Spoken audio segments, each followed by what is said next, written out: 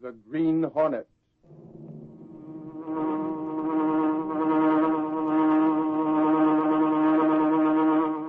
He hunts the biggest of all game, public enemies that even the G-men cannot reach. The Green Hornet.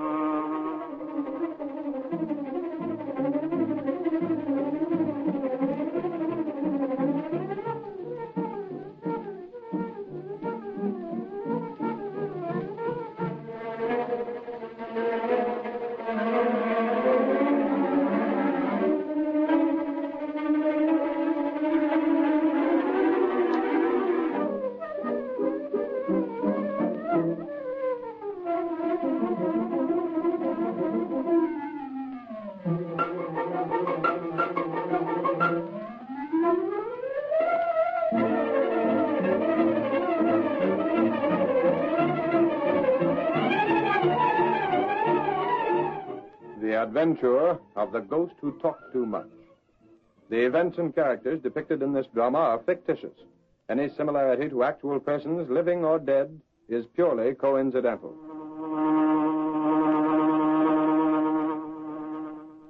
My name in life was Homer Burley. I have a message for my wife. Is she within the hearing of my voice? Homer, my dear husband. Have you anything to ask your husband? Homer, dear, are you happy? I would be happier, Myra, if it were not that I'm worried about you. I don't want you to go hungry, to know poverty. But you left me that insurance. It needs wise counsel. Myra, I want you to see his name, Abbott. Abbott. Then I will not worry. Homer, are you still there? I am afraid I have lost contact with him, Mrs. Burley. Oh, there's so much I still wanted to say to him. Call him back, Roger. Tonight I am exhausted. Perhaps another time. He gave you one message, though. Abbott. I'll see him. A man named Abbott.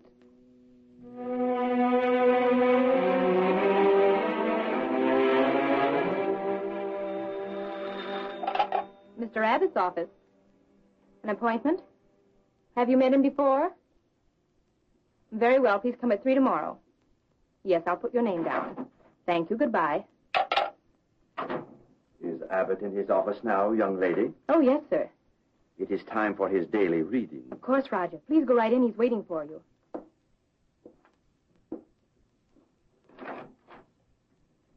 Well, Roger. The time has come, my friend, for a study of your day's horoscope. My checkbook, you mean? That's it, Abbott. How is business? Going good. Since you moved into that swank headquarters. I had a couple new ones in yesterday and called back their husbands. Women with cash? Of course. I made sure they had dough before I went after them. Good going. I'm branching out some more, Abbott. I'm putting a girl in to do nothing but check on the death notices and adding another woman to the sales force. Sales force? Of course. After I've learned considerable about a certain widow, she has to be sold on the idea of coming to me for an interview and a sitting, doesn't she? Well, I'll be... Roger, you're all right. Furthermore, Abbott, we're not going to be quite so barefaced in taking their cash for wildcat stocks. What do you mean by that? Precisely what I said. We're going to run this office of yours more along the lines of a dignified brokerage house and actually make some legitimate investments for some of these people. We can run a lot less risk with the law and still make a big thing of the business. Now, look here, Raja. Suppose you run your crystal-gazing emporium and let me run this investment office. As long as you run it along the lines I consider intelligent, you may run it. Otherwise, I will interfere. But I'm all right. I don't propose to see both of us land in prison, you see. I've done all right so far. And I will see that you continue to do all right. Now, how much have you taken in since yesterday? Mrs. Wilder came in with $5,000 to invest. What did you do with it? Sold her some Continental merchant stock. That is utterly worthless. Sure.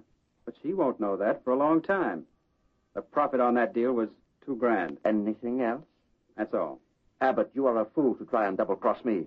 What do you mean? Do you think I have so many facilities for gathering data without using them for the most important angle of my business? You seem to forget a matter of $500 you took from a woman named Joyce. Moreover, Mrs. Wilder left $10,000 with you, on which my share amounts to $4,000. Who told you I'll that... take the money in cash, Abbott, and don't take such risks. I might decide to find another broker to work with me. You try that and I'll land you in jail. You will land me in jail for what? You're in this racket as deep as I am. That's a matter of proof, my friend.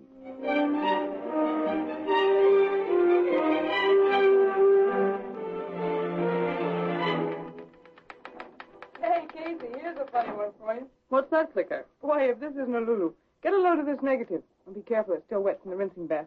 I shot a picture of this Roger at the Hotel Continental affair this afternoon. Yeah? Well, what about it, Clicker? Well, the doggone negative's a positive, see?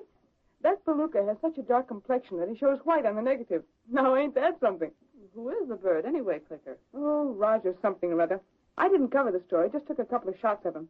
He's the new rage of the society dames. What's he do? Look into a crystal or something? Oh, he does all the tricks. Crystal reading, spirit tapping, table tilting. I was talking to a couple of dames over at that meeting, and they claim he brought back the spirit of their dead husband. Ridiculous. Well, I'm just telling you what they told me. Boy, would I like to try to get a photograph of one of those spirits. Good afternoon, Miss Case. Oh, hello, Miss Benny. Hello, Mr. Reed. I didn't know whether you'd be in or not today, Mr. Reed. I usually get in once during the day. I was just showing Miss Case this negative, Mr. Reed. It's that new sensation in the spiritualistic world. Who's that? The Roger. Oh, a couple of the girls were talking about him last evening. I tell you, that guy's a sensation. He's got everybody talking about him. He also has a good press agent. He's hammered at us from the time he first showed up in town. Sent enough stuff in the office here to fill half a dozen of Gunnigan's wastebasket. No wonder I'd never seen any of it. Gunnigan is allergic to fakers, fakes, and racketeers. And press agents. No wonder the stories on the Roger didn't get by him. He probably thought you might let one of them see print. You suppose this Roger really has something on the ball? He's got just enough on the ball to make himself a fortune. But you know, Mr. Reed, there are no ghosts. I'm surprised that the law doesn't step on a man like that. I don't know why the law should. Well, in the first place, he's obtaining money under false pretenses. Yes, but Mr. Reed, he really does give people some comfort. Don't you think so? Comfort? Maybe there's something to that, Mr. Reed. I hadn't thought of that angle. If it gives a woman comfort to think she's hearing from her departed husband, well, it's surely worth whatever Roger charges. Unless he goes beyond that. What do you mean by that?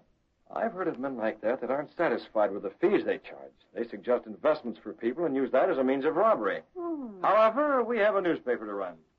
Look here, Mr. Reed. Yes? I'd give a week's pay for the chance to take some pictures at one of those seances. You'd give a week's pay. Boy, that would be something new. Why not let me sign up for one of his weekly meetings and take along a hidden camera and some flash bulbs? Maybe if the ghost appears, I can get a picture of him. Picture of a ghost? Wouldn't that be something? Miss Benny. Huh? The Daily Sentinel couldn't endorse such an unethical proceeding.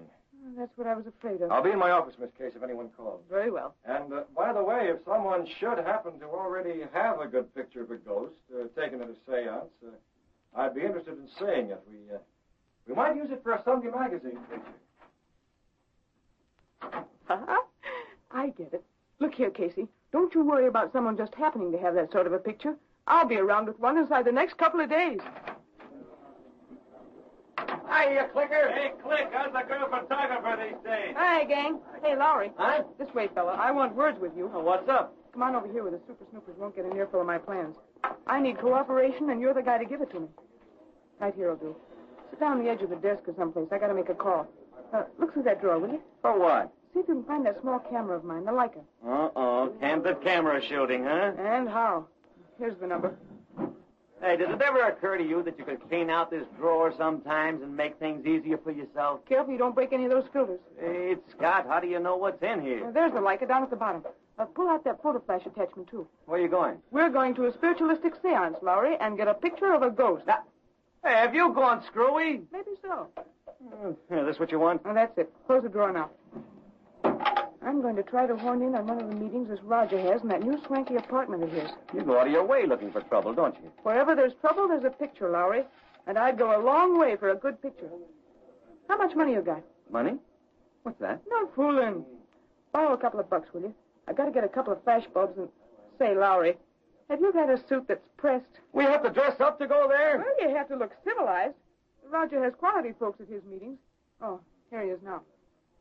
Is this the Roger studio? Well, I'd like to know if it's possible for me to attend one of his meetings. One of the seances, you know.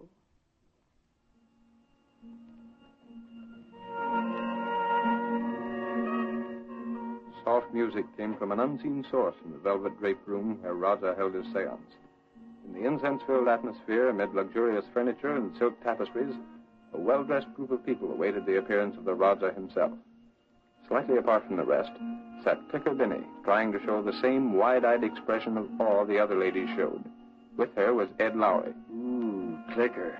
This place smells bad. Shut up, Mug. That's incense. Yeah, well, I wish we were out of here. Scared? Oh, my eye. Now get things straight. You keep that reflector with the flash bulb under your coat till the lights are out. Then get it set and ready. You've been over all that before. Well, don't muff it. Point the reflector at the ghost, and when I click the shutter, the bulb will go off. And we'll go out on our ears. That's okay by me as long as we get the picture.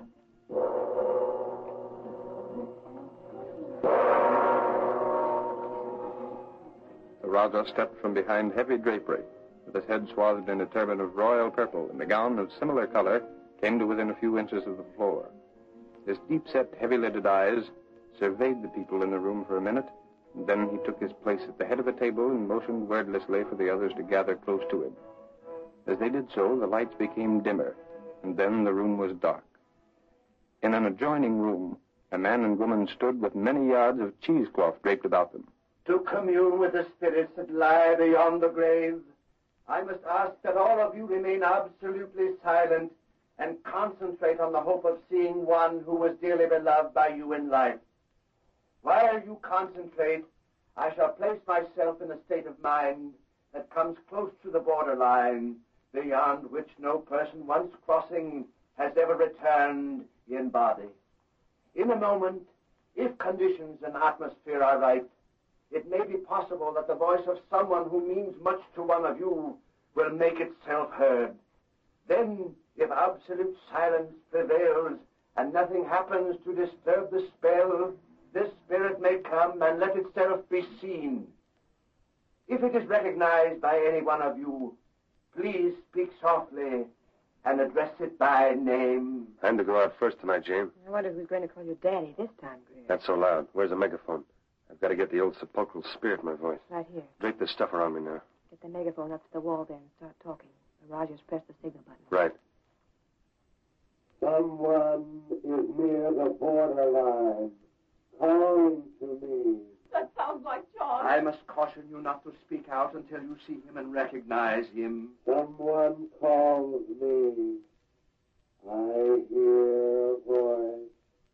I hear a voice. Who calls me? I feel a presence in this room.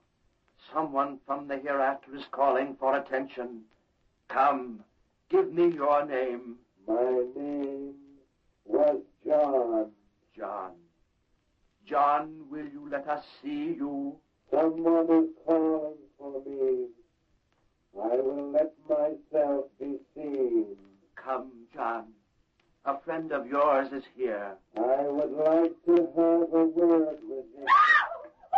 Someone took a picture. What in blazes? Who did that? John! John, where are you? This way. Turn on the lights. What is the meaning of this disturbance? This is profane. This is unheard of. This is the way out. We got it. We got it.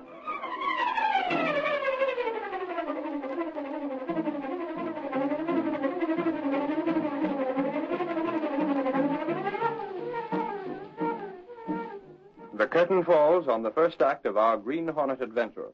Before the next exciting scenes, please permit us to pause for just a few moments.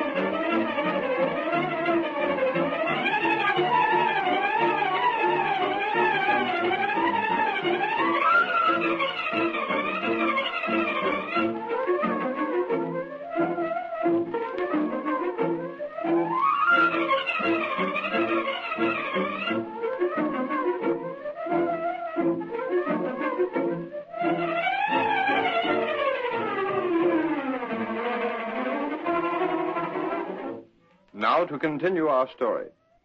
When Britt Reed heard through society friends that Roger, the spiritualist, was using his supposed occult powers to persuade widows to trust their money to his accomplice, he had Clicker Binney get a photograph of the specter at one of the seances. The next day, when Britt Reed came to his office, Ed Lowry was there before him. The girl got a beautiful shot, boss. It shows that fake up to a fairly well. Good enough, Lowry. We can use that photo in a Sunday supplement in a few weeks. I'm planning on a feature story dealing with these racketeers and ghosts. Well, I can contribute. How's that? Well, I can contribute.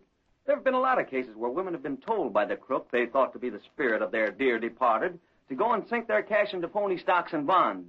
Where did you get that? Police headquarters. They've had complaints on Raja. They have? Yeah. That's odd. The other evening, a couple of women were telling me about him. They'd been sent to a man named Abbott. That's the guy. He sold them stocks that weren't worth a hoot. That's what the cops were told. But the law can't prove a thing. I know it. Yeah, perhaps an expose in the Sentinel would do some good. That's what I had in mind, Lowry. Roger will sue if you mention him. Well, let him sue. And it won't get anywhere, boss. That's the tough part of it. He'll fold up and move to another city if things get too tough here. There's no way to get the goods on him, and less chance of linking Abbott up with him. That's a confounded shame that this sort of thing can go on unchecked. You're telling me? They say the way Raja and Abbott worked the racket, it's almost foolproof. Where's the picture Miss Binney took? Here, take a look at it. Say, that is something. Isn't that a Lulu?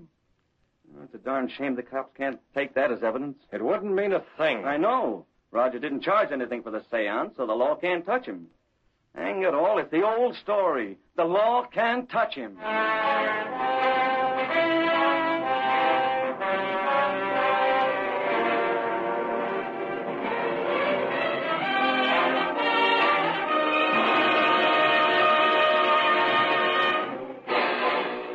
The law couldn't get at Roger and his racket. But Britt had deeper plans when he arranged for the picture to be made. We find him in his apartment with Cato, his faithful servant and the only living man to know him as the Green Hornet. This picture, Cato, shows me how the ghost appears and where he comes from. Yes, Mr. Brett. And by careful study, I can get a fairly good idea of this man's face in spite of the gauze that's draped over his head. Yes, sir. And I think that with that, I can step out at the next seance. What are you going to do? Give the Raja the shock of his life. How?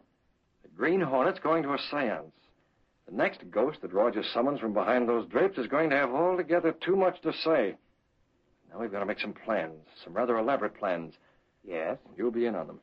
He uses a phonograph, Cato, that's probably played from the same back room that the ghosts wait their turn in. What about that? Let me see. Abbott, that's the name of the bird that handles the financial end. Yes, sir. I'm going to give him an invitation to the next seance. I wonder what he'll have to say. He won't dare say much in front of the guests. Neither will the Raja. But after the guests have gone, I wonder.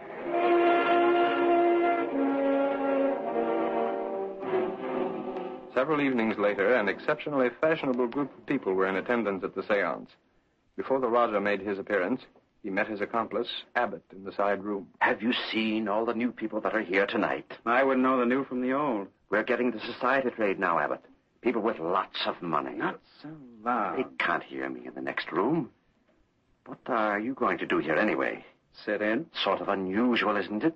Any objections? No objections, of course. Glad to have you here. I just thought I'd see if you weren't trying a little double-cross on your own hook. Whatever gave you that idea, Abbott? You've been mighty quick to suspect me. I had sufficient reason to. Okay, Raja. Just don't try anything, that's all. You better go and sit down. I'm going to start in a couple of minutes. Right. This should be worth watching, you fake. Greer. Ready for the music? Yes, you may start the recording now. Give them a good show tonight, Greer. Now, Jane. Yes. You're to be the daughter of James Stillwell. He is in the group. Drowned last summer, didn't I? That's right. I have the part memorized. Good. I'll go and start things. I'm going to ask that guy for a raise and pay one of these days. Oh, I'm worried about that picture someone took the other night. Haven't heard anything from it. What's there to worry about? I don't know, Greer, but just the same. Keep still. They can't hear it. Oh, That mask. Dawn. Keep your voices down. You'll regret it. What's the matter? Steady, you crook. You're going to take a little nap. You went out nicely, young lady. Yeah, that's it. Stay right down here. All right, Cato. You can come in now. They made no noise. Yeah, that was the big gamble. But I guess they've grown so accustomed to keeping quiet back here that they did it subconsciously. How's that? You want it? Very well. Hurry and get it set on that machine. Yes, sir. Now, where can I... let me see. Oh, there's a good place to hide. Release. Have the car ready right outside the window? Yes, sir. What time is it now? 10 o'clock. We've got to handle things just right. Stop the machine. If it is recognized by any one of you, please speak softly and address it by name. Concentrate, my friends. Concentrate. Now for it. We must all concentrate. There seems to be a disturbing influence among us. Is there someone called Lucia? That's me. Concentrate, my dear. Concentrate. Do you speak from the hereafter? I speak to someone called Lucia. Vincent. Vincent, is that you? You wish to ask me something? Something is wrong. Yes. Yes, tell me, dear. Are you happy? Yes, Lucian. I am happy. Before you left, I never knew. Was there any pain? Did you suffer, dear? There was no pain. We miss you so much. Lucia, there is one thing you must do. Yes. Yes, tell me. It can save money. Yes. Yes. You must invest your insurance. Take it from the bank and invest it. But I don't Hear quite... me, Lucia. A good investment house. The Gurney Sanders. What? Concentrate, please. Do not disturb the spell. I remember the name. Vincent, tell me. Tell me a little more. Vincent, I can't see you now.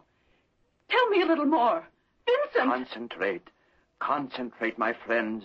Do not break the spell. Someone whose name is Elizabeth. That's my name. Elizabeth, your brother sends you word through me. Yes. Yes, my brother. Where is he? He couldn't come. He sends you word. Do not trust any but the firm of Gurney Sanders with your investment. Do you understand? Yes, I understand. My brother was always afraid I can do no more. I can do no more tonight. There is a disturbing influence here. The seance has ended. I am not well. Please, the lights. Another time. But please, now, go. I want to talk to Vincent again. Another time. Another time, please. My brother. Can I get more word from my brother? Another time, I tell you. Go, get out, leave me. I am not well. The Raja turned up the lights, and the amazed people were hurriedly sent from the luxurious room. All but Abbott, who remained behind until the others had gone. And then... You dirty double-crossing crook. It's a good thing I came here tonight. Abbott, believe me, there was something wrong. I don't know what happened to Greer. I can tell you what happened to Greer. You decided to play along with that Gurney Sanders firm, huh? I got the tip-off on that, Roger. That's why I came here tonight. You're crazy, I tell you. Oh, no, I'm not. You're the one that's crazy to think you could put something like that over on me. Maybe you thought my office wasn't swank enough for the society swells you had here, huh? No, no. You had Greer all primed to give that stuff out. Then when you saw me, you didn't get a chance to change the instructions. It isn't true. Oh, yes, it is. I'm not a blind fool, you know, Roger. Well, don't get the idea you can double-cross me. All right, you blustering idiot. Just what do you propose to do? I'm going to smash you. Oh, no, you're not. Maybe you're the one that took that picture the other night. I don't know what you're talking about. Maybe you thought a photograph of one of the ghosts would smash me. Well, let me tell you this. I know the law, and I've stayed inside the law. And that's more than you have done. Oh, is it? Yes, it is. You open your mouth, and I'll send you to jail. You can't do it. Oh, yes, I can. There have been plenty of people who have gone to your place and bought worthless stock. There have been a lot of others that have bought stock from you and been told the stock went down. That what they bought on margin was wiped out. I happen to know, Abbott, that you never bought the stock at all. You just pocketed the dough. Well, don't get any foolish ideas about trying to make trouble for me. You can't double-cross me and get away with it. Who's that? How do I know? Where is Greer? You can ask him. I didn't try to double-cross you, Abbott. Greer, where are you? Answer the door. I'll go myself. We'll continue this discussion a little later, Raja. I'm not through by any means. Where's he at? Stand aside. Let's go through the place. Police, what's the meaning of this? What do you want here? Where's the Green Hornet? The Green Hornet? I know nothing about the Green Hornet. He's hiding out here someplace. I just got the phone call a little while ago, and we come right over. It's too bad he didn't do something about you two rats before he skipped out. He's probably gone by this time. Whoever called you was mistaken. There was no phone call from here, and the Green Hornet has not been here. And we don't want you cops around. Now clear out. What are you doing here, Abbott? I am reading his palm. You think fast on your feet, don't you, Roger? Let's have a look behind there. One moment, officer.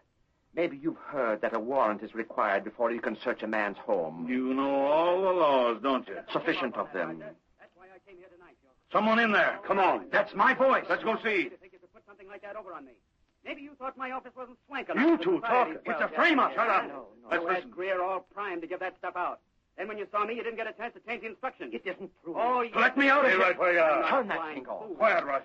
Looks like we got the goods on you at last. Let me go. Let me out of here. No, you don't. Not so fast. That record will hold in court. Hang on to these two. We're taking you both in and that record as well. No, it's a frame-up, I tell you. You can't do it. Let me go. This intrusion. You have no warrant. We're taking you guys in without a warrant. Take that record along. Who did it? Who did it? Hey, look over there. Those two on the floor. Holy mackerel. What's happened to them? It's Greer. You're helpers. I knew there was something wrong. I told you, Abbott.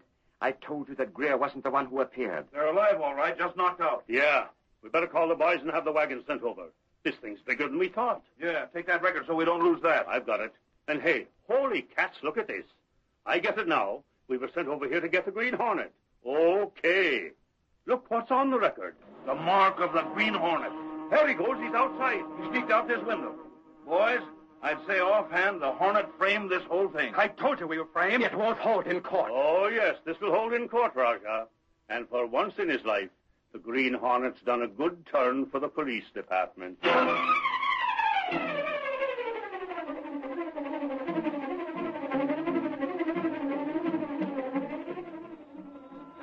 Sentinel, X Street paper.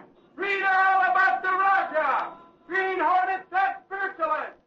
Green Hornet, still alive. Sentinel, X Street paper.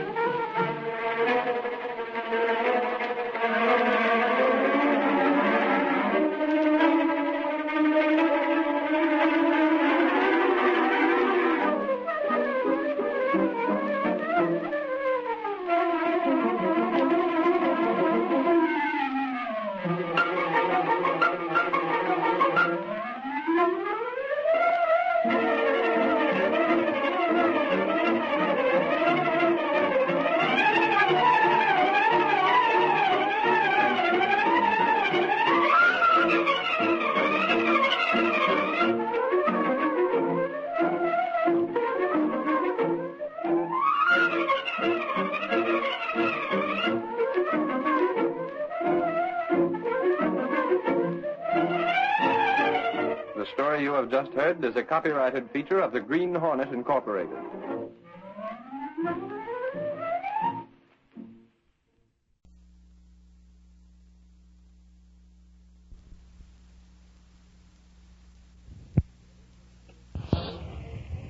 You were listening to KFI Los Angeles. Time signal 17 seconds before 5 o'clock. Bruin watch time at Leroy's. For the newest in diamond settings, see Leroy's melting creation. Your old diamonds reset while waiting. Nothing down? Leroy's term, 633 South Broadway.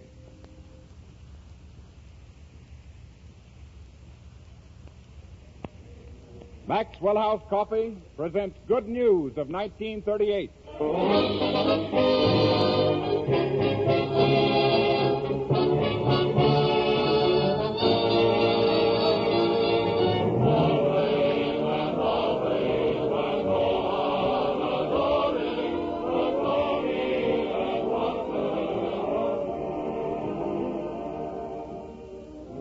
Another hour behind the scenes in Hollywood, brought to you by Maxwell House Coffee from the Metro-Goldwyn-Mayer Studios, home of the screen's greatest stars.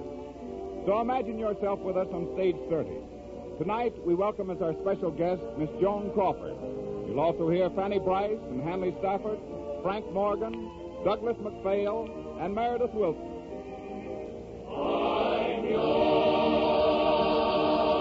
Meredith starts the program with a new tune called Something Tells Me. Something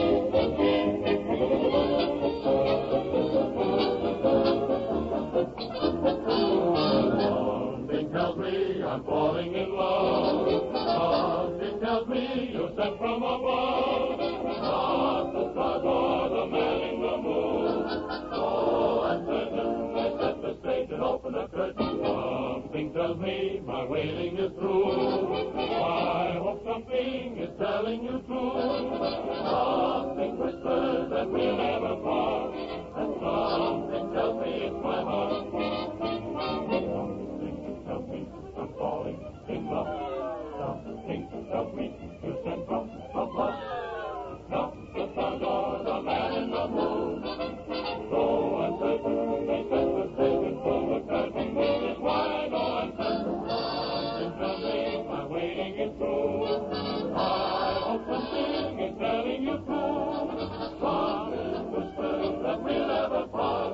So I'll be waiting, calculating, till a little something comes along and tells me it's my heart.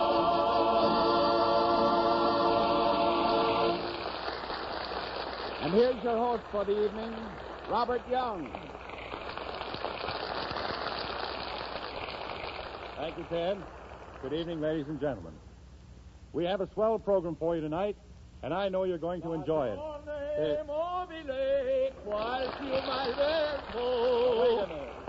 Wait a minute. What's going on, Frank? Hello, Bob. Hello, Meredith. Well, you can go right ahead and start. I'm ready to sing. You're going to sing? Why? Well, by popular demand. You know, I was a sensation when I sang that song last week. Well, I must have received at least 40,000 telegrams from my admirers. How many? 40. Well, I guess it was about 5,000. 5,000 telegrams from your admirers? Well, anyway, I got a postcard from my brother. Oh, that's fine. Your brother liked your singing. No, he didn't like it at all, Bob. In fact, he was the one who begged me not to become a singer. Well, Frank, nobody can say you're not a loyal brother. I've got... Oh, sure. Well, what do you mean? Bob, when it comes to singing, Morgan bows to no man. Who do you think invented bel canto? Who do you think invented pear-shaped tones? Who do you think was the first man to touch high C without bending his knees? Francisco Morgano of La Scala, known to you, my Neanderthal friend, as Frank Morgan the Clown. That's Pagliacci. Frank, are you trying to give people the impression you were in Grand Opera? Son, or possibly I should say figlio, I was Grand Opera. No opera was ever written in which I did not play the leading role. I'll never forget the opening night of La Juive at the Metropolitan. The Diamond Horseshoe was crowded to the gunnels. With the cream of the elite, if I may mix a metaphor. Yeah, well, mix me one too, Frank. Easy on the soda. Yes, plenty of Angostura. That's a family plug. As I finished the last thrilling note of the big arioso in Act One, with the violin screaming underneath me, pandemonium broke loose. The Blue Bloods forgot convention. Mrs. Vanderpool ripped the pearls from her throat and dashed them on the floor of her box.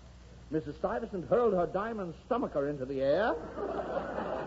40,000 voices screamed for Morgano. They wanted you to come back, huh? Wanted me? They dared me. They don't appreciate opera in this country, Bob. I had to go back to Milano, where singing is valued at its true worth. Now, just a minute, Francisco. Don't tell me you managed to fool the people in Milano. I certainly did. I mean, why should I fool anybody? I studied under the greatest master in all Italy, Scipinelli. One of those cases where the pupil outshone the master. You're comparing yourself to Scipinelli? Is it possible, Filio, that your ear is so ill-trained, your taste so coarse, you think that Scipinelli had a finer voice than mine? Why, there's no comparison. His high notes were like a nightingale. Yeah. He trilled like a meadowlark. Uh-huh. His lower register was like the notes of a thrush. Why, Oh, yeah. Scipinelli could do anything a bird could do. Could he lay an egg? Now, listen, Bob, a man of your staggering musical ignorance would be drawn and quartered in Milano. Why, in Milano, Morgano was the idol of the populace. In fact, I was the idol most of the time. But that was before my big success in La Tosca. After that, I played in Traviata, I sang in La Boheme, and in Faust, I did Thais, Rigoletto, Carmen. Who played the title role in Carmen? I did. I always play the title role. Oh. Frank, you're slipping. Do you What? mean to tell me you played the cigarette girl in the opera? Well, she wasn't bad.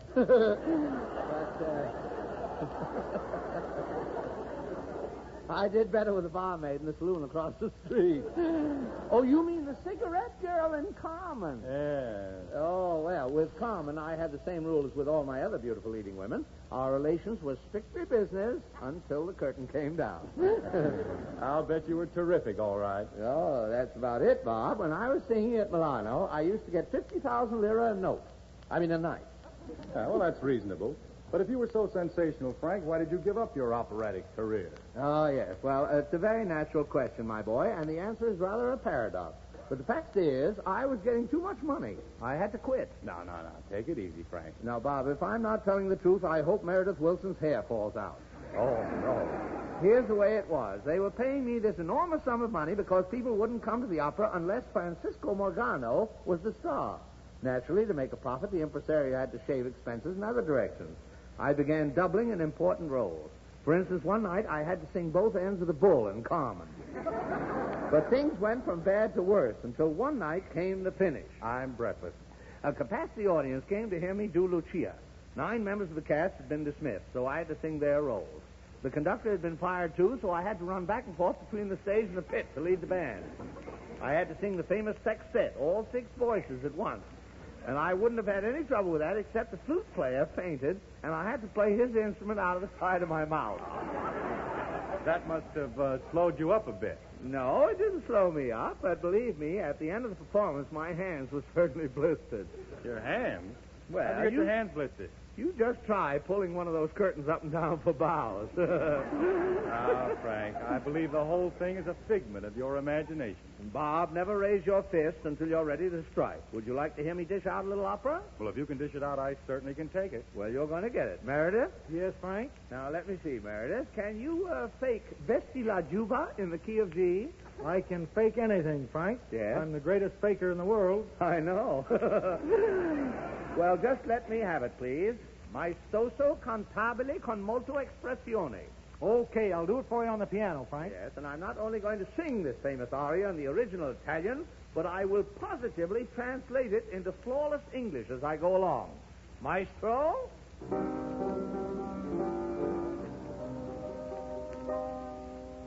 Vesti la giuba. Well, that means button up your vest. It's very cold in Italy. E la faccia in farina. Well, that's Italian for a little more cream on my farina. La gente paga e ride solo qua. Well, now, la gente paga, that means pogo stick. A ride volo qua. Well, the whole thing means to ride a polo stick is very pleasant. I don't know what that has to do with the story, but anyway, just continue, Meredith. Hey, la Cina, Cina vola colombina. Wait a minute, Frank. The laugh doesn't come in there. I know, but I was thinking of a little Italian joke. I can't help it. Re d'Italiaccio, poi con auf Ladigar. Ramtain, Lazy. Well, that's the same thing in English. Crazy, Pagliaccio, old morren, bralto,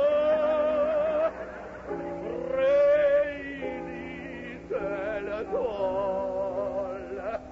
che t'avellina, il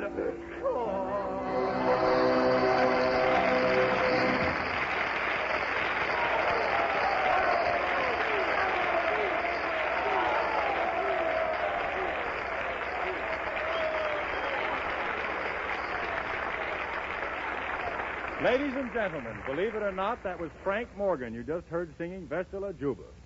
But as Al Jolson once said when he followed Caruso, you ain't heard nothing yet. So wait till you hear Douglas MacPhail present My Land and Your Land. Show 'em, Doug. It's my land and your land from Frisco to Maine, the North and Southland too. I sing this song to you. My home and your home in sunshine or rain. I promise to be true, for I'm so proud of you.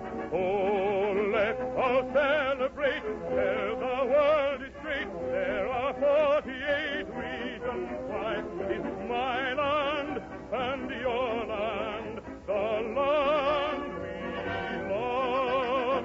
Oh, say, have you seen your America? Have you seen the Spanish shore? Oh, say, have you seen America? From the plains of Idaho down to Mexico. Have you seen the fields of Iowa? Have you crossed the great divide? Have you seen all the glories of Washington? Oh, say, have you seen your America? From the hills of Tennessee. Oh, say, have you seen America? From the San Francisco Bay to the Great White Lake. Have you seen Dakota's prairie land and the Lone Star's Alamo? Have you seen the Valley Forge and the Delaware? Have you seen a certain statue with its giant pot aglow? And my land and your land from Frisco to Maine, the North and South and too. I sing a song to you. Let's all celebrate. Tell the world is great. There are 48 reasons why it's my land and your land, the land we love.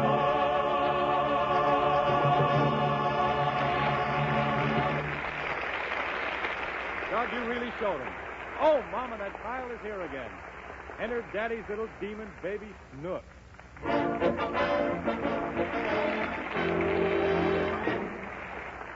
Today, after 2 flat tires and plenty of engine trouble, we find Daddy Hanley Stafford and baby Snooks at the end of a 90-mile drive to their new beach home. Daddy Snooks didn't feel too good when he started, so you can imagine how he feels now. Listen.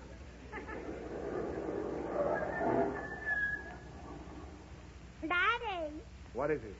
why are you stopping? Because we finally arrived at our beach house, thank heaven. Are you glad? I'll say I am. Then why'd you tell Mama you didn't like it? Never mind. Get out and look at the ocean. Is this the mountains, Daddy? No, this is the seashore. We're going to spend the summer here. Where? Right here by the sea. Well, there's a mountain. There aren't any mountains here, just the sand and the ocean. But you told Mama we'd be going to the mountains. I know I did. And why did we come here? Because this is better than the mountains. Why? Because the sea air is much more health-giving, the saltwater bathing is better, the sun is stronger, and it's a much nicer place to spend the summer. Now, do you know why we came here?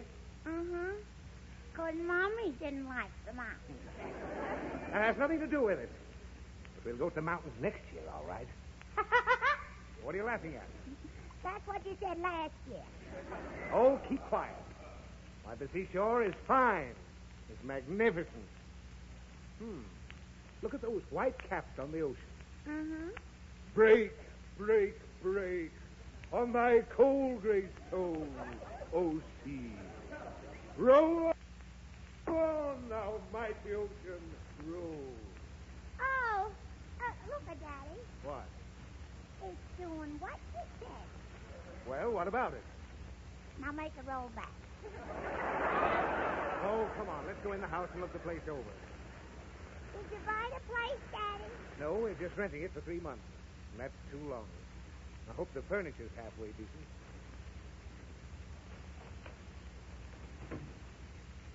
Daddy, Yes? why don't Mommy like the mountains? Because she wants to go to the seashore. Why? She has to come here for her asthma. Did she leave it here? No, she claims it makes her feel better. Now, how do you like this broken-down house? Oh, I like it. Now, you would. You're getting more like your mother every day. How'd you get upstairs, Daddy? This is a bungalow. There isn't any upstairs. Then where am I going to sleep? Downstairs. Down what stairs? Down no stairs. There aren't any stairs. You said I'm going to sleep downstairs. I know I did, but in this case, downstairs means right here. You're going to sleep on this floor. What's the matter? I don't want to sleep on the floor. Oh, stop that. You'll sleep in a bed, only everything is on this one floor. Oh. Daddy, Now what do you want? where's the bed? That thing right there in the corner. Well, that don't look like a bed. I know it doesn't, but it is just the same. It's a day bed. Huh? It's a day bed. Well, where do I sleep at night? Right there. A day bed is only for sleeping in the nighttime. Is a night bed for sleeping in the daytime? No! Well, why do they call that a day bed? Because a day bed's a sofa that's made up at night as a bed, and during the day it's a couch which nobody sleeps on, so a day bed is really a night bed, only it's not a bed at all. Do you feel all right, Daddy? No, I feel terrible. And don't bother me with any more questions. I've got to check the inventory. What's that? Well, the woman who owns the house made a list of all the things in it. I want to be sure they're here. Can I look around, Daddy? Well, go ahead. But don't break anything. I won't. Now, let's see this list. I guess this is the living room, such as it is. Well, where's the linen? Daddy, Now, what's happened? is Uncle Louie on that list? No, of course not. Well, he's in that room. Now, what are you talking about? Where's Uncle Louie? There he is. He's looking through the hole in the wall. Oh, that's not Uncle Louie. That's a moose head. If there's one thing I hate, it's a moose head. Why? Because I'm allergic to moose hairs. They give me hay fever. What's hay fever? It's an illness. It has nothing to do with hay, and it doesn't cause a fever. And don't ask me if I feel all right. Well, let's take him down. Let's take who down? Uncle Louie. I told you that's a moose. What's a moose? It's a big lumbering thing with antlers and a fat nose like a hog and a shapeless body like a cow. Is that Uncle Louie? No, that's Aunt Sophie. It's nothing of the kind. Now, come on out of here while I check the stuff in the living room. All right, Daddy. She's got marked on this list 2 dozen Wedgwood cups and saucers. $10 apiece. Wonder where they are. Is this some, Daddy? Now, Snooks, stop climbing on that shelf. I want to count the cups and saucers. Now, be careful. That's very expensive china. Whee! Stop rocking on that china closet. Snooks! Whee! Look out for that Wedgwood!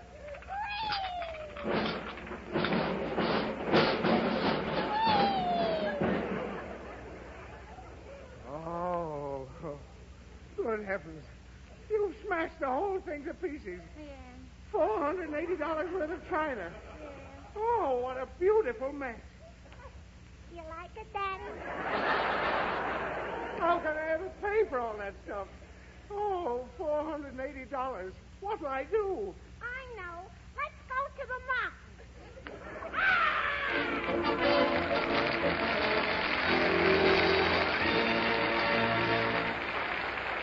Danny, that was swell. And now a word from Ted Pearson. Thank you, Bob. Friends, let's look in at the home of Mr. and Mrs. Smith, a few blocks off Main Street, anywhere in America. Breakfast time, and Mr. Smith has just set down his coffee cup.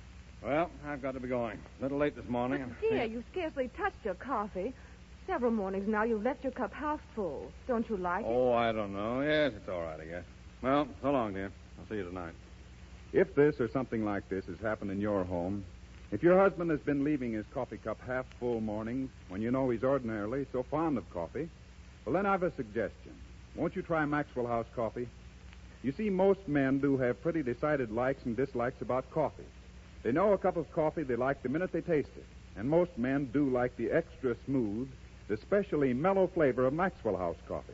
Watch them at any gathering or at home, and you'll notice how they savor the full-bodied, roaster-rich flavor, the really satisfying goodness of Maxwell House. And, of course, they enjoy the feeling of warmth and well-being that's always there, too, in a steaming, fragrant cup of this famous coffee. They appreciate, too, the friendly stimulation that buoys you up and never lets you down. So get a can of Maxwell House tomorrow morning. Treat your husband, yes, and yourself, to a cup of Maxwell House coffee at breakfast and at dinner. I'll wager you'll hear your husband say, "This Maxwell House is the coffee for my money. I'll have another cup, please."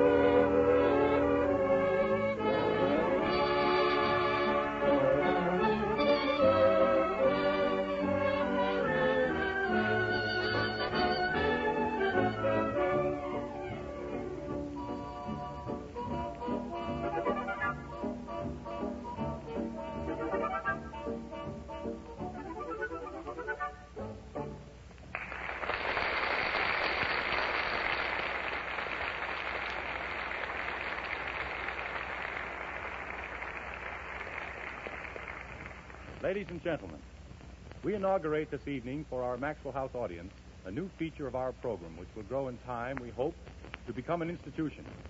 We're calling it the MGM Theater of the Air, and it is our plan to present here, from time to time, distinguished pieces of dramatic writing, especially suited to radio, and played by MGM's outstanding stars. To open our imaginary new playhouse, Miss Crawford has chosen a dramatic interlude that is neither playlet nor sketch, but a kind of soliloquy in words and music. It was written by Arch Obler and is called Dark World. To play it, we present one of the brightest stars in all the blue sky of Hollywood, Joan Crawford.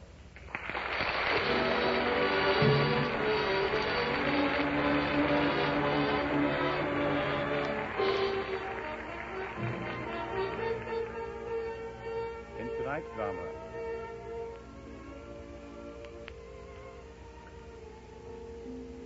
Miss Crawford plays the part of Carol Matthews. The scene, a hospital room. 2 nurses are in the room.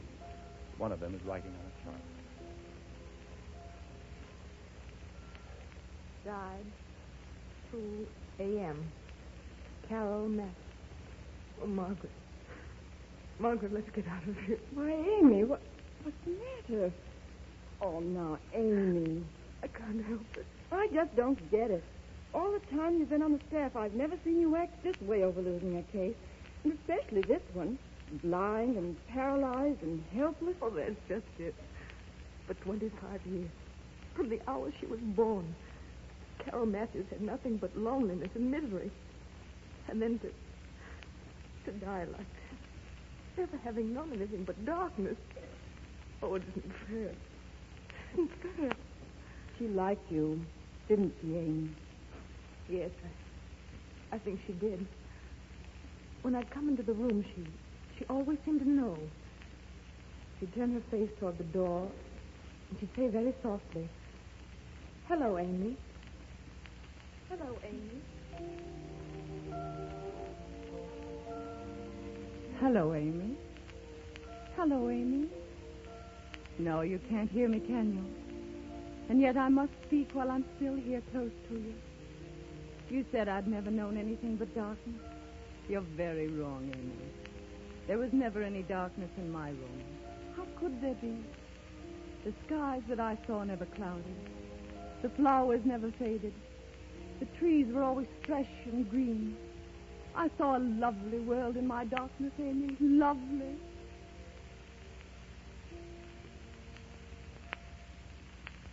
And to think, Margaret, all those years in bed, never moving, nothing happening, day after day after day. If she'd had my eyes, if she could have moved around like I do, the world would have been hers. The world, Amy? Why do you want to give me what I've already had? I had so much. Yes, lying there, I had the world. Don't you remember? You gave it to me. Victor Hugo and Joseph Conrad and all the rest. Theirs weren't just words printed on white pages as you read them to me. They were white, flaming magic that carried me far away from here to the sea.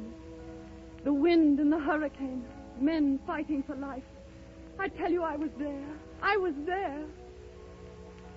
Oh, Amy, have you forgotten Charles Dickens, Paris? The roar of the streets in the Revolution, crowds pushing, fighting all round me, and all the world dying and a new one struggling its way up through blood. And I was there. Amy, I was there. Oh, yes. Whatever you read to me, Amy, wherever the place or whatever the time, the past or the future, that's where I was, Amy. How could you forget?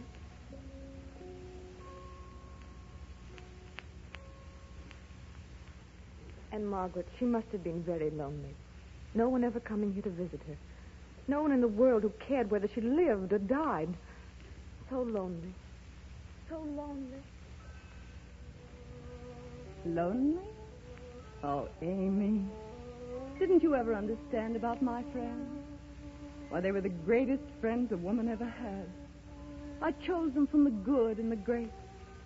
They used to come into this room, yes, and talk to me. The Brownings, oh, such charming people. And Shakespeare.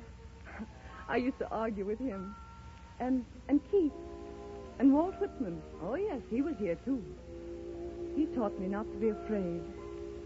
Don't you remember how he said, I was thinking the day most splendid till I saw the night. I was thinking this globe enough till there sprang out so noiseless around me myriads of other globes. Lonely. Oh, my dear, was ever a woman more fortunate than I?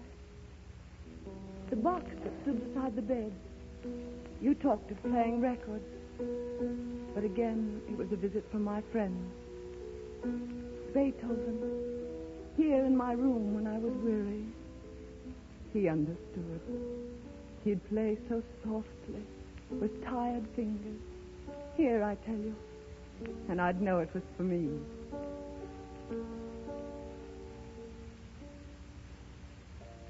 And Schubert, and Brahms, and Mozart, and all of them, my friends.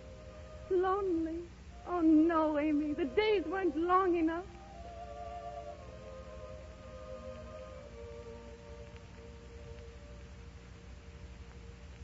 And she was so beautiful. So very beautiful. I don't know exactly how to say it, but she was like a flower, hidden away in a dark forest. Every time I'd go out with Danny, I used to think of her lying here. More beautiful than anyone I've ever known. And she had no one. No one. No one, Amy. There was someone. His name? Well, he didn't have a name. But he was there when I was tired and needed him. Oh, yes, you had your Danny. But in your heart, Amy, I knew there was someone else. Someone that you had dreamed of. Someone you'd never meet, perhaps. Someone you'd forget, as all women forget when they marry their Dannies. But I didn't have to forget the one in my heart, Amy. He was real to me. As real as my friends that came to me with their words and music whenever I stretched out my hand. As real as that lovely world that was mine alone. A dream world, Amy. What are dreams? What is real and unreal? We see only what we want to see. I made a world in my darkness where everyone walked in loveliness. Where things were as they might someday be. It's almost time, Amy. Yes, I hear you. Yes. I must move on, Amy. Thank you for your pity. But pity is only for those who have nothing. And I had a world where all was beauty. Oh, yes, Amy, believe me. I was very happy.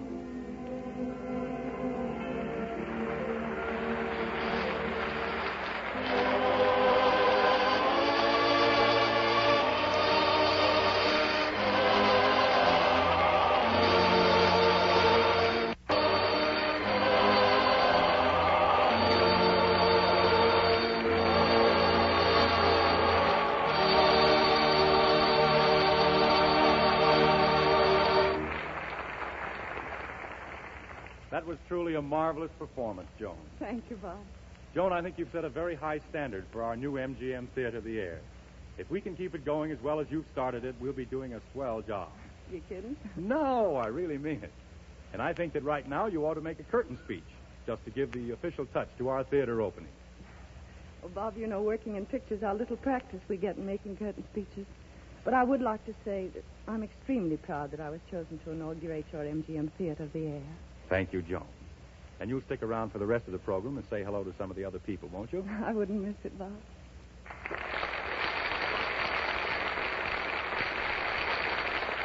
Oh, say, Ted Pearson. Yes, Bob? Isn't it about time for that friendly custom of ours on these Thursday nights? The moment of relaxation over a steaming cup of Maxwell House coffee? It sure is, Bob. But first, didn't I overhear something about you suddenly becoming a coffee connoisseur? Oh, that. Well, I was just telling about an incident that happened a couple of days ago. I was lunching with some friends at one of Hollywood's more famous restaurants. Mm-hmm. My friends were ribbing me about some of the things I've said about Maxwell House coffee on Good News here. They bet me I couldn't tell the difference between coffee by taste. Yes? Well, Ted, when the waiter brought the coffee, the boys started saying how good it was. I tasted it and told them, of course it was good. It was Maxwell House. I could tell by the flavor. What was it? Well, the funny part of it was that this restaurant hadn't been serving Maxwell House. The boys knew it and called the waiter over to prove I was wrong.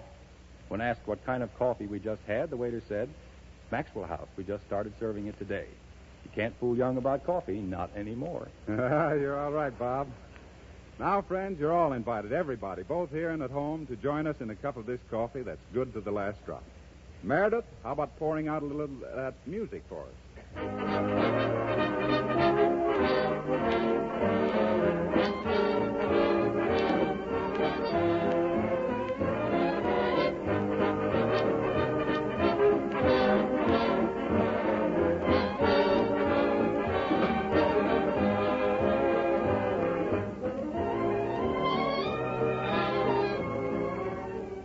pause briefly for station identification. You are listening to KFI, Los Angeles.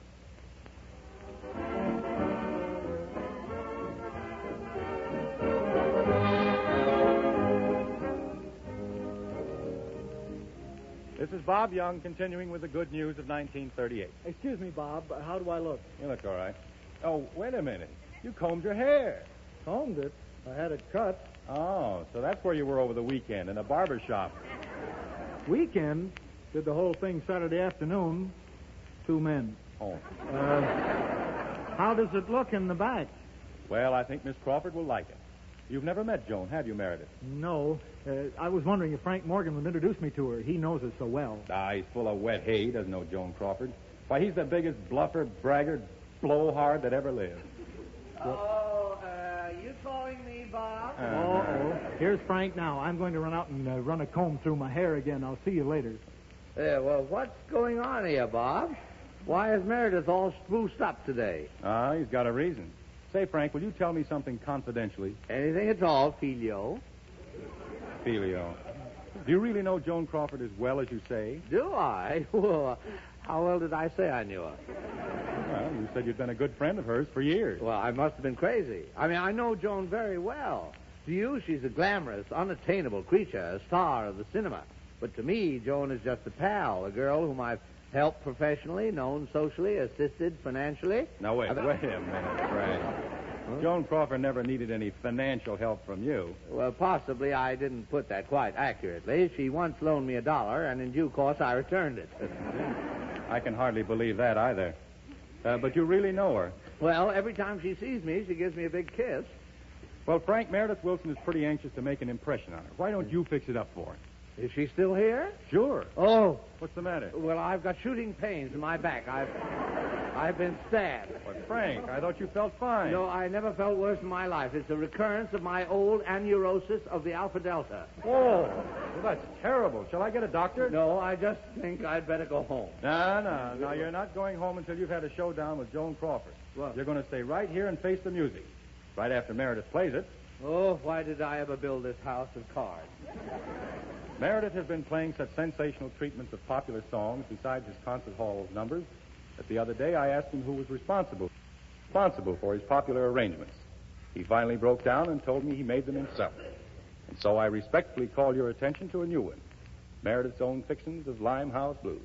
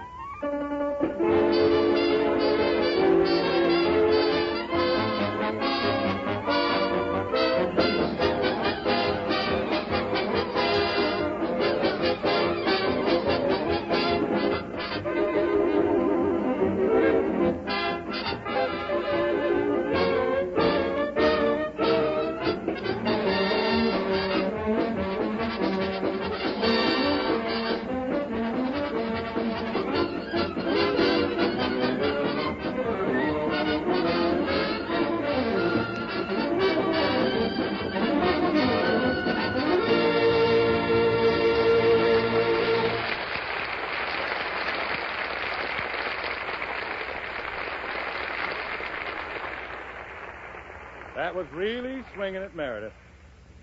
Don't talk to me, Bob. What do you think I did 5 minutes ago? What? I poured the cream in Joan Crawford's Maxwell house. You didn't. I did. And you know what else? What? I don't think she knows Frank Morgan. I told you that. You noticed he disappeared about 15 minutes ago. The big phony. There he is now, sneaking in the side door. Grab him. Hey, Frank, come over here, you faker. Oh, hello, fellas. I got to go home. I forgot something when I left the house this morning. What did you forget? Well, I forgot to stay there. You know, I'm suffering from diaphoresis of the thrombolo. In plain English, you mean you're scared to meet Joan Crawford. Certainly. Who's scared? Why, I could meet her 20 times and never bat an eyelash. Joan and I are just like that. I've known her ever since I was a baby. I mean, ever since she was a baby. And what a baby. Oh, yeah. She's gone home, hasn't she? Don't be silly. She wouldn't leave without saying hello to her old friend, Frank Morgan. Eh, Meredith? No, sir. Hey, Joan. There's that pain again. Microphagy of the hemoglobin. I got to go home. Hello, boys. Hello, Joan. Here's an old friend of yours, Joan. Hee. Why, Ducky Morgan. Who turned the lights out? Ducky Morgan? Joan, do you know him? Of course I know him. Ducky. Have you forgotten Twinkie Crawford? Twinkie? Yeah, I thought she said Twinkie, too. But I am Twinkie. Yeah, and I'm Ducky. Well, if you're Twinkie and he's Ducky, I'm Wacky. I can't believe it. Oh, those are just pet names, Bob. We called each other Ducky and Twinkie during one of the most hilarious weekends I ever spent in my life. It was at a house party on Lake Winnipesaukee. Oh, sure. Now it all comes back to me. Good old Lake Winnipesaukee. Right in the middle of Illinois. New Hampshire. Oh, yes. That's right. Oh, did they move it again? Anyhow, I'll never forget the sun rising every morning over Mount Baldy. That's right. It is? Of course, Ducky. And don't you remember every morning you'd go fishing and I'd go along to carry your creel? Oh, you carried my creel. Yes. Oh, the fishing was marvelous at Lake Winnipesaukee. Bob, finest fly fishing I ever saw in my life. Fly fishing? Wet or dry? Well, I always had a bottle with me. Yes, the creel was full of them. No kidding, Bob. I took more trout from that lake, Winnipesaukee, than ever saw in your life. I never saw such game fish. Why, all the girls at the house party used to come running down the lake and cluster around me while I fished. What kind of bait did you use? Well, I just wink at them, and they'd follow me right down the lake. Oh, you mean the fish? Oh. Yes, Ducky. Oh, I can't believe it. I can't believe it. Taking my line there.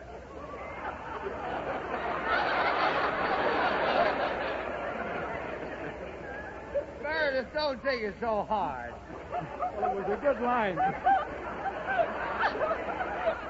Oh, this will surprise you, but I don't think the fellas here believe that you and I were so, clubby. In fact, I was beginning to doubt it myself.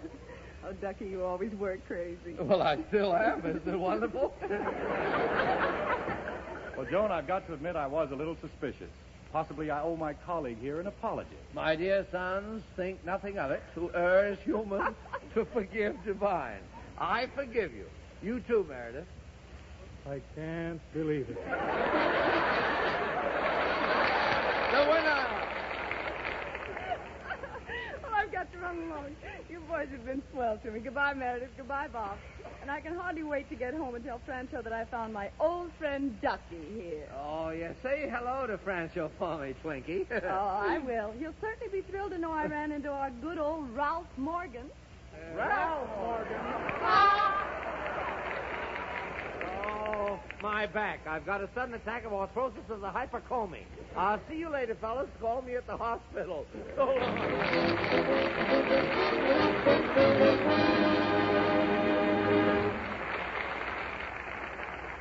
Well, of course, anyone can see that Meredith Wilson has been under quite a strain this evening. So it shouldn't surprise you, me too, learn that his next musical number will be a medley of Spanish songs, sung by Douglas MacPhail, a Scotch boy, and Zarova, a Russian girl. Meredith, who will lead this fandango, is from Mason City, Iowa. Go ahead, senor.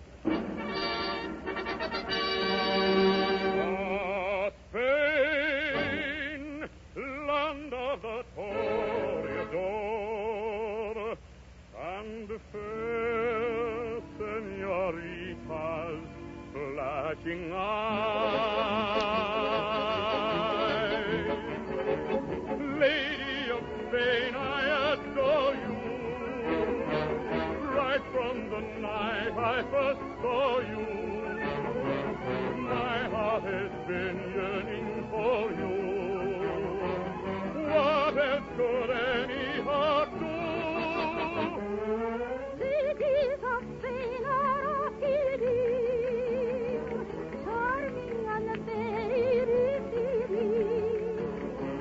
All that my eyes are revealing. Lady of Spain, sing to me. Veloce, signorito, no vale más que un real. Cómpreme usted seranito, cómpreme usted seranito, a lucir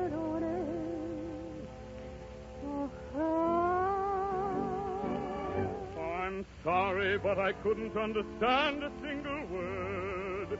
Please sing another song I may have heard.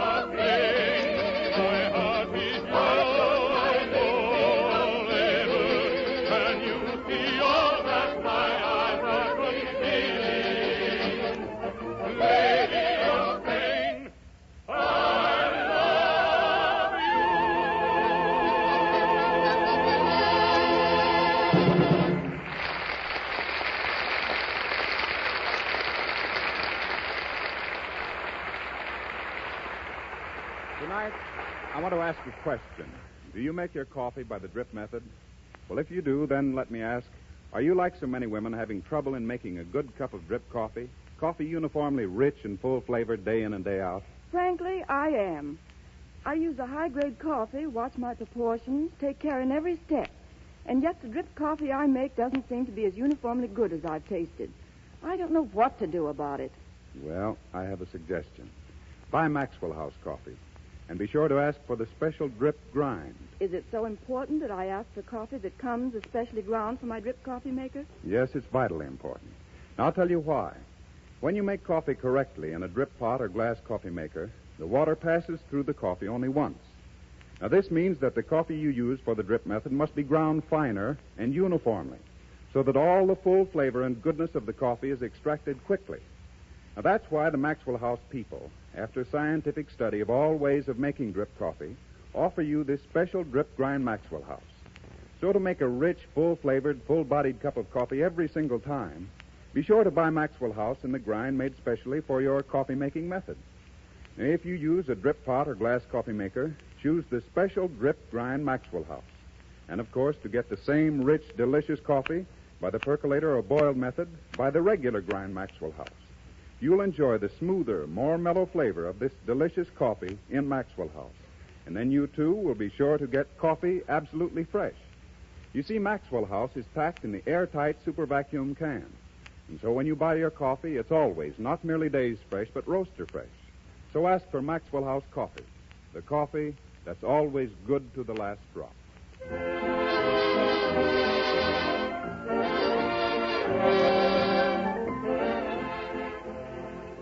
And now, we present another in our series of satires titled, If Men Went to Market as Women Do. In this case, the man in charge of the market is Baby Snook's daddy, Hanley Stafford, chief clerk and owner of Stafford's Bargain Market. All kinds of fruits, vegetables, meats, fish, and groceries for the economical house husband.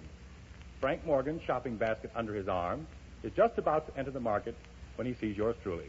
You, Young, it's me, Morgan, over here in front of the onions. Oh, hello there, Morgan. My, aren't you the one with that adorable little shopping basket? Oh, do you really like it? I weaved it myself. You did? Yes. I can't believe it. Now, why can't I be handy like that? It's just darling. Well, I'm taking lessons at the new weaving class in our athletic club. Well, how did you ever manage to weave all those little doodads in there like that? Oh, it's as easy as pie. You should see the precious little cigar box I'm making for my nephew Wilbur's hope chest. Wilbur? Uh-huh. He's getting married, you know. Finally. Oh. Well, who's the lucky girl? His mother. Oh, you mean the girl. Well, she's rather nice, if you like the type. She's got a nice job and all, drives a taxi. But, of course, Wilbur's father had higher hopes for him. Oh, wanted him to marry into society, huh? Yes, but this female traffic destroyer came along and just swept Wilbur off his feet. Well, let's all hope it works out for the best. Well, they do say she's awfully good to her first husband, and she's made Wilbur a lot of promises. Yeah. I know those before marriage promises, but after the ceremony, things are different. I know. Oh, trouble, huh? Well, you know me, I never like to complain. Well, you can pour out your heart to me, Young. You know, we've been chums ever since school days. Oh, those good old school days. What a whiz you were with playing jacks. Oh, go on. I could never do foursies and fivesies like you could. Oh, but Morgan, we can't stand out here in front of the market reminiscing. I have to get my shopping done. Yes, me too. Say, I know what let's do. We'll shop together, and I can spot the bargains you overlook, and you can see some I might overlook. Oh, goody. That'll be oodles of fun. Say, Young, isn't that a nice-looking head of cabbage over there? Mm-hmm. Oh, that reminds me. Have you seen Meredith Wilson lately? Oh, you mean Loudmouth? Oh, I've never heard a man rave so much about his own cooking. Him and his home cooking. Yes, if he ever lost that can opener, he'd starve to death. Yeah. Oh, wait a minute, Morgan. Don't look now, but isn't that Wilson over there at the meat counter talking to Hanley Stafford, the butcher? Yeah, where? Oh, yes, of course, that's Wilson with the parsley in his nose. Parsley in his nose? Oh, Morgan, you're looking at the pig's head in the showcase. Oh, I'll have to get these glasses fixed. Morgan and Young. Oh, he spotted us. We might as well get it over. Hello, you two. Well, hello, Wilson. You boys know Stafford the butcher here, don't you? Oh, yeah. Hiya, Butch. Hello, Stafford. Hello, boys. Something Staffy, your little butcher, can do for you today? Well, how's your liver? Fine, thanks. How's yours? Fine indeed. Oh, fine. Yes, and I also have some lovely pork chops on sale today. Only a measly 19 cents a pound. Well, what do you think, Morgan? Well, I don't know. Now, that leg of lamb over there looks cute. Yes, and lamb is just the thing when you're trying to keep your weight down. Yes, well, then why don't you buy it? It's just this coat. It does make me look a little chubby, doesn't it? It certainly does. What are you getting for dinner, Wilson?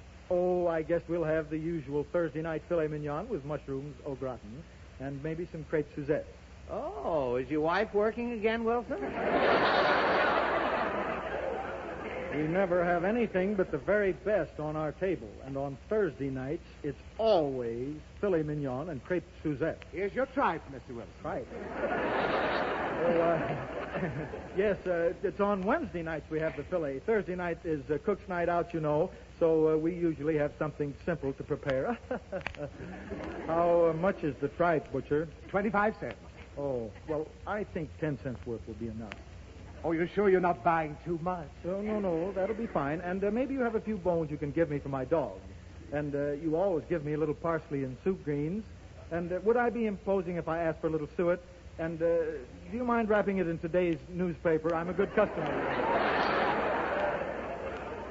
Stafford, you're lucky he didn't ask you to throw in a turkey for nothing. Is there something you other men want? Well, we'll just look around a little first. Better hurry. I'm closing the market in about 10 minutes. That reminds me, I must get something for dessert. Oh, me too. I sure wish I could bake. My wife is just mad about summer squash upside-down pie. Well, why don't you try our pasty pie flour for quickie pie crust? Just add water and bake into a crust. Oh, it's wonderful. Really, I baked a pie with it this morning for the first time, and it looked lovely. Oh, excuse me. Hello. Stafford's Bargain Market. Who? Oh, just a second. Oh, Mr. Morgan, it's for you, your wife. Oh, I guess she's home from work early. Hello, dear. What? Oh, all right. Goodbye. What do you think of that, boys? What happened? Oh, well, Alma says that our dog, Bonzo, jumped up on the table and ate the pie I baked this morning. Oh, well, what does she want you to do? Bake another pie? No, she wants me to get another dog. Bonzo just died of concrete poisoning.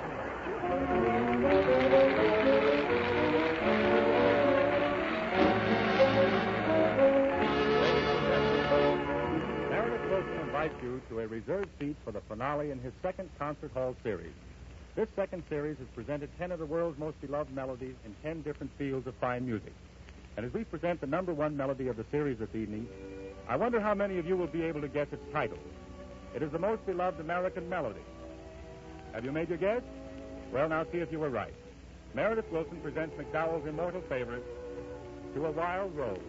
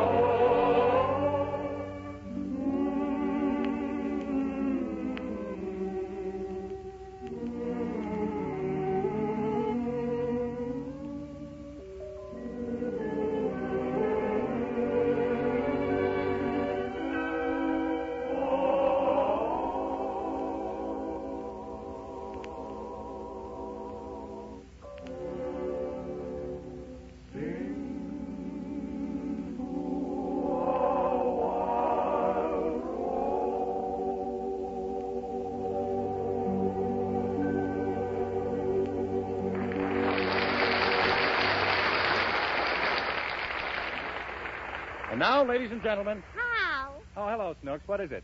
What you doing? I'm telling the people about next week's program. Why? So they'll listen. Listen to what? To the program. What program? This program. Oh. Why? Oh, we want them all to know how good Maxwell House coffee is. Is the program good? Yes. And what's the matter with the coffee? Nothing. It's the best coffee in the world. Now, just keep quiet for a second. All right. Next week, ladies and gentlemen, we'll have a special guest, Robert Montgomery, Virginia Bruce, and Gus Kahn, the famous song composer.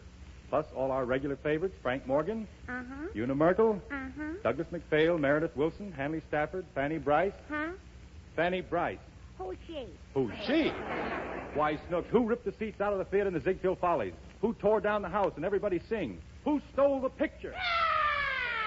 What's the matter? I didn't do it. Remember, ladies and gentlemen, that your ticket of admission is just your loyalty to the Maxwell House Coffee. And plan to be with us again next Thursday. In the meantime, go to the movies and take the family with you. This is Bob Young saying good night. I'll see you next Thursday.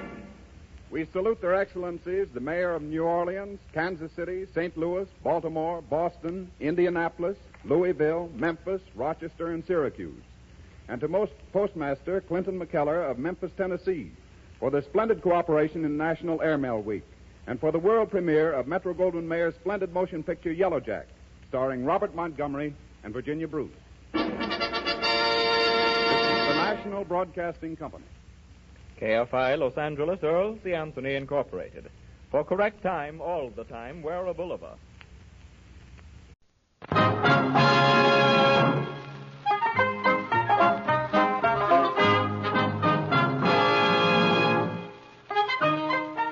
In a moment, you'll hear James Stewart as the six-shooter. Just one of the many fine programs brought to you Sundays on NBC. Later this evening, listen to the NBC Star Playhouse with one of your favorite stars.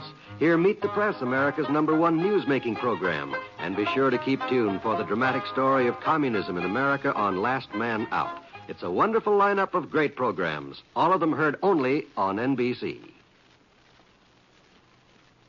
James Stewart as the six-shooter.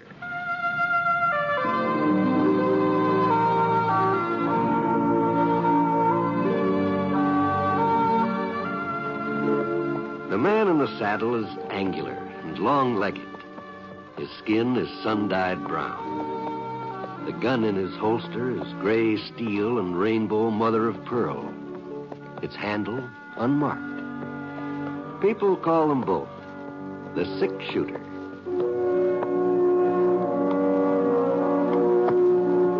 The NBC Radio Network presents James Stewart as the six-shooter, a transcribed series of radio dramas based on the life of Britt Ponsett, the Texas plainsman who wandered through the Western Territories, leaving behind a trail of still-remembered legends.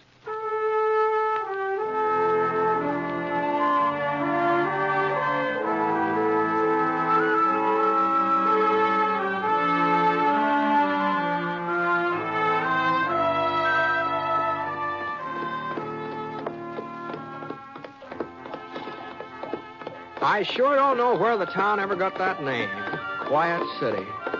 Every time I came through it was anything but quiet. In the old days, the Apaches were always stirring up trouble. After the Indians were moved onto the reservation, there was still plenty of excitement. There was shooting practically every weekend. At least that's how it was when I was here last. Of course, that was, about 4 or 5 years ago, I guess. And now the town did seem sort of different at first glance. Anyhow, there were 20 or 30 new houses along the side of the creek there. The main street was a good 4 blocks longer than when I remembered it. Quiet City sure was growing up. There couldn't be any doubt about that. I figured the population must have reached the 1,000 mark, maybe even higher. And all that growing made the place seem, well, kind of settled and businesslike. To tell you the truth, Quiet City was almost quiet. Anyhow, I headed Scar over to the hitching rail in front of the sheriff's office and pulled up. Whoa, boy. Whoa, Scar. Whoa.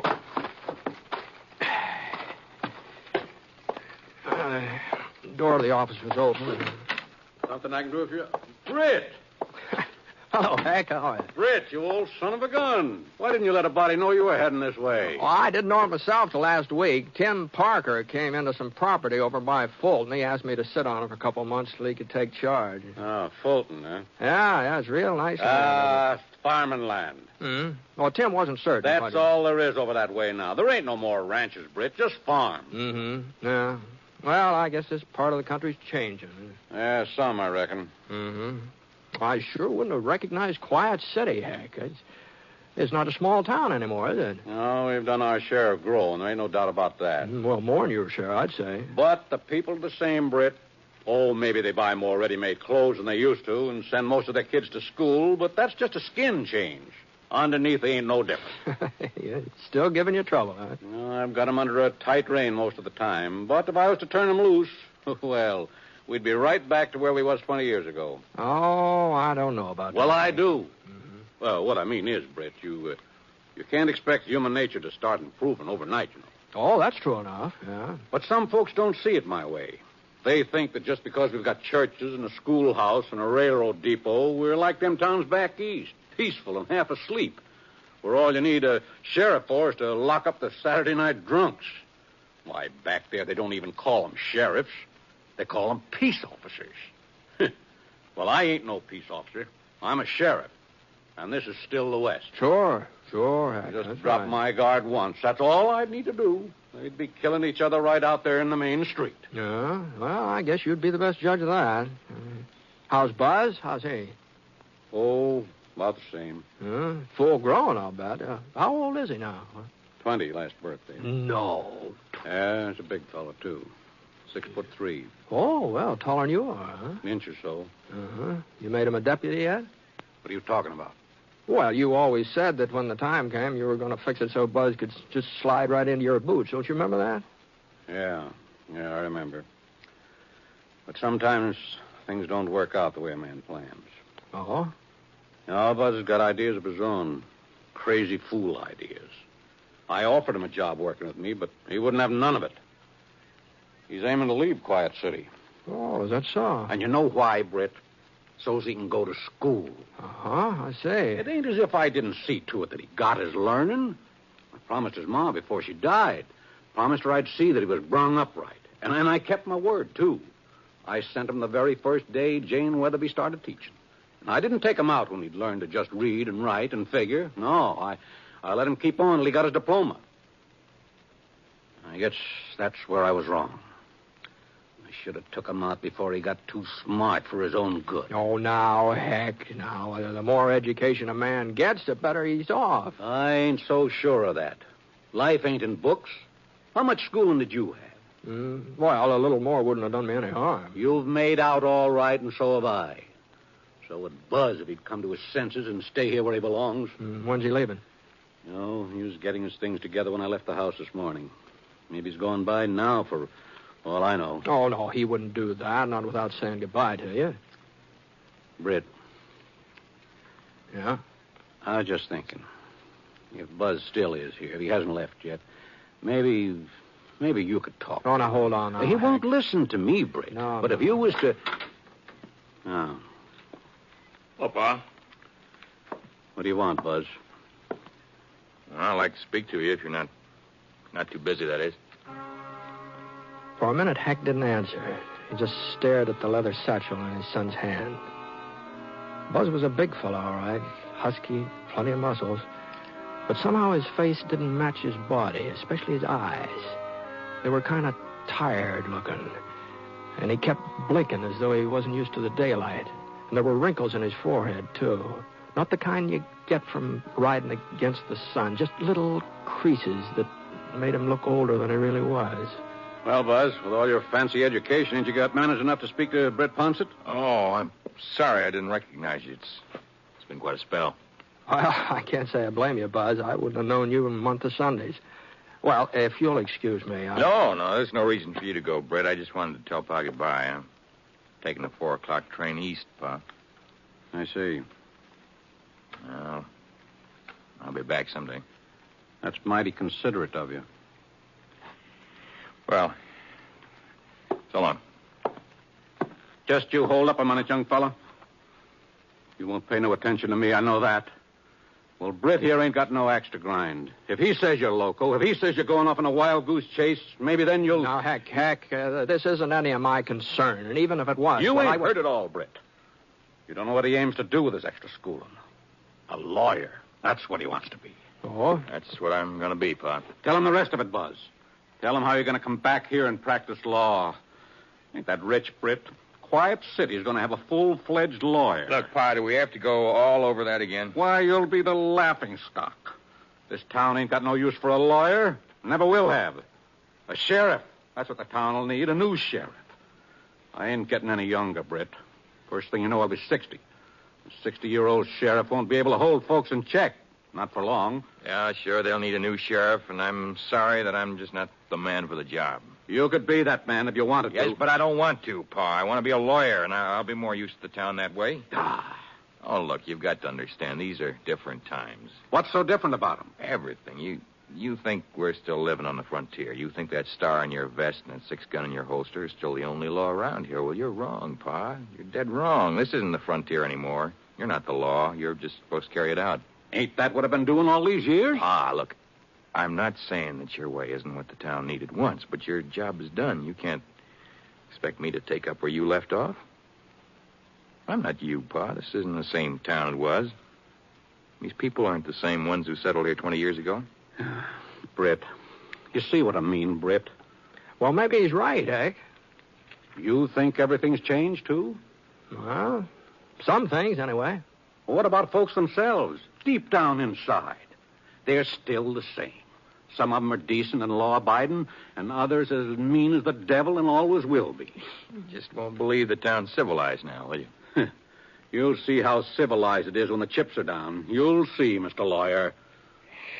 Well, looks like we just don't agree, Pa, and we never will, so... It's nice seeing you again, Britt. Yeah, good seeing you, Bud. So long, Pa. Good luck. Hey, Buzz, you old man there? Yeah, I hear, Doc. Well, tell him to get out to Jace Norton's place. There's been a shooting. Pike Clamper done it. Folks say that Jace is hurt bad. Now tell your pa to get right out there. Okay, Doc, I tell him. There you are. That's how much Quiet City has changed, Buzz. Folks still shooting each other, still taking the law in their own hands. Sure are civilized, ain't they? I'll go with you, Pa. What for? So as you can advise Pipe Clamper of his lawful rights when I arrest him? Get out of my way, Buzz. I've got work to do. Ain't been a shooting, Britt, for over 2 years now. Well, I reckon there's been one today. Yep. Looks like Pa was right. All my talk about this town growing up, it's just what it was, talk. Maybe so. Well, I better get over to Jace Norton's and see if Pa needs help. He's not as young as he used to be if he tries to take Pipe Clamper alone. Well, do you think he'd let you help him even if he needed it? No, I guess he wouldn't. But somebody... But? No, he wouldn't appreciate me interfering in his business either. Well, now, if you just happen to be riding out east of town, sort of stopped off. East, huh? Yeah. The Norton Ranch is right next to old Miss Bradley's place. Oh, is that so? Mm-hmm. That's so, oh. Well, that's quite a coincidence. Oh? Yes. As a matter of fact, I was figuring on dropping in on Mattie Bradley before I left town. Maybe have supper with her if she invited me. It's getting on toward supper now. Oh, you don't say. Time sure does fly, doesn't it? I had no idea that late.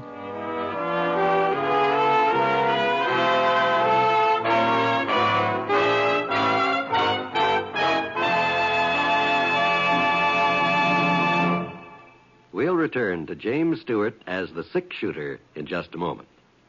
But right now, I want you to hear something that may startle you. At least, I hope it will. It's simply this.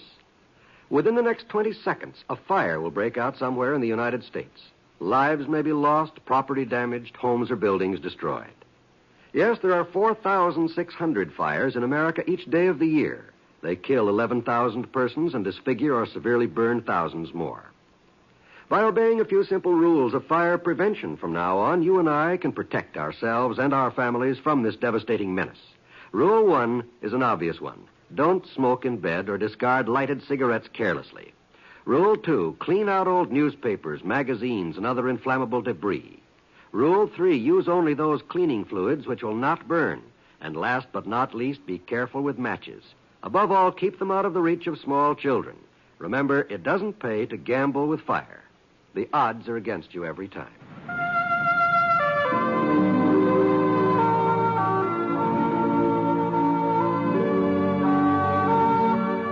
Now, Act 2 of The Six Shooter, starring James Stewart as Britt Ponsett.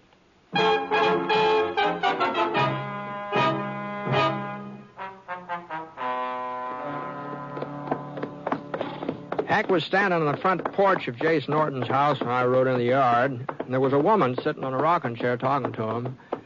Her face was dead white, just like all the blood had been drained out of her cheeks. For a minute or so, Hack just stood there nodding, and then he shifted his weight and noticed me out of the corner of one eye. Come on up, Britt. Easy, boy, easy. I was just on my way over to Miss Bradley's. I thought... This is Britt Ponsett, Mrs. Norton. Ponsett. I'm pleased to meet you, ma'am. I sure hope your husband is... Jace is dead. Oh, I'm sorry, ma'am. Pipe Clamper murdered him. I seen him do it. I seen it all through the kitchen window. I'm sorry. How did it start, Mabel? They's arguing about some cows that had strayed onto our land. Pipe said Jace was trying to steal them, that he'd fixed our fences so they'd come through.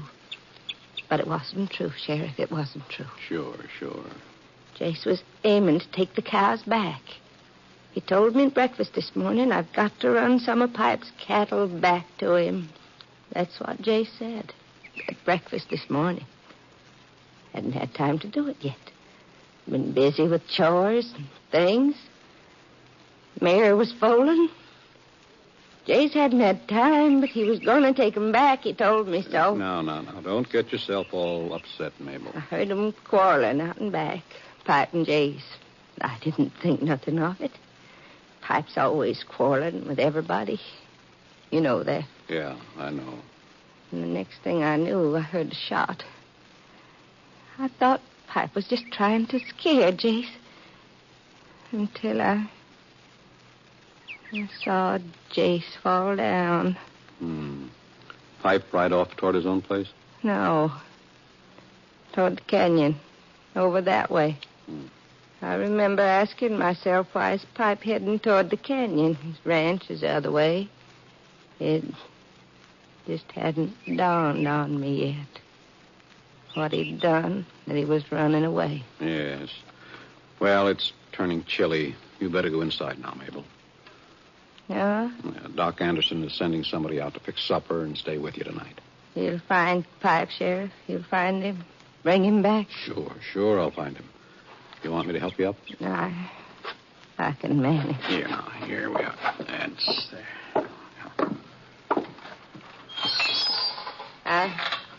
I'm pleased to have met you, Mr. Ponsett. Thank you, ma'am. I've heard of you, haven't I? He's the six-shooter, Mabel. Six-shooter? Mm-hmm.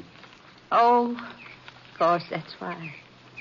I'm glad you're here, Mr. Ponsett. I'm glad you're going with the sheriff.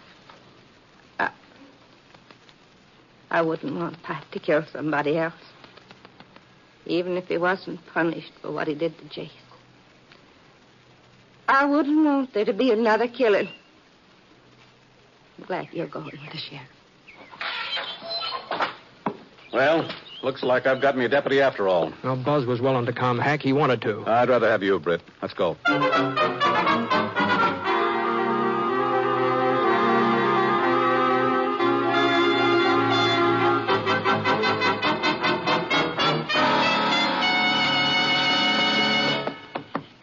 Well, we picked up Pipe Clamper's trail about sundown. At least it was the only fresh trail heading toward the canyon, so we figured Pipe had made it. The next couple of hours was pretty dark, so we had to move slow, keeping our eyes glued to the ground.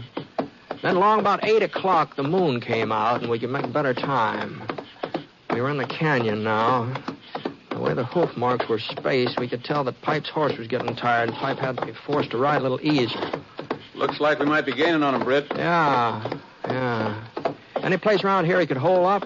An old trading post about a mile ahead. Been deserted since the Indians moved south. He could be there. Britt. Yeah? Maybe you think it's funny I wanted you to go along with me tonight, but... Oh, it's not that I couldn't bring Pipe Clamper in alone, but there's more to it than that. It's when we get back to town. That's when I'll need you. Oh? Yeah, you see, Jason Norton was a well-liked man. He lived in Quiet City, practically from the very beginning. Everybody knew him. Everybody liked him. Yeah. But nobody has any use for Pipe Clamper. Like I told you, some fellows are just mean. And Pipe's one of them. Anyway, what I'm getting at is this. Jace has a brother, Abe Norton. And he'll be fighting mad when he finds out what happened today. He'll be killing mad. And the whole town will go along with him. Mm-hmm. You mean they might try and lynch Pipe? They'll try. Now, you can't be certain of that, Hank. I know the town, Britt. There hasn't been any trouble for 2 years. And that's a long time. A lot of pressure builds up in 2 years. Now, Jace's murder, that'll set folks off. I hope you'll be willing to give me a hand. Well, you know I'll do what I can, Hank. It's him, Britt. He's up there behind the tree. Well, the bullet smashed into Heck's leg and tore him right out of the saddle. I dived off Scar and took cover behind a rock. There was a clump of trees hanging to the side of the canyon about 100 yards ahead. I could make out something that looked like a building with a carved totem pole out in front of it. I figured that was the trading post Heck had been telling us about, but the shots weren't coming from inside. Whoever was firing was using the Indian post for a shield. You all right, Heck? It's just my leg, Britt. Afraid I can't move it, though. I'll get over to you. No. You stay where you are. I'm out of his range. There's a tree between me and him. But it looks like you'll have to take him, Britt. I said I wouldn't need you till we got back to town, but it looks like... It sounded like Heck had passed out. I raised my head up to the edge of the boulder. When I couldn't see Heck, there was a great big fir tree right in front of him. Well, that meant Pipe Clamper couldn't see him either. He sure could see me, though. That moonlight was just pouring down on that rock where I was hiding, and if I so much as moved, I was right in plain sight. I waited a couple minutes. I hadn't done any firing yet. Maybe he'd think I was hit. Maybe he'd come over after me. Yeah, that was my best chance. I listened hard. I couldn't hear anything. He was still behind that totem pole, still playing it safe. As long as the moon kept me pinpointed, I looked up in the sky just in time to see a great big cloud float toward the orange circle over my head. A great big white cloud, big enough to give me a minute of dark. It was still moving, sweeping across the stars now. And then it hit the edge of the moon. I swung out from behind the rock and I headed toward the trees between me and the trading post. Pipe heard me all right. Not in time, though. Not until I was up beside one of the trees, about 30 yards from where he was waiting. And the sky was beginning to whiten up now, and I saw Pipe's arm inching around the edge of the totem pole.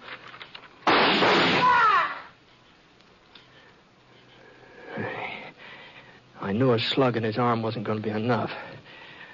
I pushed up on my haunches and I ran forward. He raised his gun, ready to get off another shot. I twisted to one side and let fire. His shot was close, but he missed me. Well, I hadn't done much better. I crawled along, keeping myself as flat as I could, moving real slow. Not more than a foot every 2 or 3 minutes, and straining my ears, trying to hear him breathe. He was only about 10 feet away now. And there weren't any more trees between us, just open space. I pressed my belly down into the dirt. My gun just poking up just an inch or so. Just enough so that... And then I saw his gun. A little beam of moonlight bounced off the barrel.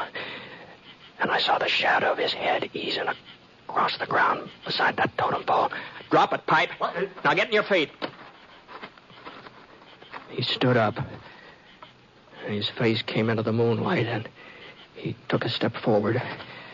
And then his left hand jerked out toward me. My bullet hit his shoulder and spun him around, and he crashed into the totem pole. And for a second, I thought it was going to topple over with him, but it held firm.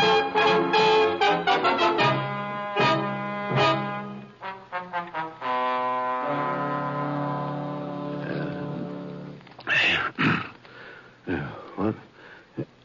Brett. Hey, morning, Hank. Morning. It's almost noon, as a matter of fact. Doc Anderson said you ought to be coming to about now. Oh, my leg. No, it's going to be all right.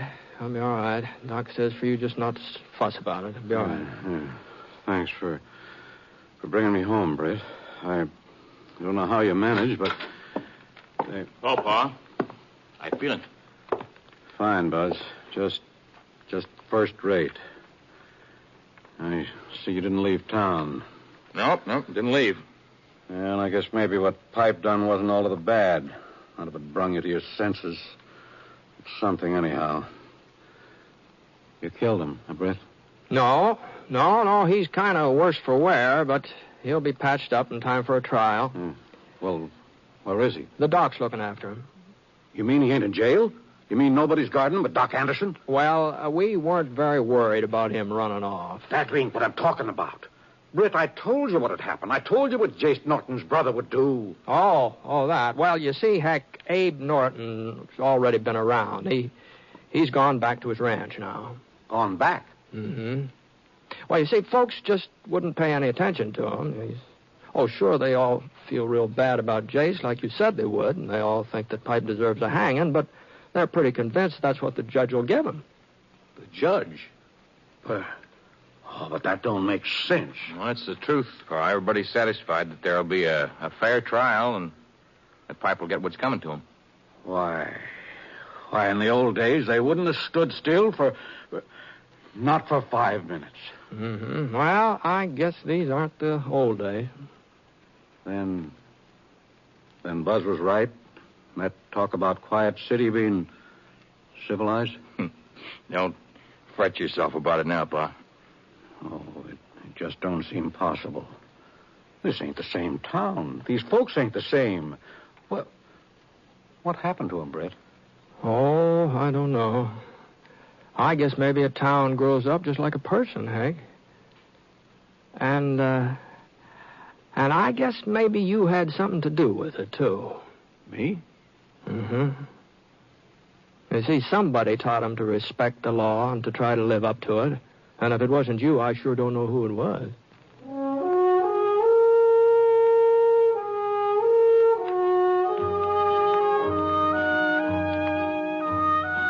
Well, Buzz stayed around Quiet City until Heck was on his feet again. And then Heck himself sent the boy east to college. That was, 3-4 years ago, yeah. The last time I was through that way, Buzz had come home. You see, Buzz was running for county attorney. Yes, and the way Heck was managing his campaign, well, if that election didn't turn out to be a landslide, I sure missed my guess.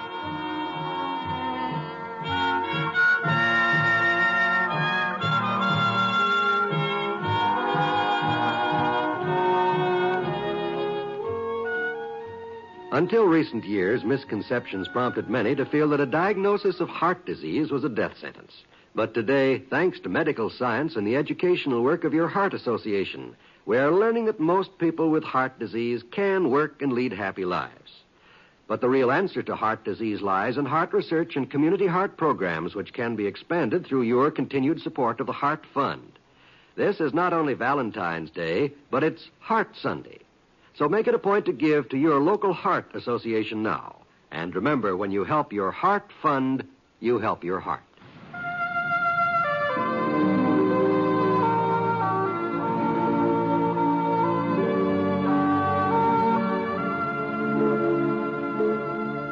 The Six Shooter is a transcribed NBC Radio Network production in association with Review Productions. It is based on a character created by Frank Burt and is written by him. Mr. Stewart may currently be seen in the Universal International picture The Glenn Miller Story. Others in the cast were Virginia Gregg, Robert Griffin, Lamont Johnson, and Will Wright. Special music for this program was by Basil Adlam, and the entire production is under the direction of Jack Johnstone. All characters and incidents were fictitious, and any resemblance to actual characters or incidents is purely coincidental.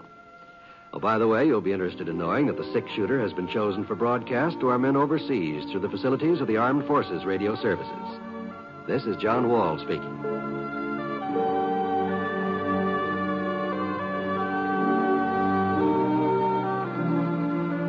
Listen to Jan Murray in Sunday at Home on the NBC Radio Network.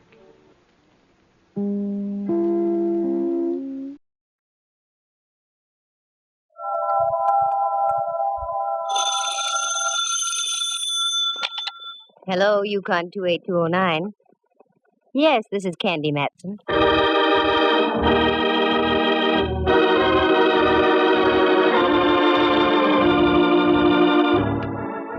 Got an old corpse kicking around you want identified?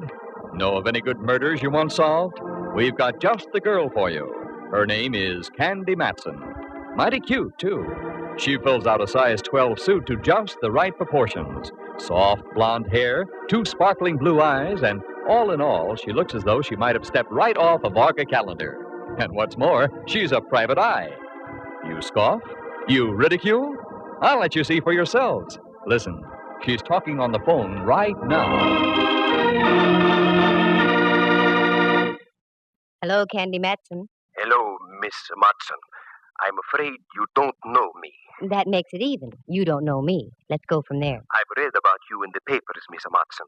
You handle confidential cases. That's right. However, there's a little matter of a fee involved. Yes, I know. I can pay. That's item number 1. Now to item number 2. What's the confidential case? I can't possibly tell you on the phone, Miss Matson. I said it was confidential. Okay. Where do you want to talk? I am the proprietor of a restaurant, the Charlemagne in North Beach. Oh, yeah, I ate there once. Oh, that's nice. No, it wasn't. I didn't like the food. Oh. However, I'll overlook it. Do you want to talk in about an hour? That will be fine, Miss Matson. Good. And your name would be? Martinello. Carlo Martinello. Okay, Mr. Martinello. And have some ink in your pen. It costs money just to talk.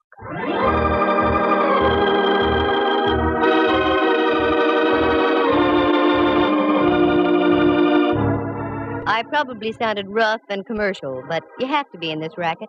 Most people look on a private eye as a musician. They invite you to a party and expect you to bring your harp for free. But I learned the hard way a long time ago. So now they pay in advance and take their chances later. That's the way it was with this Martinello. I was at home in my penthouse on Telegraph Hill out on the porch taking a sunbath when the phone rings and it's this Carlo character. That part was all right because I can always use new customers. But what made me mad was the fact that I had to stop listening to the 49ers belt the bejabers out of the Cleveland Browns at Kezar Stadium. But I followed through and uncovered a couple of very done-in bodies along the way. Do you like the grotesque in your whodunits? Then follow me and we'll tiptoe lightly through the Tibbets, the Ponds, and the Baccalones, because part of this story unfolds at the Opera House. Reluctantly, I dressed into something Charlemagne-ish, turned off the 49ers Cleveland game, and went down to talk to Martinello. His place was typical, located on Powell Street, a garish neon sign, and as you walked in, the place was air-conditioned by eau de garlic. Yes, miss. You wish a table? I wish a table, yes. With the right party. I'm looking for the owner. I am the owner. I am Candy Matson. Oh, Miss Matson. Walk this way, please. If I could walk that way, I'd revive vaudeville. Pardon? Where's your office? Right over here. Allow me.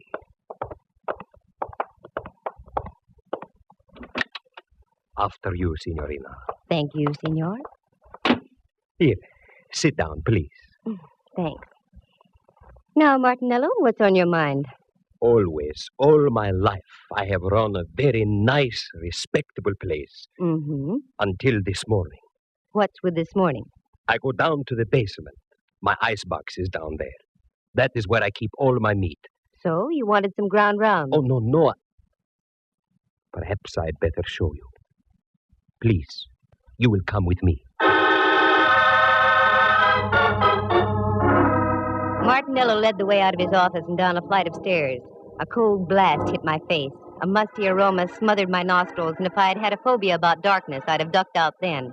But I followed the guy, and we ended up in front of a refrigerator about the size of an inquisition chamber. He opened the door, and it was the usual restaurant icebox, choice legs of lamb hanging from hooks, potential fillets, and thick New York cuts. The box was cold, and I started to shiver. Not from the refrigeration, though, because over in the corner was a man. He looked like something out of a long-lost Arctic expedition. He had a long, flowing mustache, every bristle of which was coated with ice. He was quite frozen and quite dead.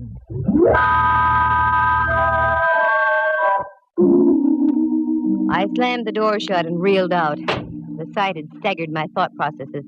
Martinello reached over by a salami slicing table and turned on a Mazda, a weak affair that cast dim shadows about the damp basement.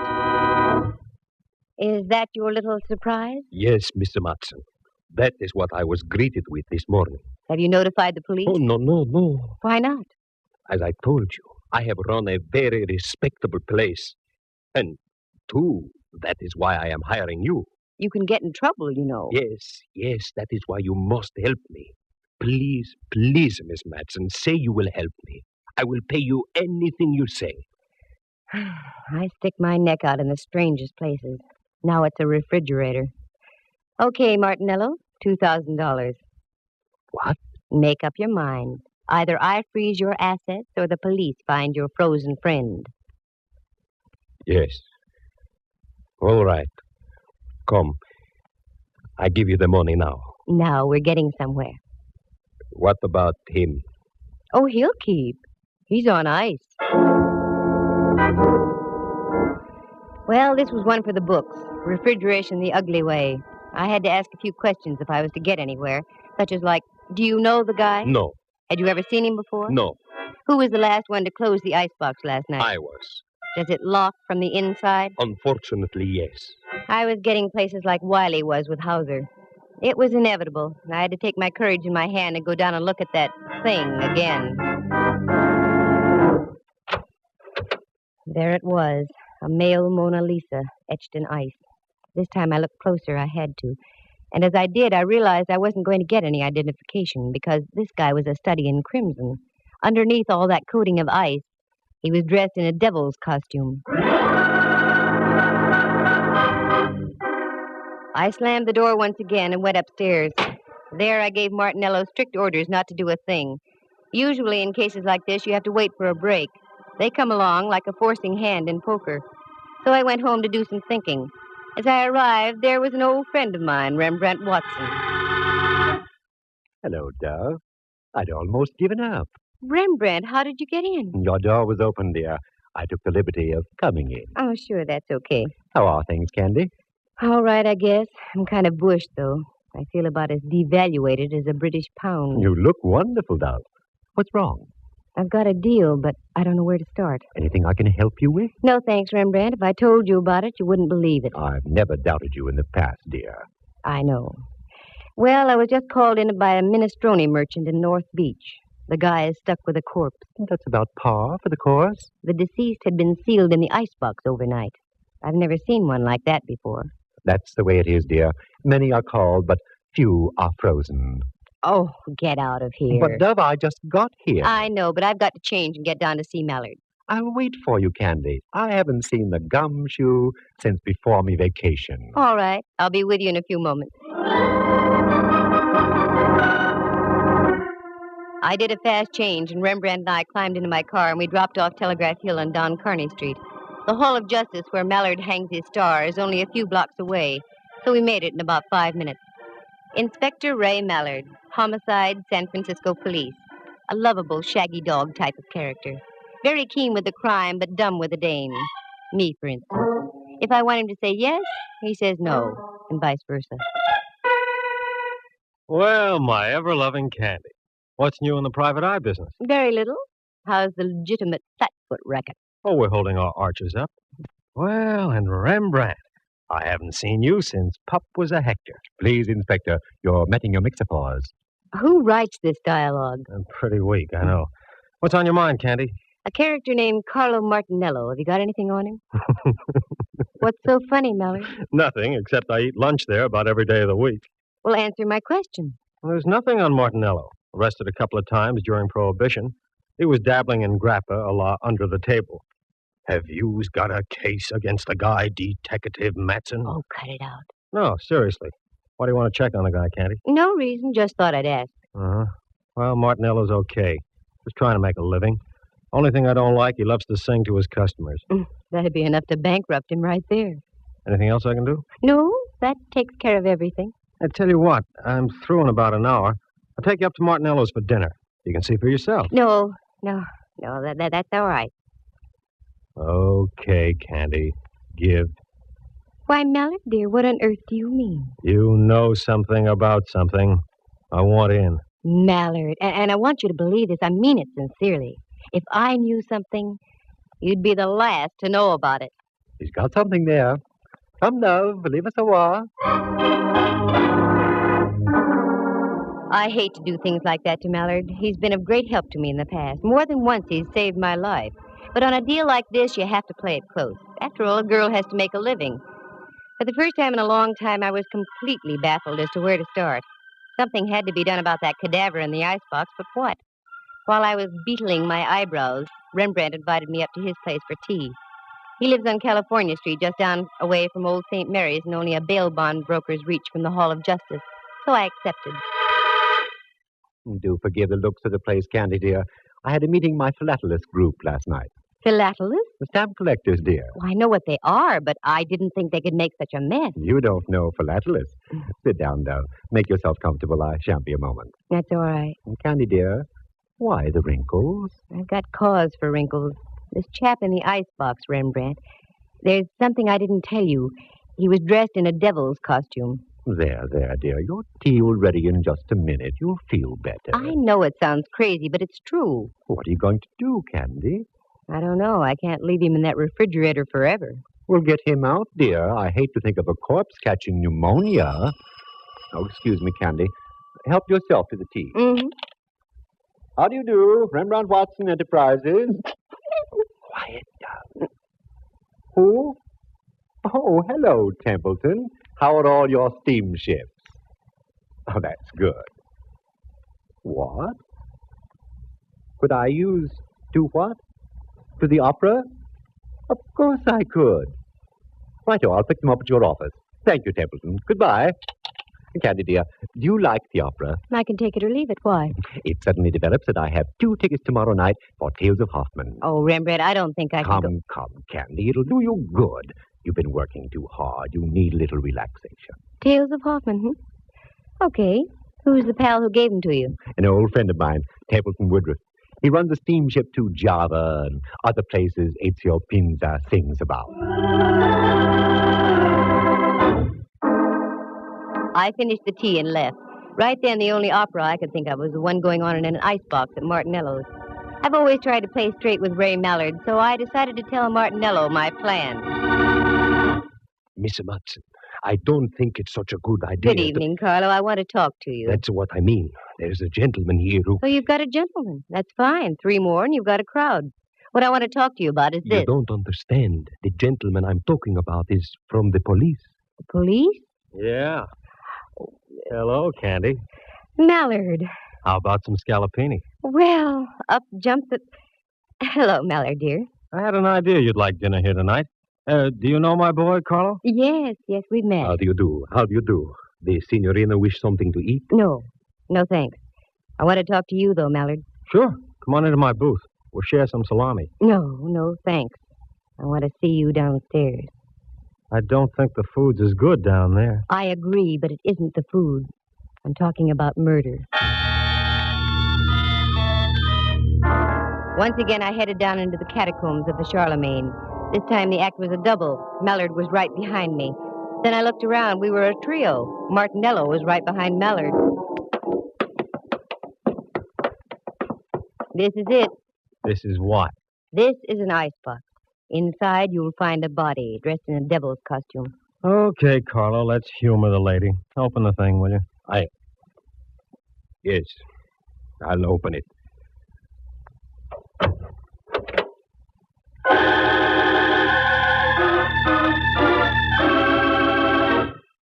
Lovely view of the beef. It's gone. The body's gone. Okay, Martinello, start talking and make some sense while you're doing it. Please, Miss Matson. I don't know anything. I haven't been down here all day. Get rid of those arched eyebrows, Martinello. You know something. What is it? Wait a minute, Candy. I'll do the questioning. In the first place, Carlo, was there or was there not a body in here? Well... Sure there was. He can't deny it. Here's a check for $2,000 signed by Martinello himself. Well, Carlo? Yes. There was a body, all right. Who was it? Friend of yours? No, Inspector. I never saw him before. Why did you call Miss Matson? Why didn't you come to see me about it? Well, you know, Inspector, the police...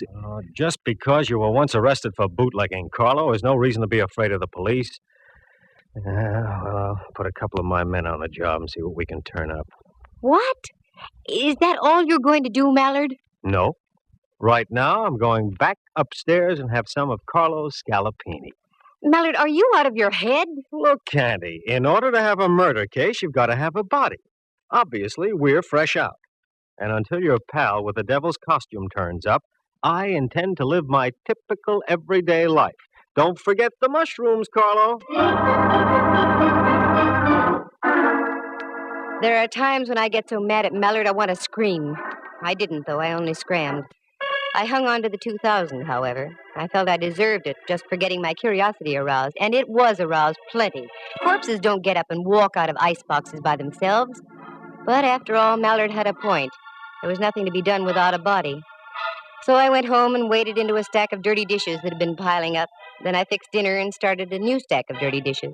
Got a book and ducked into bed. In the morning, I had an idea. After breakfast, I went down to the corner of Broadway and Columbus. That's where North Beach does a neat blend with Chinatown. On the corner was a Joe who sold newspapers. I'd known him for some time, and he seemed to like me.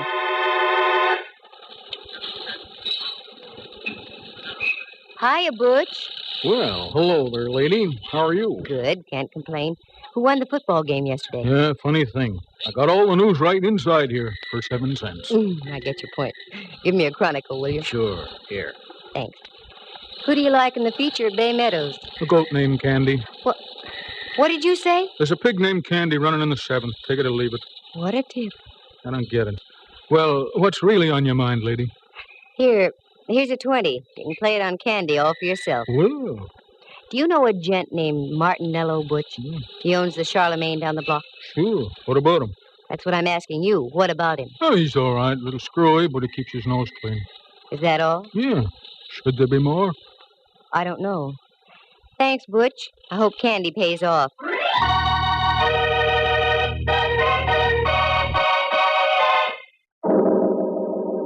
I was getting nowhere, that was for sure, and the rest of the day went the same way. Dead ends, blind alleys. I checked as many loose ends as I possibly could, but I was still stuck in a quandary.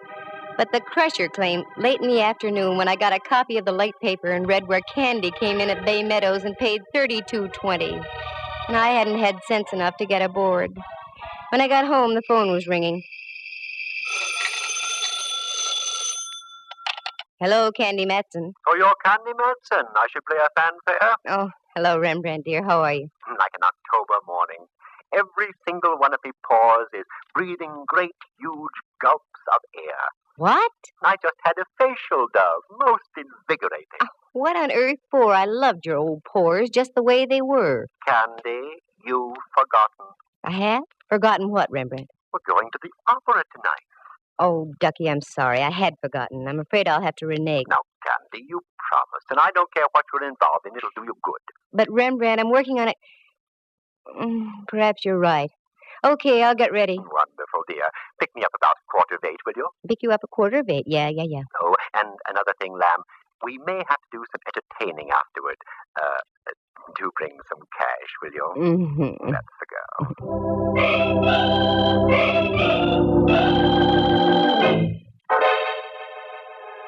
That Rembrandt, always stony broke.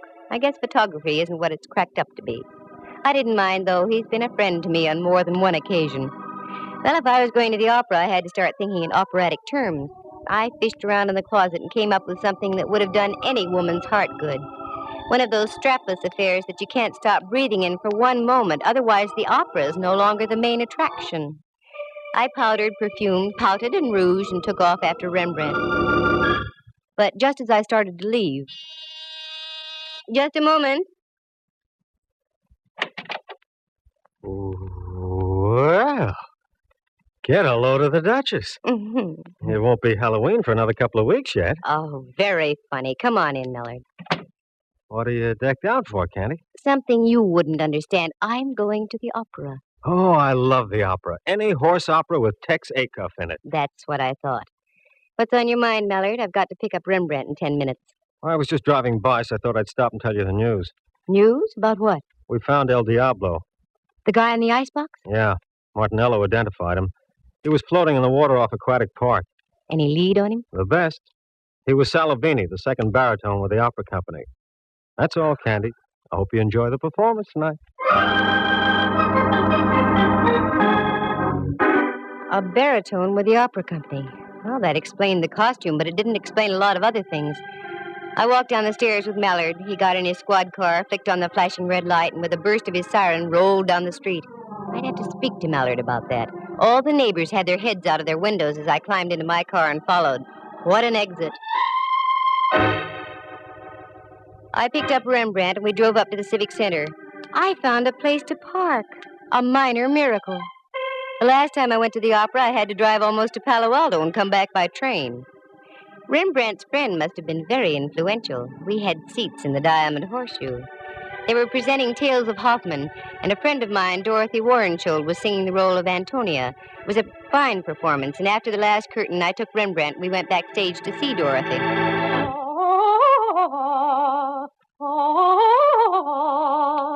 This is her dressing room, Rembrandt. Yes? Hello, Dorothy. This is Candy Matson. I have a friend with me. Oh, do come in, please, Candy. Candy, how are you? Couldn't be better. Dorothy, may I present Mr. Watson? Rembrandt, this is Miss Warrenshold. I'm delighted. You're in magnificent voice tonight, dear. Thank you. Sit down, won't you? I've only a moment. We're rehearsing some of the scenes in Faust tonight. Rehearsing after a full evening's performance? It has to be done, Candy. Our baritone disappeared. We've had to replace him with a new man. Yes, I know. By the way, Dorothy, I heard you on your Standard Hour broadcast a few weeks ago. It was a wonderful performance. I'm glad you liked it, Candy. I always look forward to those. What are your plans, Dorothy? Well, the season closes here, and then we open in Los Angeles. Oh, yes, of course. Excuse me. Come in. Oh, I'm sorry. I didn't know you had guests. That's all right. Oh, Candy, I'd like to introduce Rolf Herberts. This is Miss Matson and Mr. Watson. It's nice to know you. Mr. Herberts is our new baritone. Oh, yes. That's why we're rehearsing tonight. I won't take any more of your time, Dorothy. I just thought we'd save a few moments of rehearsal if I told you that I don't move in that last scene. I sing upstage. That will leave you free to take as much stage as you like. Fine, Rolf. That will save time. Thanks. Oh, not at all.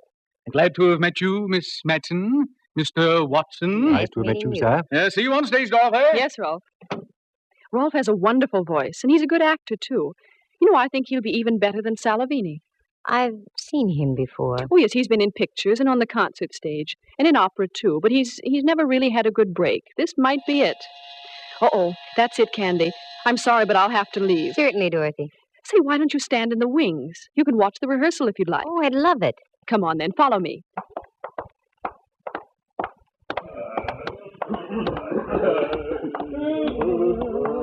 All right, the places, everyone. Places. This is all right, Candy. You can stay right here. Thanks, Dorothy.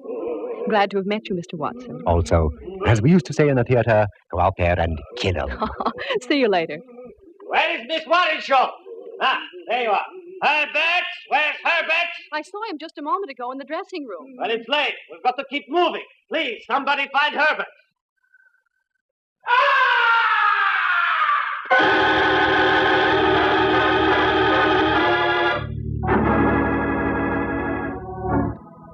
From way up in the heights of the stage, the opera house was pierced with a blood-curdling scream. That was no ordinary scream. It was the scream of death. You wait here, Rembrandt. Keep your eyes open. I'm going up to have a look. That scream wasn't in the score of Faust.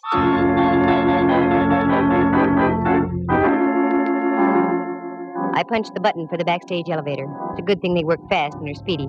Once inside, I pressed the button for the fourth gallery. I got out. This was the top of the opera house. The place was loaded with old sets, props, papier-mâché alligators, gold goblets. Then, over on the other side of the catwalk, I saw it. The body of a man all crumpled and distorted.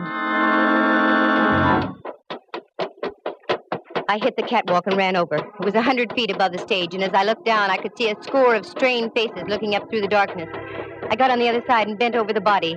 It was that of Rolf Herbert. Candy, down here. I think your man just ducked down underneath the stage. Again, I did a Mel Patton. The elevator shot me down to the stage level, and there was Rembrandt, wild-eyed. He came down the elevator on the other side, Candy. Then he cut across the stage and down those steps. Come on, Rembrandt, follow me. I may need help.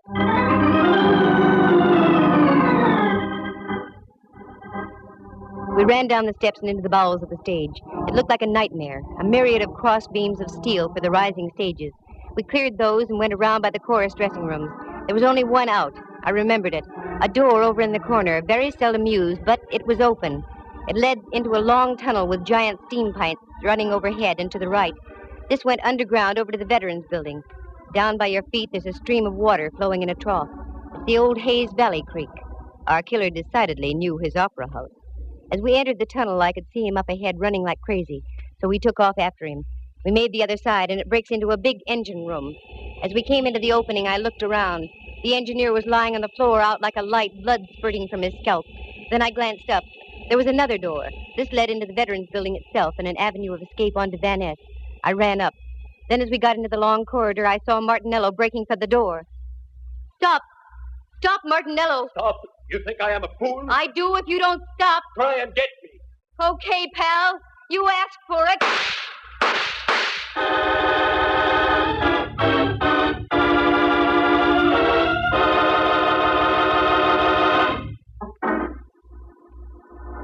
It was the first time I had ever shot a man. It didn't feel good. But he lived, and later the doctors of law gave him a little pill. The cyanide kind they dropped inside the gas chamber at San Quentin. Martinello paid his debt. Details? Sure, I'll fill him in now. Martinello loved to sing. Ray Mallard had told me that. For years, Carlo had been hanging around the opera house, hoping to step into a role. This season, a director had jokingly told him that if he ran out of baritones, he'd let Carlo take over. Carlo took him seriously. He lured Salavini down to his restaurant on a fake emergency call, costume and all, and did him in. But then he became frightened. That's when he called me. It was worth $2,000 to have me hush things up. But I don't operate like that. He had a hunch I was going to tip off Mallard. That's when he removed the body from the icebox and dumped him into the bay. Carlo had also been at the performance of Tales of Hoffman. That's when he learned that they'd wrestled up Rolf Herbert to sing in place of Salovini.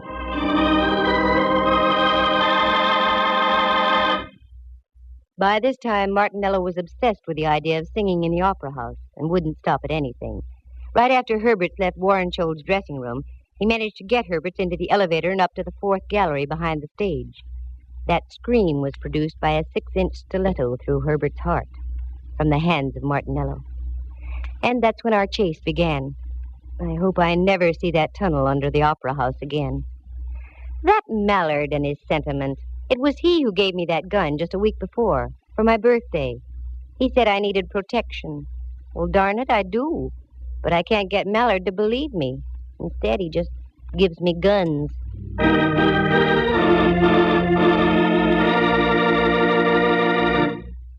Listen again at this same time next week. For excitement and adventure, just dial Candy Matson, Yukon 28209.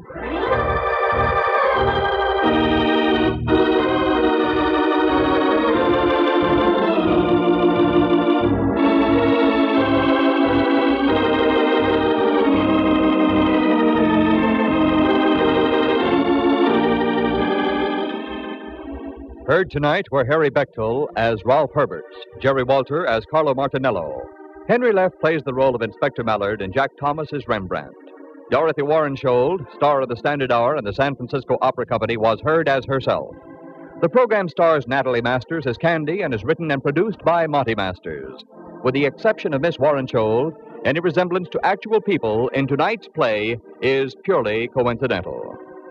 Candy Matson comes to you from San Francisco. This is Dudley Manlove speaking.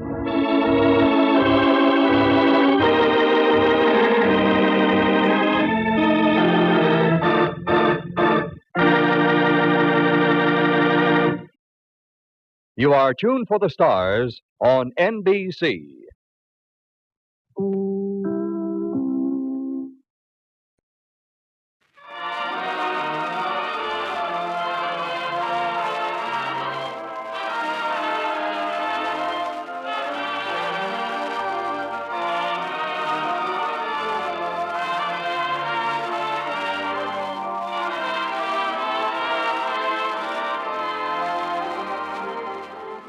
Ladies and gentlemen, here's the American Melody Hour, bringing you the top songs of the day, so you can know them all, sing them all yourself. Stars of tonight's performance, Bob Hannon, Evelyn McGregor, Ramo Bolanini and his lyrical violin, the Knightsbridge Chorus, the American Melody Orchestra, and Jane Pickens, singing star of stage and radio, as guest star.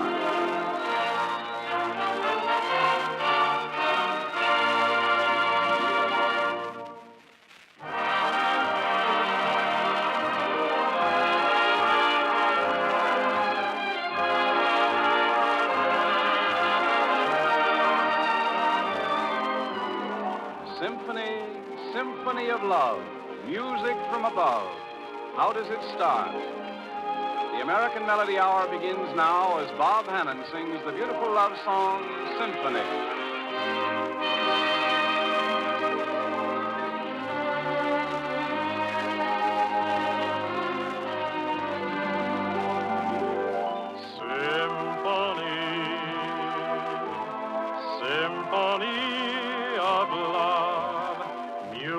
From above, how does it start? You walk in,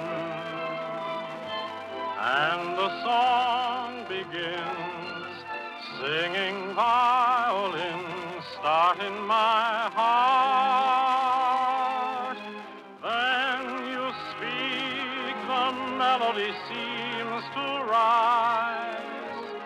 Then you sigh, it sighs and it softly dies. Symphony, sing to me. Then we kiss, and it's clear to me, when you're near to me, you are my symphony.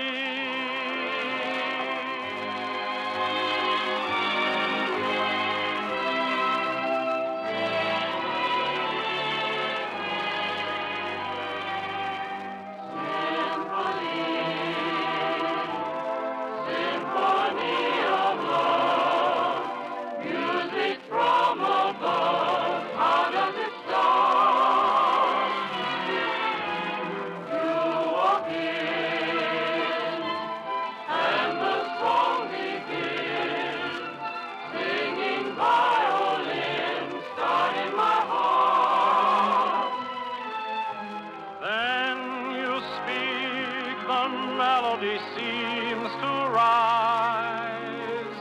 Then you sigh, it sighs and it softly dies. Symphony, sing to me. Then we kiss, and it's clear to me, when you're near to me, you are my symphony. My symphony.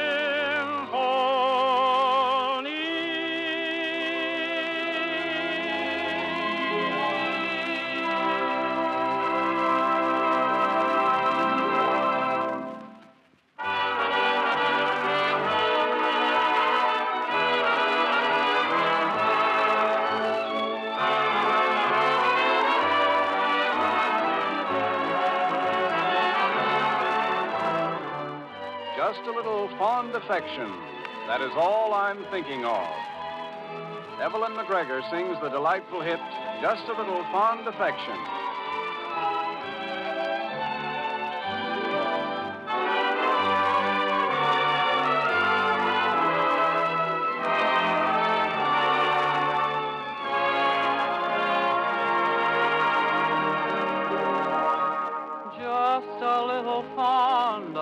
affection. That is all I'm thinking of. I have been in heaven since the day I found you. It is really heaven with my arms around you. Just a little fond affection cheers me when I'm feeling blue. Just a little love, a little affection, dear, from you.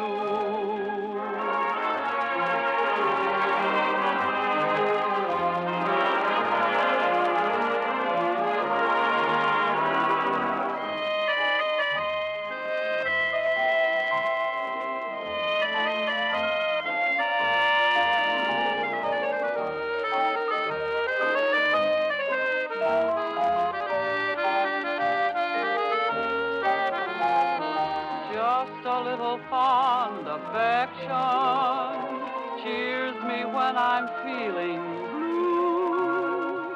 Just a little love, a little affection, dear, from you.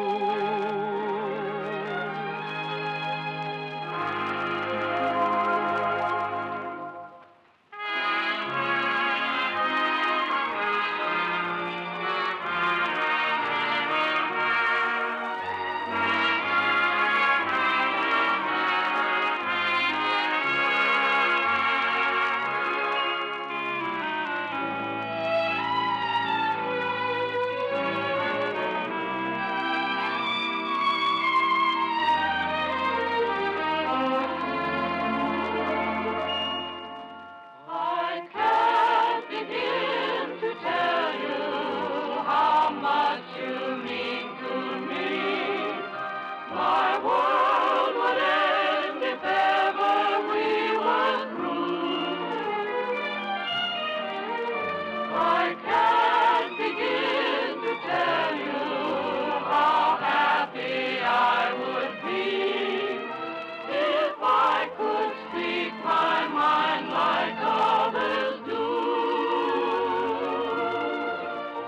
I make such pretty speeches whenever we're apart, but when you're near, the words I choose refuse to leave my heart. So take the sweetest phrases the world has ever known and make believe I've said them all to you.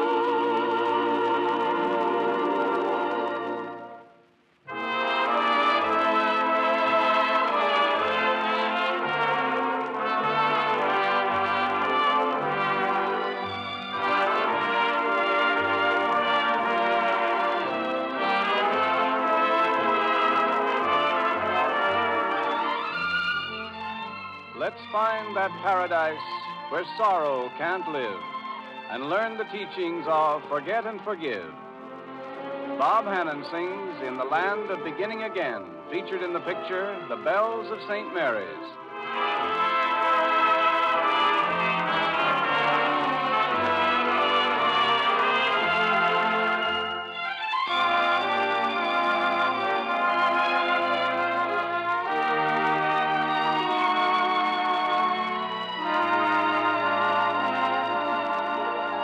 There's a land of beginning again, where skies are always blue. Though we've made mistakes, that's true. Let's forget the past and start life anew. So we've wandered by a river of tears, where sunshine won't come through. Let's find that paradise where sorrow can't live and learn the teachings of forget and forgive in the land of beginning again, where broken dreams come true.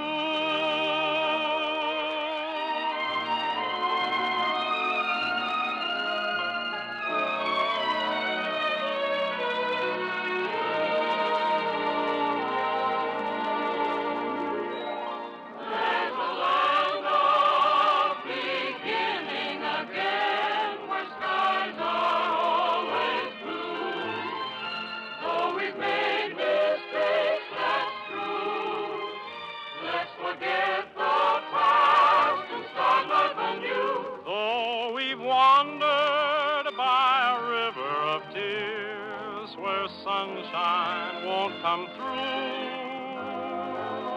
Let's find that paradise where sorrows can't live and learn the teachings of forget and forgive in the land of beginning again, where broken dreams come true.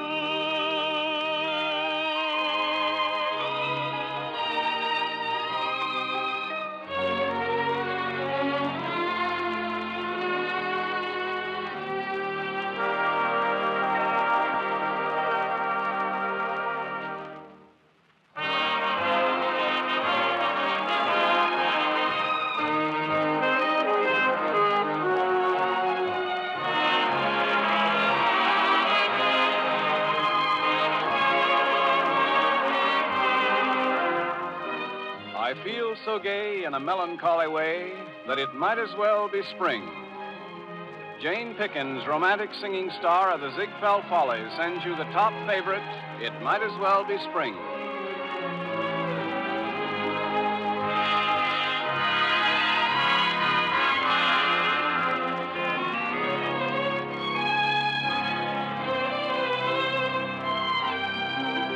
I'm as restless as a willow in a windstorm.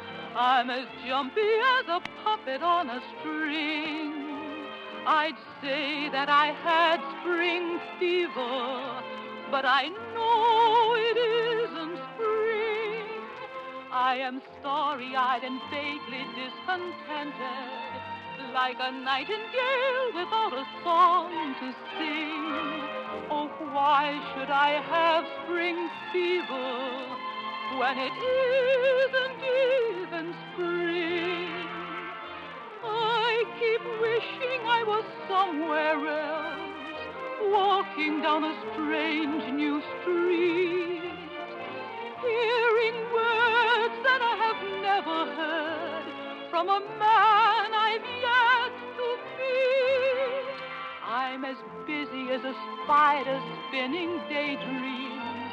I'm as giddy as a baby on a swing. I haven't seen a crocus or a rosebud or a robin on the wing, but I feel so gay in a melancholy way that it might as well be spring. It might as well be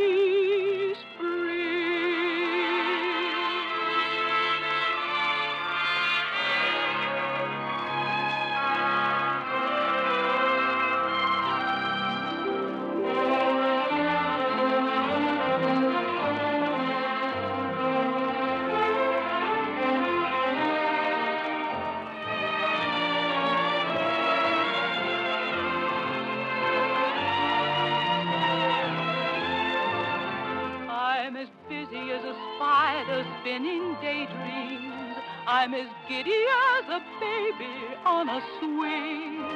I haven't seen a crocus or a rosebud or a robin on the wing, but I feel so gay in a melancholy way that it might as well be spring. It might as well be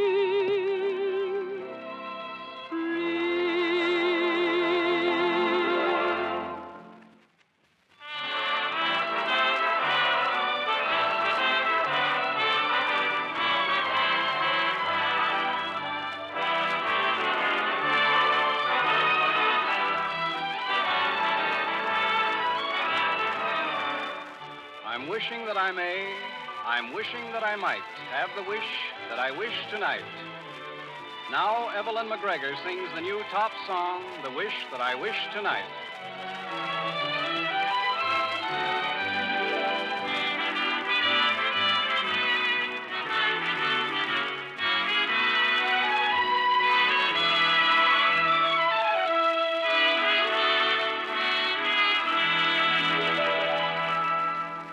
I'm wishing that I may, I'm I'm wishing that I might have the wish that I wish tonight.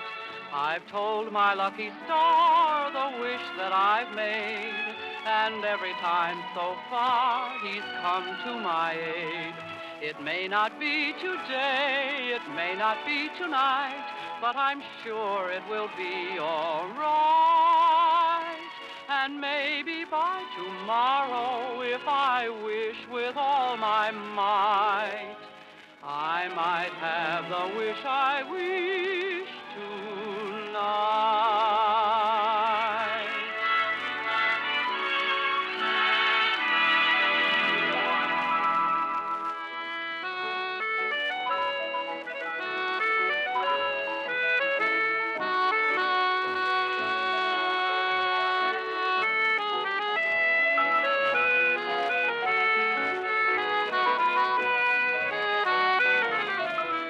It may not be today, it may not be tonight, but I'm sure it will be all right. And maybe by tomorrow, if I wish with all my might, I might have the wish I wish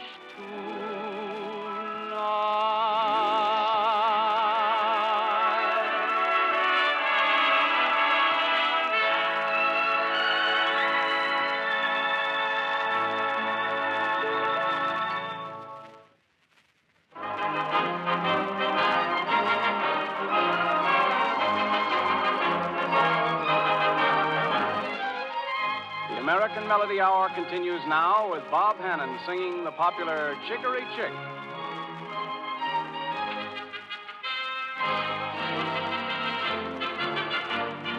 Chicory chick, chala chala, check-a-la-roam me in a banana, kabalika wallika, can't you see? Chicory chick is me. Chicory chick, chala chala, check-a-la-roam me in a banana, kabalika wallika, can't you see? Chicory chick is me. Every time you're sick and tired of just the same old thing, saying just the same old words all day. Be just like the chicken who found something new to sing.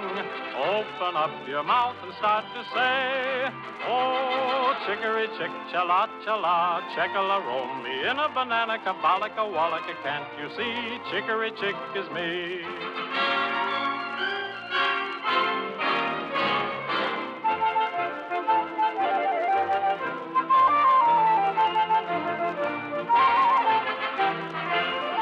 Chicory chick, chala chala, check-a-la-roam me in a banana, kabalika wallika, can't you see? Chicory chick is me. every time you're sick and tired of just the same old thing, saying just the same old words all day. Be just like the chicken who found something new to sing. Open up your mouth and start to say, oh, chicory chick, chala chala, check-a-la-roam me in a banana, kabalika wallika, can't you see? Chicory chick is me.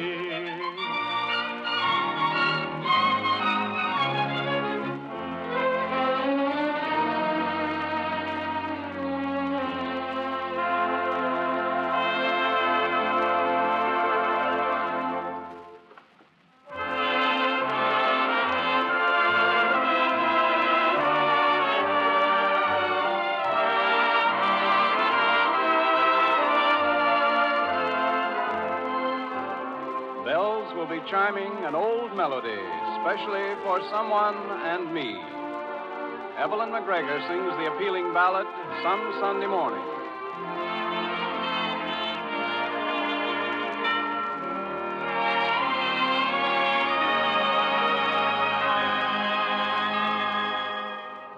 Some Sunday morning is going to be some Sunday morning for someone and me. Bells will be chiming an old melody, especially for someone and me. There'll be an organ playing, friends and relations will stare, say, can't you hear them saying, gee, what a peach of a pear. Some Sunday morning we'll walk down the aisle. He'll be so nervous and I'll try to smile. Things sure look rosy for someone and me. Some Sunday morning you'll see.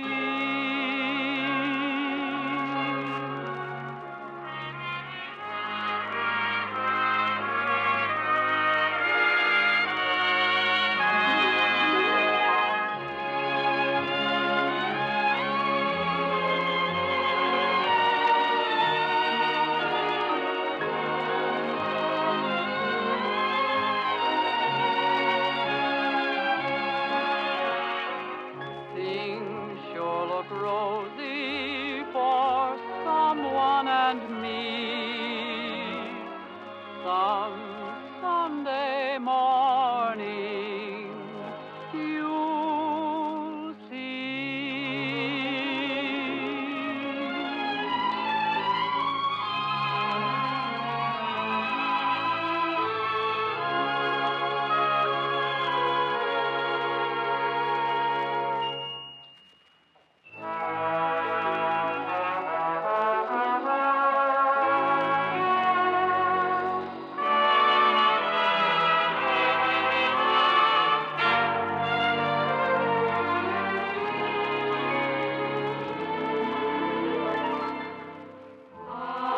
I'm always chasing rainbows, watching clouds drifting by. My schemes are just like all my dreams, ending in the sky. Some fellows look and find the sunshine. I always look and find the rain. Some fellows make a winning sometime. I never even make a gain. Believe me, I'm always chasing rainbows, waiting to find a little bluebird in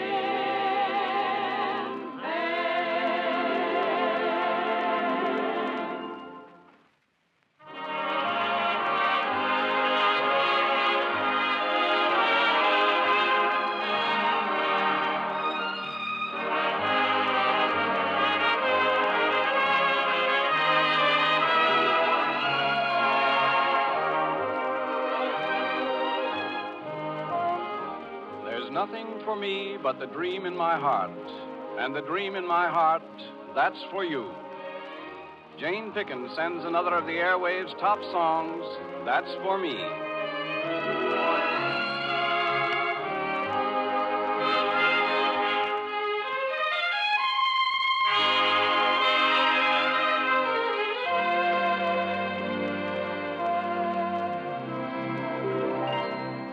I saw you standing in the sun, and you were something to see. I know what I like, and I liked what I saw, and I said to myself, that's for me. A lovely morning, I remarked, and you were quick to agree. You wanted to walk, and I nodded my head as I breathlessly said, that's for me. I left you standing on the stars. The day's adventures are through. There's nothing for me but the dream in my heart, and the dream in my heart, that's for you. Oh, my darling, that's for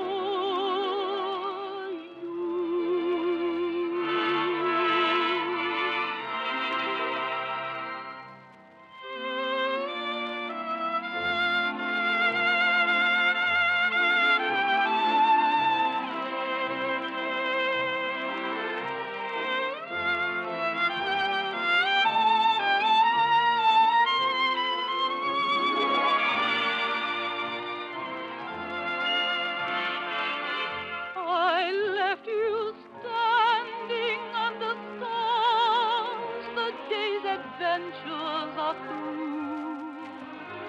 There's nothing for me but the dream in my heart, and the dream in my heart, that's for you, my darling. That's for you.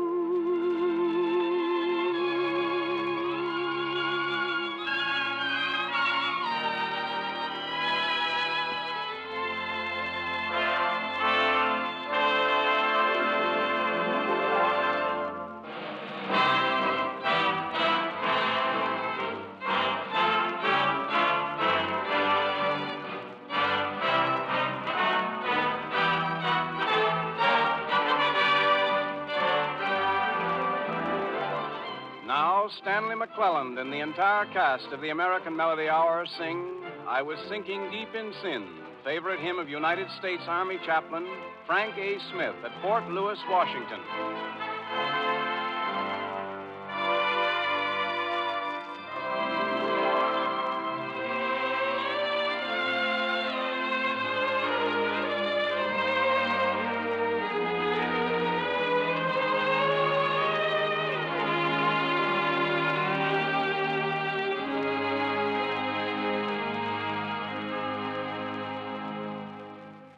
I was sinking deep in sin, far from the peaceful shore, very deeply stained within, sinking to rise no more. But the master of the sea heard my despairing cry. From the waters lifted me, now safe am I. Love lifted me, love lifted me, when nothing else could help. Love lifted me.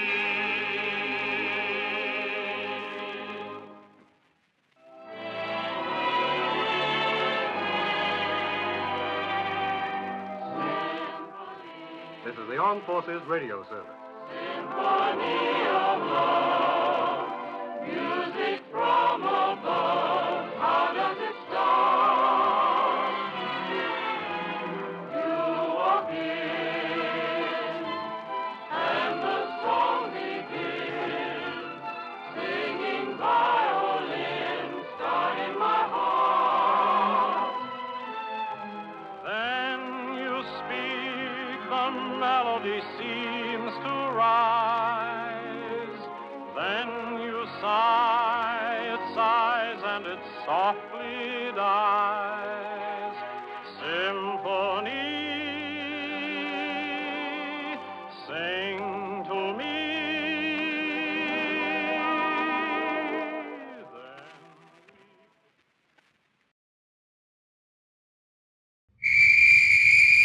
Sloan's Liniment, your faithful friend when muscles ache and pain, presents Gangbusters.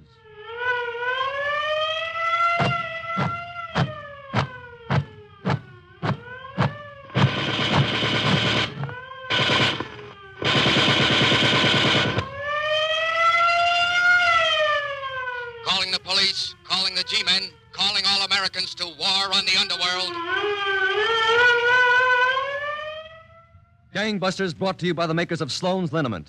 With the cooperation of leading law enforcement officials of the United States, Gangbusters presents facts in the relentless war of the police on the underworld. Authentic case histories that show the never-ending activity of the police in their work of protecting our citizens. America's crusade against crime.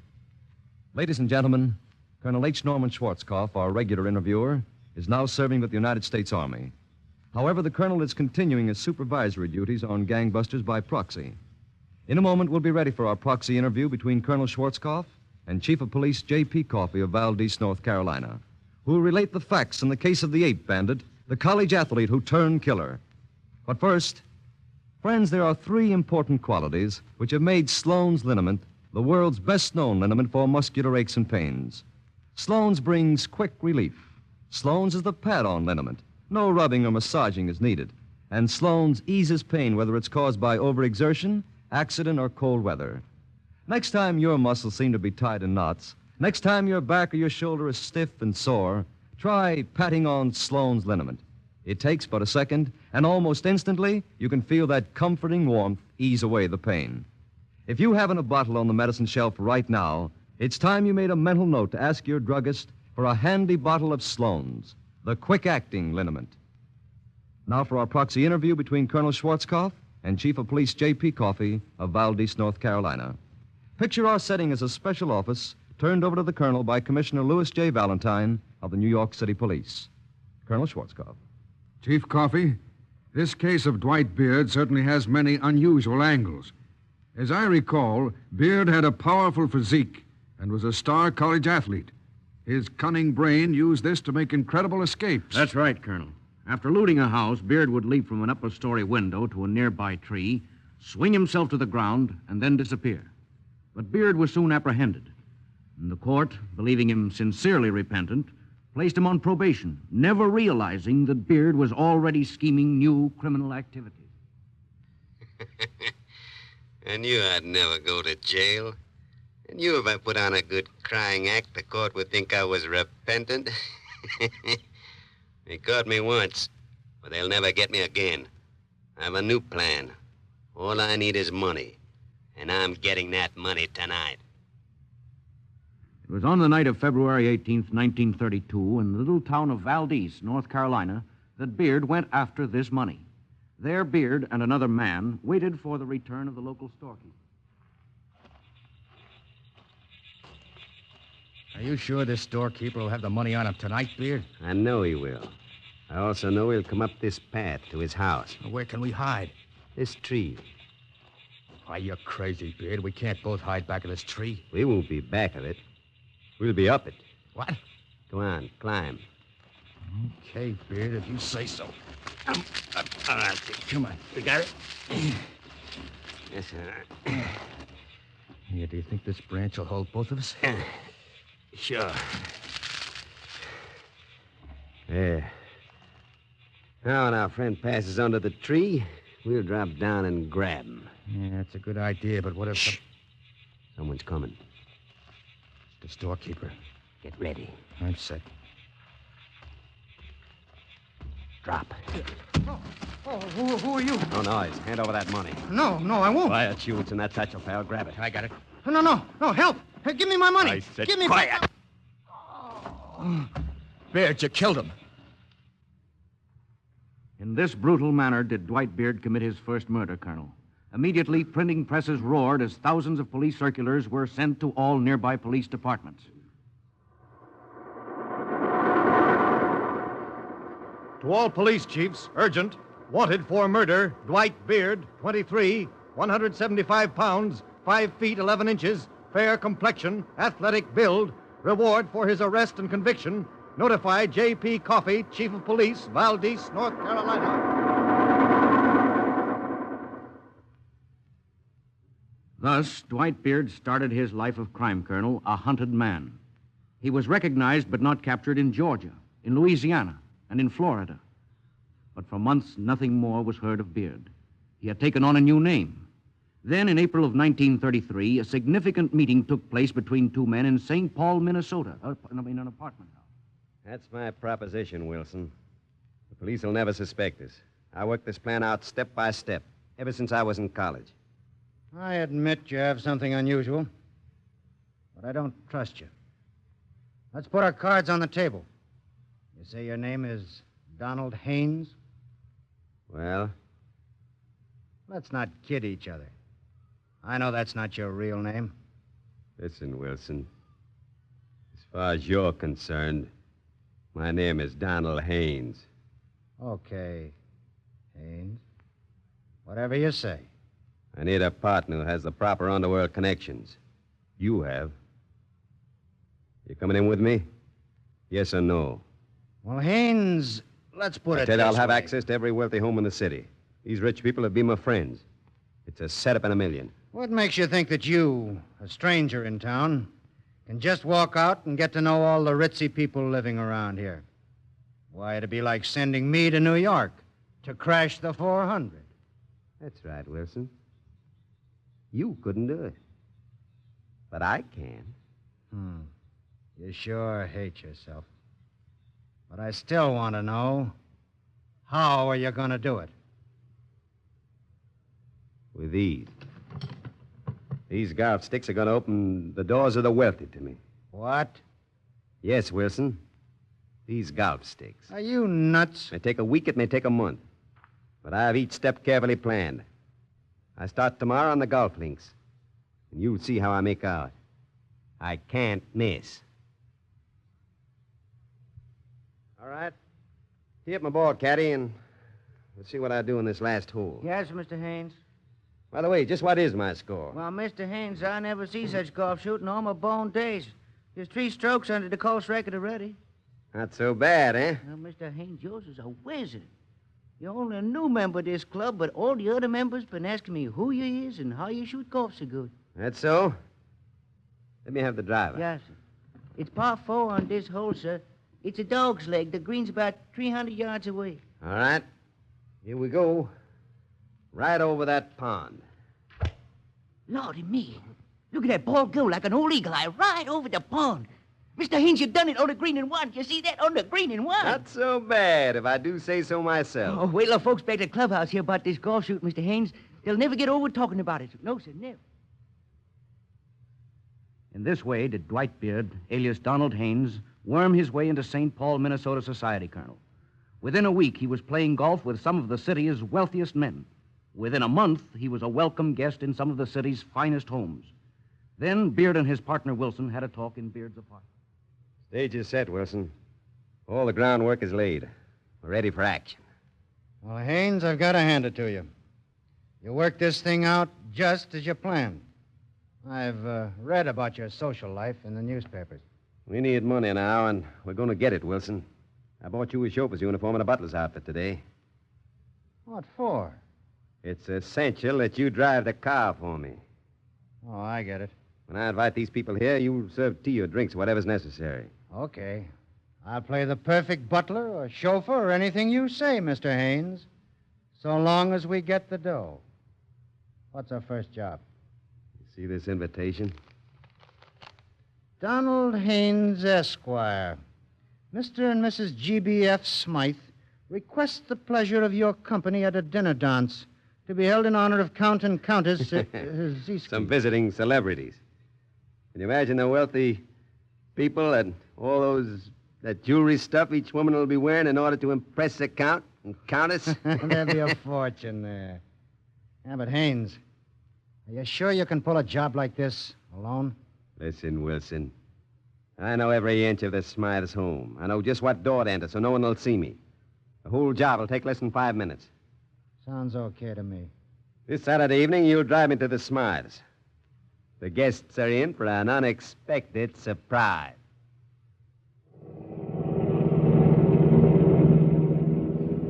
You sure you have all my evening clothes in the back of the car, Wilson? Sure, Haynes. Collar, shirt, tie, studs, everything. It's 8:30. Guess they've all probably arrived at this miser by now. One thing, Haynes. You're supposed to be a guest there yourself.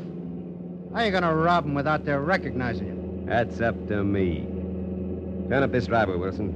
It's the servant's entrance. Right. All right, stop back of this clump of bushes. Okay.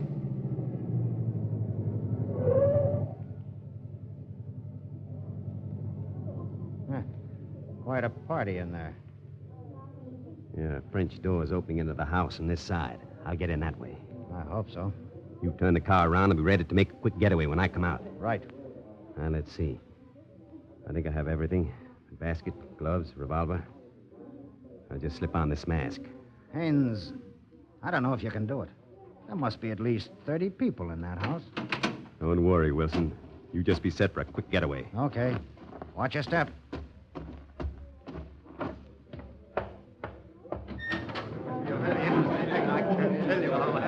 All right, everyone.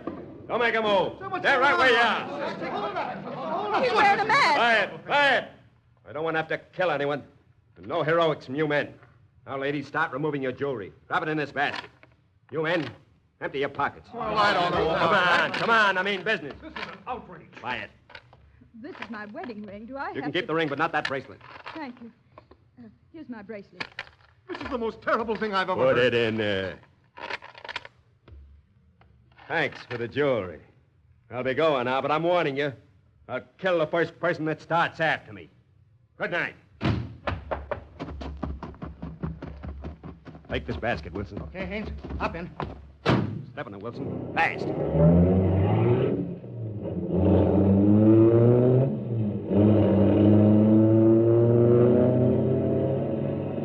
Pull up by the side of the road, Wilson, while I change to these evening clothes. Yeah. Now I gotta get dressed fast. And then what? After you're all dolled up? You drive me back to the Smythes, of course. They're expecting me. You're going back there? Listen, stupid. 3 minutes ago, these people were held up by a masked gunman in a gray suit, light hat, and tan shoes. 5 minutes later, I arrive in evening clothes as an invited guest. Yeah? You think anyone would ever figure that I'm the one who just held them up? Well, when I get back there, if they haven't already called the police, I'll do it for them. Police records show, Colonel, that Beard pulled more than 50 robberies in this manner. Yet, Chief Coffey, for all his cunning, it's evident that luck prayed with him. If anyone had seen Beard in his quick change act, he would have been captured the very first time he tried the plan. That's true, Colonel. And as you point out, his luck did change. Chief Coffey, before you tell us how this murderer and thief was discovered, Charles Stark has a few words for us.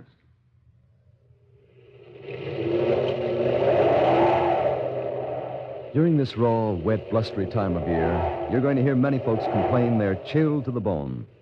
Too often a chill like that brings muscular aches and pains. But just so long as you have a bottle of dependable Sloan's liniment handy, you needn't worry. For over 2 generations, this famous Pat-On liniment has been giving quick relief when muscles ache. Millions of people the world over use and like Sloan's liniment. They find it so easy to apply, so promptly acting and comforting. If you have a mean crick in your back or a sore leg or arm, try Sloan's liniment yourself. Just pat it on lightly, lean back and relax. Like a heat treatment, a delightful warmth penetrates to those sore and stiffened muscles, soothing away the pain in no time at all. The next few months are the Sloan months. Always have a bottle of this family friend in need ready to serve you when pain strikes. Sloan's liniment costs very little, but it's sure worth plenty when you need it in a hurry. Now, Chief Coffey, you say Dwight Beard's luck changed? The breaks were all going Beard's way at first, Colonel Schwarzkopf. Then, as is usual between two crooks, trouble broke out one night at Beard's apartment. Hey, Wilson. What do you want? In here. What's on your mind, Haynes? I've been doing some figuring. The last 6 months, you've made pretty good money. Well, haven't you? 50-50, that was our agreement. Well, now we're going to make a new agreement. What? You see, I've been taking all the risks. So I'm cutting down on your share. Listen, Haynes, you can't chisel on me. I'm warning you, I'll take you... You'll what? Put down that gun. Put that gun down. I know you always carry your share of the money on you, Wilson. Hand it over or I'll drill you. All right. But put down that gun. Just give me that money. Here. Thanks. This added to my pile makes quite a tidy sum. You'll let me go now? To tip off the police when you get outside? I won't. I swear I won't. Save your breath, Wilson. I don't need you any longer, and I'm getting rid of you. All right. But don't shoot me. I'm not going to shoot you, Wilson. That's too much noise. Back in college, I was a star wrestler. I can snap your neck with my bare hands. No, I don't Haynes. need this gun. I'll throw it on the table. You threw your gun down. But I got one of my own. Wilson. Get over against that wall, Haynes. Oh, whatever your name is. Get over there. Are you crazy? I never did trust you, you crook. Now it's my turn to pick up the dough. Put that money down. It's mine. Shut up. Shut your pretty mouth for a change. I'm sick of hearing you blow about how smart you are. How you're the mastermind of crime. Wilson, where you going? Thanks for your share of the dough, Mr. Haynes. It makes quite a tidy sum. So long, pal. With Wilson gone, Beard had to work alone, Colonel. 2 nights later, in the living room of a wealthy Minneapolis family home. Marion, dear, Yes, George? what are you reading? Oh, just one of the latest novels. Why don't you get a book and read, too, George? You seem so restless tonight. I was down at police headquarters today. Yes? Oh, have they traced any of the stolen jewelry? No, it takes time. But, Marion, the police have a theory that this epidemic of robberies is the work of one of our friends. One of our friends? Yes, the police say that anyone who knew as much about the inside of our homes as the... Marion, Yes, George? didn't you say the servants were all out tonight? Why, yes, they are. Since we were staying home, I Wait. thought that... What's the matter? Listen. But I'm sure there's no one in the house but us. Hear that? Someone's upstairs. I'm going up. You call the police. I'm afraid. Let me come with you. All right, dear. Careful now. We don't want these stairs to squeak. George. Yes? I'm sure I left the light on at the top of the stairs. Someone's turned it out. What's that? Someone's in this room. Oh. I'll open the door. George!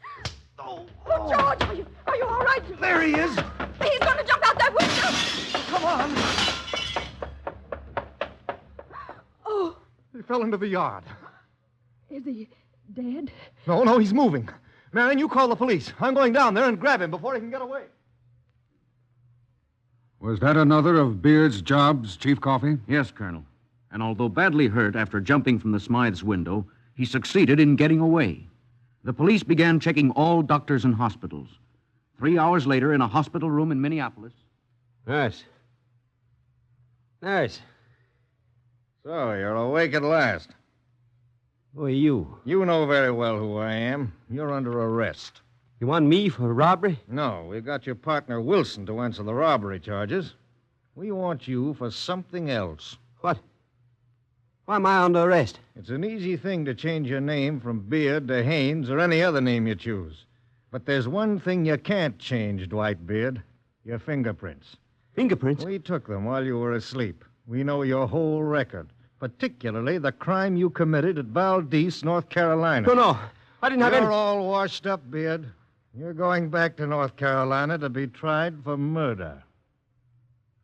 Chief Coffey, I know that Beard was immediately returned to North Carolina. Was he convicted of murder? Yes, Colonel, after a long court battle. Then an unexpected thing happened. Beard's sentence was commuted to life imprisonment. A year passed, then one night in the prison yard at North Carolina State Prison. Hey, Beard. Oh, hello, Connie. I thought your leg was broke, but I just saw you walking as good as anyone. That was a stall. I always pretended my leg was hurt after I left the hospital. The guards figured they don't have to watch me as closely as the others. Yeah? But after tonight, they won't have to watch me. I'm getting over that wall tonight. Well, you got a ladder? No, I'm jumping over. Don't kid me, Beard. That's a 12-foot wall. Even a kangaroo couldn't hop that. Come over here, Connie. Okay. See this long pole I have hidden against this wall? Yeah? Ever see a pole vaulter? You mean one of those guys that jumps I used with to pole vault when I was in college. And tonight I'm vaulting over that wall. over a 12-foot wall? Yeah. May even break the world's record. But it's going to be strictly unofficial.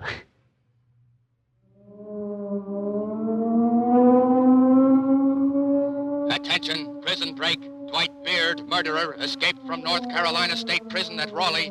Beard is 5 feet 11, 175 pounds, light complexion, athletic build, extremely dangerous.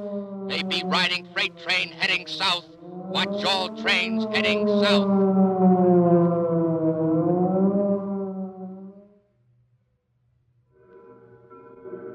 All clear down there, Sheriff? Yeah, Beard's not hiding on this freight. You can signal the engineer to go ahead. Okay. All clear. All clear.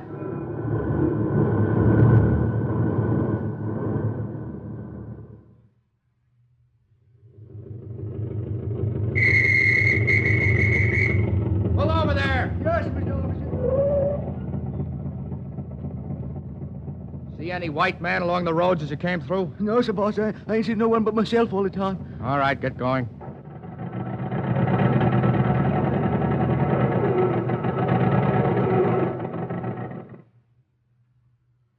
Meanwhile, two police officers talked in Dallas, Texas. Officer Roberts, I'm certain that Dwight Beard is somewhere in the Southwest. If he's here, we'll get him, Sheriff. Police departments in every town in the country have circulars on Beard with full descriptions. He can't hide out forever. No, sooner or later, we'll get him. Yes. I wonder what it feels like to be a hunted man every minute of the day and night.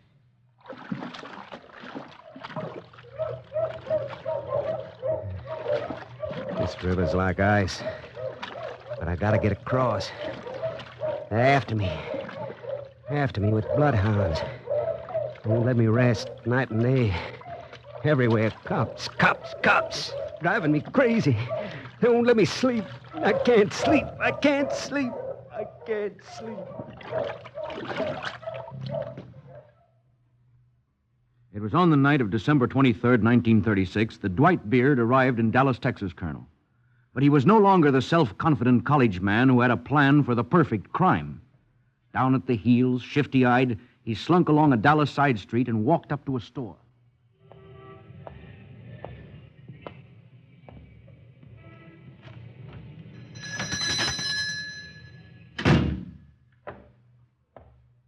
Yes? You wish something? Listen, guy, hand over your money or I'll kill you. I swear I will. No. Don't.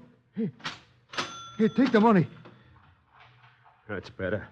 If you try to follow me, I'll kill you. Help! Hold up! Help! You dirty rat!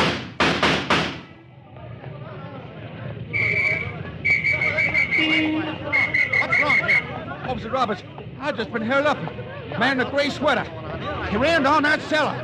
Get back, all you people. Out of the way. Get back, all of you. Officer Roberts, don't go down there. Here's a gun. Officer Roberts! Officer Roberts! Are you hurt bad? Somebody killed a cop. Here's this Officer Roberts. Call an ambulance. Get help. Do something. Help. Officer John Roberts was dead, Colonel. The second murder chalked up against Dwight Beard. Yes. From descriptions given by the storekeeper and the witnesses, Dallas police, who had memorized Beard's wanted circulars, soon knew that Dwight Beard was the murderer, and emergency squads were hurriedly ordered to converge on the area where Beard was last seen. All right, you men. Take up your positions back of this wall. The killer's hiding in that garage. Train your machine guns on the door of that garage. Right, Captain. Yes, sir. You other squads over there in position? Yes, sir. Keep down, everyone. Hey, you in the garage. We know you're Dwight Beard. You're completely surrounded. Come out before we open fire. All right, men. Now we'll give him a taste of his own medicine. Put around the machine gun bullets through the roof of the garage. Captain? Yes? I'm up here in this fire escape. I can see the killer. He's climbed out on the roof of the garage. What? And there's a truck parked in the street. He's going to try to jump in it and get away. Come on, men. Follow me. There's the gunman. He's going to jump past. Grab him. I got him. I'm hurt. Let me go. Let me go. Get up on your feet. Put her handcuffs on. I didn't do anything. I'm hurt. I didn't do anything. So you thought you could jump to that truck and get away? A college athlete, huh? Come on, Dwight Beard, start walking. Your jumping days are over. And so, Colonel Schwarzkopf, for the second time in his life, Dwight Beard was arrested and tried for murder. But this time, the death sentence was carried out. Dwight Beard was electrocuted June 6, 1937, in the prison at Huntsville, Texas. Thank you, Chief Coffey, for bringing us the facts in this case of Dwight Beard, the ape bandit. It's too bad that a college education, athletic ability, and social accomplishments should have been used to rob good householders and snuff out the lives of law-abiding citizens. All because he would not learn the fundamental truth that crime never pays. And now, before we broadcast our nationwide clues, a few words from Charles Stark.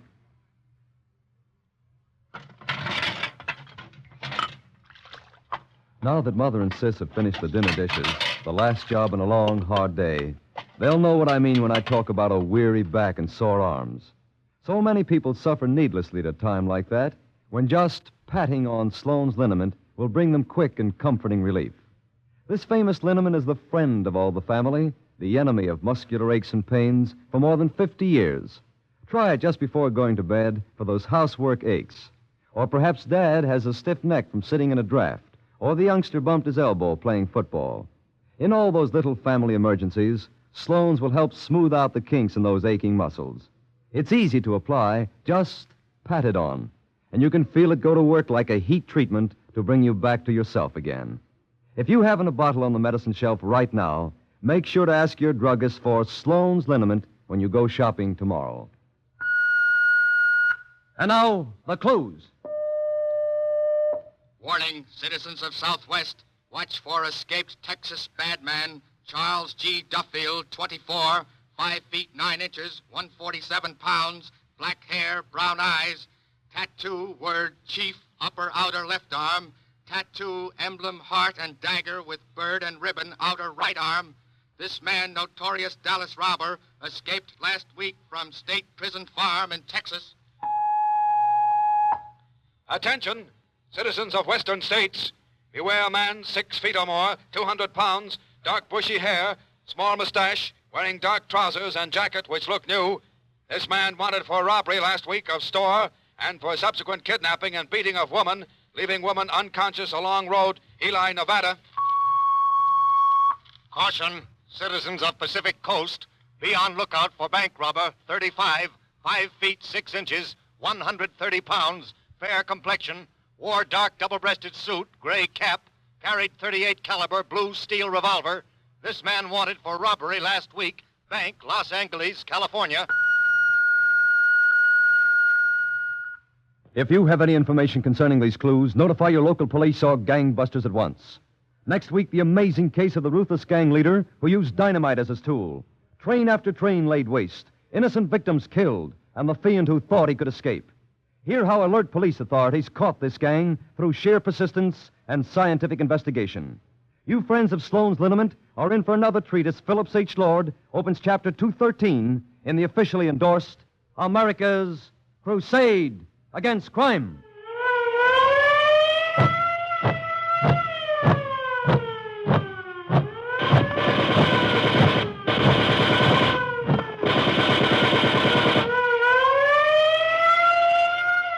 Calling the police, calling the G-men, calling all Americans to war on the underworld.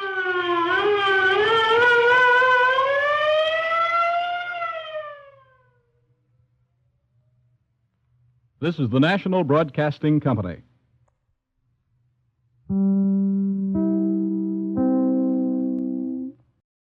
You're about to be entertained by some of the biggest names in show business. For the next hour and 30 minutes, this program will present in person such bright stars as Fred Allen, Phil Baker, Arlena Beasley, Portland Hoffa, Edward G. Robinson, Danny Thomas, Fran Warren, Meredith Wilson. And my name, darlings, is Tallulah Bankhead.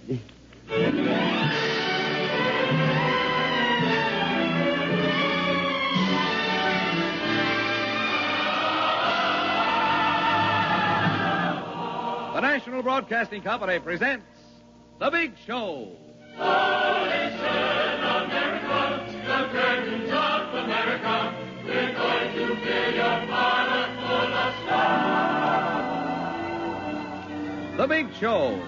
90 minutes with the most scintillating personalities in the entertainment world. Brought to you this Sunday and every Sunday at the same time as the Sunday feature of NBC's All-Star Festival. And here is your hostess, the glamorous, unpredictable Tallulah Bankhead.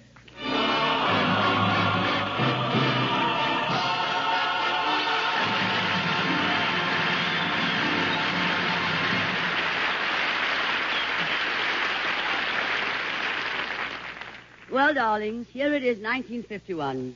1951. It seems like only yesterday it was 1941. But, of course, 1941 was 5 years ago. I may be a poor mathematician, but I'm going to be the youngest poor mathematician.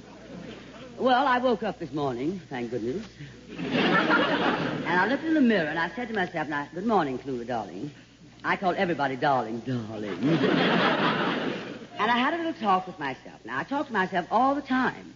Goodness knows no one else has anything I want to listen to. So I said, now, look here, Tallulah. This is a new year. Now, let's make it a good one. No tantrums, no temper, no insults. And the face in the mirror said, yes, darling, and no radio show. It was then that I realized that it wasn't a mirror at all I'd been looking out of my window at a poster advertising all about Eve. Pardon me, Tallulah. May I interrupt this conversation you are having with yourself? Fred, darling, Fred Allen.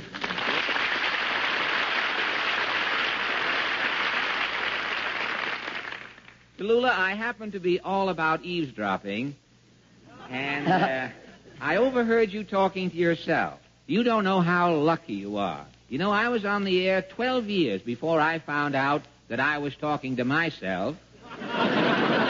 Now, Fred, I loved you on radio. You had a faithful audience. They never missed your show. Ah, and my audience is still faithful, Tallulah. I've been out of radio for 3 years, and they still don't miss my show. Darling, I'll never understand why you don't have a radio program. Well, I had to give it up. Circumstances, Tallulah. I had a minor problem. You see, my Hooper and my Pulse both went down to 5.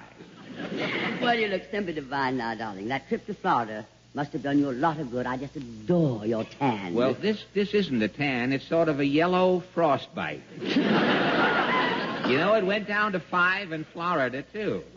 It was so cold in Miami, I had to put sleeves in my electric blanket so that I could go out in the daytime. My teeth kept chattering all night. Well, why don't you keep them in hot water? Well, darling, you of all people don't have to worry about not having a regular radio show. No, that's true, Tallulah. I am gainfully unemployed. Isn't it boring, darling? Nothing to do all day. Oh, I'm always busy. I have a hobby. Unemployment insurance. Unemployment insurance? Yes, that is controlled by a government agency that insures you against finding a job. They pay you a small weekly stipend while they try to place you. Now, last week, for example, I was interviewed for a job in the automat as a banana turner. A banana turner? Yes, in the automat, you see, sometimes when the fruit chef is in a hurry, he will put a banana into a compartment the long way. Well, the banana sticks out and the little door won't close. And that's where I come in. You as the banana turner? I turn the banana crosswise so that little door can close, you see. Now, Fred, you're joking, darling, with this unemployment insurance. Surely you have some plans for the future. Well, yes, I have. I'm coming back to radio. Oh, that's such good news, Fred. With a Really? comedian like you coming back to radio could really come back. Is that trip necessary? Well, confidentially, Tallulah. It's that tea. I'm off a tea. I have to leave it out of my words, even. Confidentially, Tallulah, I'm not coming back as a comedian. That's too tough a job today. When I come back, I'm going to have the easiest job in radio. What's that, Fred? I am going to be a sponsor. Fred, you a sponsor? Mhm. You must be losing your mind. Well, that's the first requisite. Well, what are you going to say? Oh. Nothing. You know, I think that people have been listening to radio commercials for so long that their houses are cluttered up with stuff that they really don't need. So I am going to sell nothing. And I'm going to charge 37 cents for it. Fred, isn't that a lot of money for nothing? Oh, the way prices are today, about all you can get for 37 cents is nothing. And for 47 cents, you can get the big economy size nothing. Well, I can sponsor a radio show and build it around a personality who could make something big out of nothing. Mr. Allen! Well, here's nothing with a head on it. Well, as I stand here and cleverly feign astonishment, if it isn't Portland.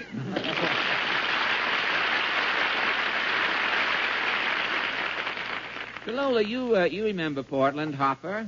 I recognize the city, but the state is unfamiliar. Portland Hopper, that's an odd name. Why do they call you Portland? Well, Miss Bankhead, you see, I was born in Seattle. Then why didn't they call you Seattle? Seattle is such a silly name for a girl. Yes. Well, lucky for you, you weren't twins. Your mother might have called you Walla Walla. Oh, come now, Miss Bankhead, you're joking. That's what we're here for, darling. Oh, honestly, Miss Bankhead, we do have twins in our family, but it would have been ridiculous to call them Walla Walla. Well, what did they call the twins? Minneapolis and St. Paul. Well, look, Mrs. Rand and Mrs. McNally, I hate to put my map in here at this time, but I'm sure that Portland didn't stop by to discuss the states of the Union. Now, what is on you should excuse the expression, your mind, Portland? Well, Mama says she's an admirer of Miss Bankhead's from way back. See, that's rather a broad statement. But carry on, Portland. Mama listens to Miss Bankhead's shows religiously. Well, it's on Sunday, so naturally. I think your mother is darling, Portland. Mama asked me to ask you a question, Miss Bankhead, if you won't get mad. Mad? Oh, why should I get mad, darling? Of course I won't get mad. Haven't you heard, Portland, dear? It's the new Tallulah. No tantrums, no temper. Especially not for such a devoted listener as your mother. Mad indeed. Now, darling, what is your mother's question, darling? How old are you? None of your mother's neurotic business. Say, Portland, if you will climb down from that chandelier, I'd like to tell you that you may inform your mother that I am going back on radio myself. I'm going to be a sponsor. Really, Mr. Allen? What are you going to sell? Well, I'm going to have a program that sells nothing. Oh, just like your old program. In rebuttal, Miss Hopper, I must say that you have the makings of another Tallulah, only an octave higher. On this high note of hilarity, let us take leave of beautiful Portland, the city of Hopper, and wend our way towards Meredith Wilson and his big show, orchestra and chorus. Here they are now in their first bright, sparkling arrangement of 1951, a brand new tune by that grand old master, Zygmunt Romberg. Zing, zing, zoom, zoom.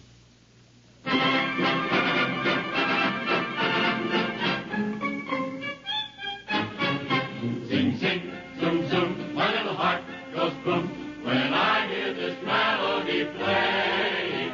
Zing, zing, zoom, zoom, a little simple tune. Who cares what the words may be saying? Zing, zing, zoom, zoom, you hear it once, and soon you find that you're humming and swaying. It's more than a waltz, for after it halts, it lingers with you night and day. With this song in mind, your troubles you'll find. Sing, sing, and zoom, zoom, away. Ziggy, zing, zing. Zoom, zoom, zoom. Ziggy, zing, zing. Zoom, zoom. We'll sing. We'll zoom. We'll fill the room with the zing, zingingest, zoom, zoomingest, inhumanest sound. Zing, zing. Zoom, zoom. My little heart goes when I hear this melody playing. Zing, zing. Zoom, zoom. A simple tune. Who cares what the words may be saying? Zing, zing. Zoom, zoom. You hear it once. You find that you're humming and swaying. And ladies who can't get close anywhere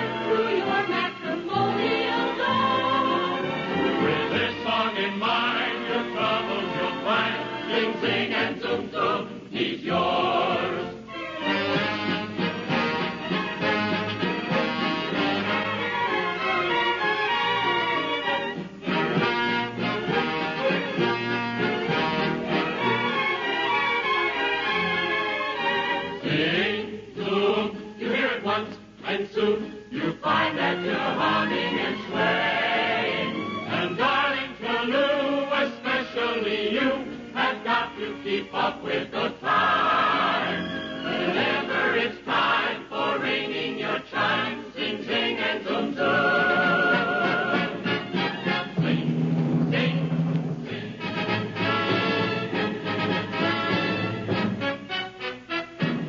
Zoom, zoom.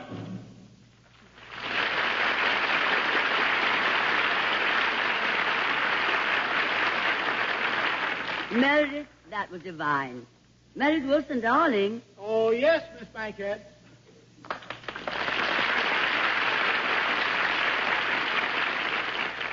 I'll be over there in just a minute. Oh, Fred. Yes, Tallulah? Have you met Meredith Wilson? No, I have never had the pleasure. How lucky can you be? Well, I'll tell you as soon as I meet him. Now, believe me, Fred, your luck is running out. Yeah? Here he comes now. You're trapped. Trapped? You mean... Fred, now listen, I'm very fond of Meredith. I think he's divine. I adore him. Huh? You'll find he's a lovely chap, but you mustn't encourage him, or he'll bore you to tears with some revolting story about that remote little hamlet he comes from, Mason City, Iowa. She's it, Tallulah. Here he is. Mr. Allen, gee, I've been wanting to meet you. Really? You'll find me a lovely chap if you don't encourage me to bore you to tears with some revolting story about that remote little hamlet I come from, Mason City, Iowa. Why, I am very interested, Mr. Meredith. You'll be sorry, darling. Press on, Meredith. Well, sir, gentlemen, back there in Mason City, Iowa, I want to say back there in Mason City, Iowa, that's my hometown, you know. I know that. Well, it is, you know. Well, sir, the big social event of the season used to be the Strawberry Festival. Uh-huh. I tell you, this one year it was wilder than a corn husking bee. Really? Jiminy crickets. Oh, excuse me, Miss Bankhead. I forgot there was a lady present. Fred, have you ever heard a more inane little tale? Well, this is the first time I've ever seen a fellow fall asleep in the middle of his own story. He's lucky. Well, sir, this one year that I'm talking about, we just couldn't wait for the strawberries to arrive. No? I didn't tell you this, but we don't grow strawberries in Mason City. No? No. Every year we have them shipped in for our Strawberry Festival. One at a time? Well, of course, without strawberries, it wouldn't be a Strawberry Festival. No. Well, anyhow, they were coming all the way from Minneapolis, you know. Oh, yes, I know his brother, St. Paul. Well, sir, when those strawberries came in, we had a festival that I'll never forget as long as I live. Yeah? And Mason City will never forget it either. Not as long as you live, they won't. Well, thank you. Boy, it was some party. Every boy and girl in town was there, and they'll never forget that evening. On account of that Strawberry Festival, some of them later got married, some got engaged. Something happened to everybody who was there. What happened to you? I ate too many strawberries and broke out in a rash. And from then on, whenever I hear the word strawberry, I just want to run. Strawberry, strawberry, strawberry. Say, I'll take a box of those strawberries, lady. Well, Fred, was that or was that not the dullest story you've ever heard in your life? Well, sir, Tallulah?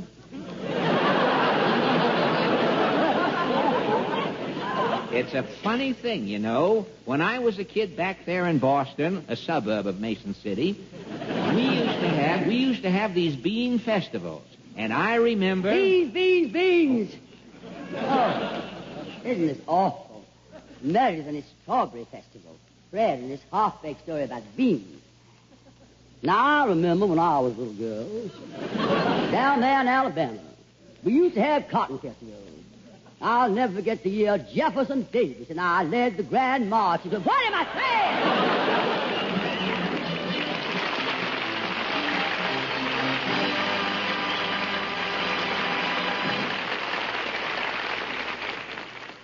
We have come now, darlings, to an exciting moment in our big show tonight. We ask you to join us in bidding welcome to an outstanding personality, a distinguished artist, Mr. Edward G. Robinson.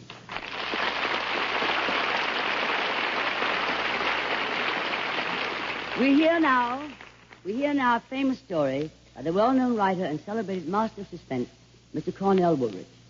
The big show stars Mr. Edward G. Robinson in the role of Harold Hardiker in Woolrich's After Dinner Story.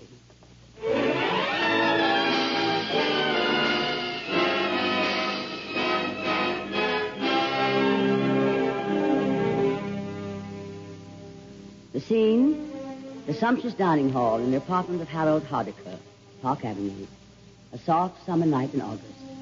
A lavish dinner for 5 has come to the brandy and the cigar. Yes, it's been very nice. So, Evans, kindly pass that silver bowl. Let each of the gentlemen see what it contains. Mr. Mackenzie first. Not another dessert, Mr. Hunt. No, not quite. Mr. Kenshaw? Mayonnaise? Close. Mr. Pendergast?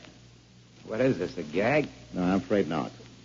Mr. Lambert, please. I'm too full to care, sir. All I can say is it looks hot, sticky, and it smells funny. Eggnog, huh? Oh, that's very good. Oh, Evans, place the bowl in the exact center of the table. Now, that's it. Thank you. Oh, and you may remove the glasses and coffee. Okay, mister, we give up. What's in that thing? Oh, quite a number of things, Mr. Pendergast. Whites of eggs, mustard, certain other ingredients, all well beaten together. Sounds like an antidote. That's not a funny joke, Mackenzie. No, it's not a joke. It is an antidote. Oh, Evans, you have the gun I gave you. All right, stand there. Please, on the other side of those doors, and see to it that no one comes out of here. If they try, you know what to do. I thought there was something screwy with this idea coming to your house for supper. Why should you invite 4 characters you don't even know, then throw us a feed like this? I'm getting out of here. I assure you, Pendergast, Evans will not hesitate to shoot. He has orders. You see, gentlemen, there's a murderer in our midst. What? What are you talking about? Murder. Gentlemen, I know you all quite well. Mackenzie, you're still a salesman of water coolers. Lambert, you're a salesman of novelties. Kenshaw, you're still a clerk. Pendergast? Well, the police have an interesting dossier on you. What of it? Only this. One of you is a murderer. One of you killed my son. You killed him a year ago today. The murderer has not yet paid the price. You setting yourself above the proper constituted authorities? The findings of the medical examiner were suicide while of unsound mind. Why do you hold him in This contempt? isn't a discussion. This is an execution. A year ago, an elevator making its descent picked up at different floors in an office building 5 passengers. 5 men, presumably, on their way home from work. Including the operator, there were 6 people making the descent. That elevator went out of control and crashed to the basement, killing the operator. 5 of you were still alive after the crash. While the rescue crew worked with acetylene torches to cut through the steel top of the car, one of you shot and killed my son, lying there in the dark. The inquest found that he was killed with his own gun, died by his own hand. But you know differently. I know differently. Oh, but surely, Mr. Hardiker, the inquest was thorough. I recall that there was testimony offered to prove that your son had been of a highly nervous type, that he was overwrought, that the noise of the torches, magnified as it was within the car, was the factor that pushed your son beyond endurance. Yeah, it was rough in that elevator. I thought we were going to get burned down. My ears have never been the same. I can still hear that roaring. The net is, Mr. Hardecker, that if you were right, the police would have long since proved it. After all, they are interested in justice. It's their business. But it's been a year now, and the case is still marked closed. No, Mr. Mackenzie, it is not closed. You see, I know who the man is. It's taken me a year to find out, but now I know beyond the shadow of a doubt. The police wouldn't listen to me. They insisted it was suicide. But I demand justice for the taking of my son's life. It is now 9 o'clock. In a matter of minutes, one of you will be dead. You probably noticed at dinner that each of you was served separately. One dish, and one alone, was deadly. It's putting in its slow, sure work right now as we sit here. Look at that silver bowl, gentlemen. It contains the antidote. I have no wish to set myself up as executioner above the law. Let the murderer be the chooser. Let him reach out and save himself and stand convicted before all of you. Or let him keep silent and go down to his death without confessing, privately executed for what can't be publicly proved. In, say, 10, 12 minutes, collapse will come without warning. But are you sure you did this to the right one? Oh, I haven't made any mistake. The waiter was carefully rehearsed. You're all perfectly unharmed, but the killer. Now, he tells us, a fine way to digest a meal.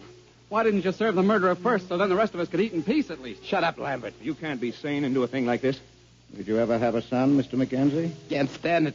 Let me out of here. I didn't do it. I don't feel so good. Then why don't you take the medicine our dear host has provided? Why not, Lambert?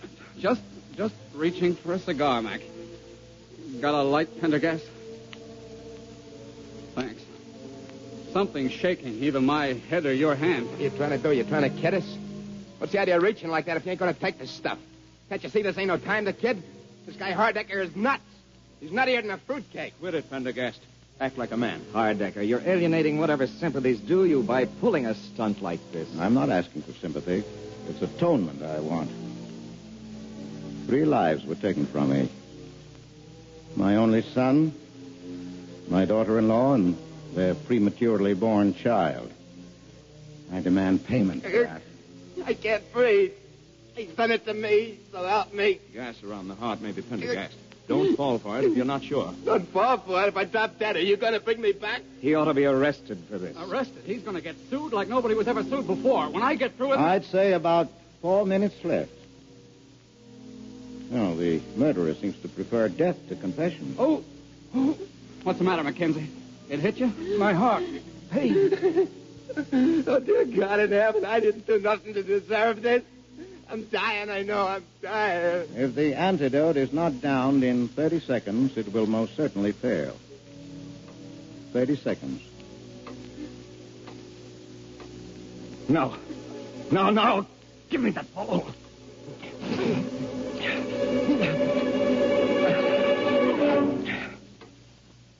There. I've drunk it. I've drunk it all. Will it save me? Don't stare at me. Tell me. Will it save me? Did I drink it in time? So it's you, Kencho. Yes. Yes, I killed him. I'd kill him again. Over and over and over 1,000 times. He used your name, cashed in on your wealth and position to work himself in my company. Got my job, got me fired. Yes, I killed your son. I killed him. So what? So what, Hardecker? No matter what they've all heard me say just now, you'll never be able to prove I did it. Nobody saw me. Only the dark. That's where you're going. Into the dark. You can't prove it. Nobody saw me. Only the dark. He fell like a ton of bricks. What's the matter with him? He's dead. Well, Hardecker, I guess your antidote didn't work in time. No, that wasn't the antidote. That was the poison itself. He hadn't been given any poison until he gulped that down. He convicted himself and carried out sentence on himself with one and the same gesture. I hadn't known which one of you it was until then. I'd only known it hadn't been my son's own doing because, you see, the noise of those torches burning above your heads while the crew worked to free you from the elevator wouldn't have affected you much. He was partly deaf from birth. And now, I'm ready to take my own medicine. Call the police. Let them and their prosecutors and their courts of law decide whether I killed him or his own guilty conscience did.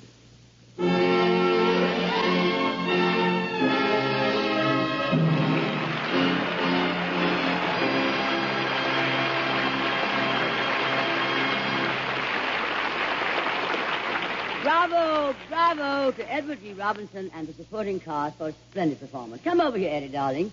We have so much to talk about. Ah, shut up. Fred, isn't that darling? Sweet little Eddie Robinson trying to act like a gangster. And you shut up, too. Wait a minute. I didn't say anything. Well, yet. just in case you're thinking of saying anything, just shut up. Now, Ed, you're kidding, aren't you? What do you think this buzz on my hip is? Little egg spread. A 45, see?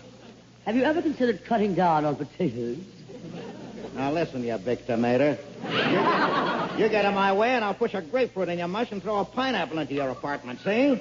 Say, I'll take a pound of that fruit salad, sir. Now, look here. I'm warning you, see? One more crack out of you, and you'll need protection insurance. Say, I'll take some of that, too. It'll go well with my unemployment insurance. Have a parley going there. Wait a minute, Ed. Now, look here, Ed. I don't understand this. Now, I've always known you to be a mild, sweet-tempered, intellectual man who spends most of his time collecting valuable paintings. That's a blind. On the backs of them, their paintings or blueprints of some of the biggest banks in the country, see? But, Mr. Robinson, I understood that you had a collection of authentic paintings by Rembrandt, Renoir, and Degas. Oh, sure. I had those guys paint over the blueprints. But Rembrandt, Renoir, and Degas, they're all dead. Well, that's the idea. Dead men don't talk, see? Now, Eddie. Now, don't butt me, will you? Don't butt me, see? Now, don't get in my way, see? I'm hard as nails, see? You're going to get hurt, see? Please, I'm getting seasick. Come here, short, broad, and... Broad? I'll teach you not to fool around with me, see? I'm going to give you a little lesson as to how to behave, see? Oh, you struck me. This has got to stop. This is the movie Edward G. Robinson. The movie Edward G. Robinson, not the real Edward G. Robinson. Well... What's the matter with you? Well, everybody's picking on me. All my life, I never had a chance. I used to be on Broadway, and I was a nice, quiet guy who minded his business, never got in any trouble. And then I went to Hollywood, and I did a gangster picture. And from then on, my troubles began. People avoided me. Children cried when I came into a room. Say, wait a minute. If I had known this was for the Academy Award, I'd have worn my tux and my suspenders. When I walked down the street, horses would bolt. It must be for the Riding Academy Award. Oh, I just hated myself. So I hired a publicity man.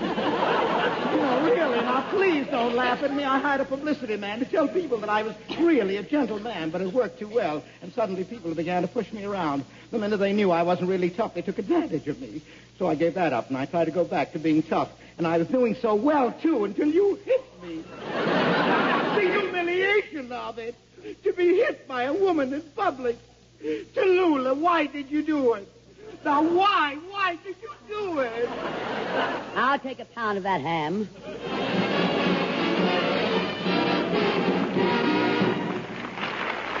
We'll be back in a moment, darling.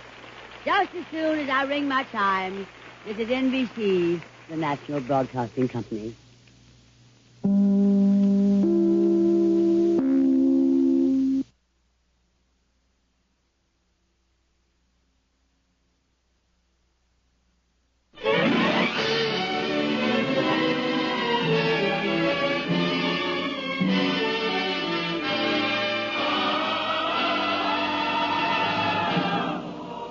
The Big Show.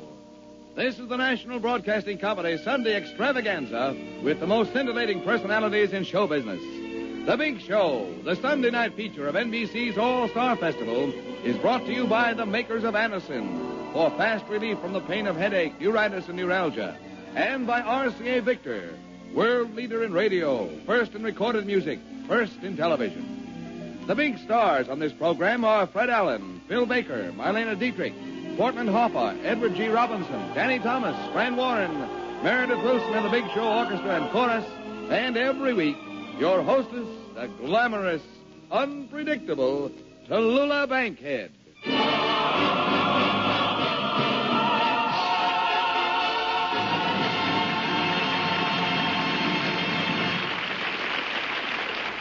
Well, darling, here we are with the Big Show and a dipper full of stars. The Big Dipper, of course. I'm particularly thrilled over the impending appearance this evening of Marlena Dietrich. Marlena Dietrich. A magic name, which is synonymous throughout the world with beauty, charm, talent, glamour. Of course, darlings, you realize they hand me this stuff. I have to read it. I don't know why they think she's so attractive. Just because she has beautiful hair, a lovely face, a perfect figure, gorgeous legs. I'll take 110 pounds of that. Bill Baker.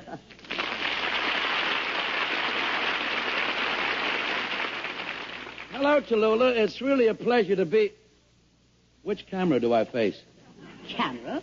Well, there are no cameras here, darling. This is not a television show. It's a radio show. A radio show? So why did I wear my toupee? Well, at least it looks nice. See, I even fooled you, Tallulah. I don't really wear a toupee. I know, darling. I was just joking. But I always thought they were worn in the center of the head. Look, honey, I'll wear mine the way I like, and you wear yours the way you like. Now, darling, what were we talking about before we started blowing our tops? Well, I don't know why, but I had an idea this was a television show. I'm sure I've seen you on television. Aren't you the one who wears those low-cut gowns? That's Emerson, darling. This is RCA. Oh, I see. But I'm sure I've seen you on television, Tallulah. I can't remember where, but... oh, well, never mind. But surely you must be thinking of going on television, Tallulah. Well, to be very honest, Phil, I've been wrestling with the idea. That's where I saw you wrestling. Oh, I couldn't be a wrestler, darling. Why not? You're a good enough actress. Listen, Tallulah. Believe me, television is for you, especially now. The screens are getting larger and larger and larger. And your check is getting smaller and smaller and smaller. Look, Tallulah, it would be a sin to convert this radio show into a TV show. I know just how to do it. Well, I'm willing to try. Goodness knows I've tried everything else. All right, I'll try TV even if it kills me. Well, we all have to go sometime. What's the first step? Well, as you know, in television, they don't use any scripts at all. Mm-hmm. Why don't we just put our scripts aside for a while and see how it works? All right.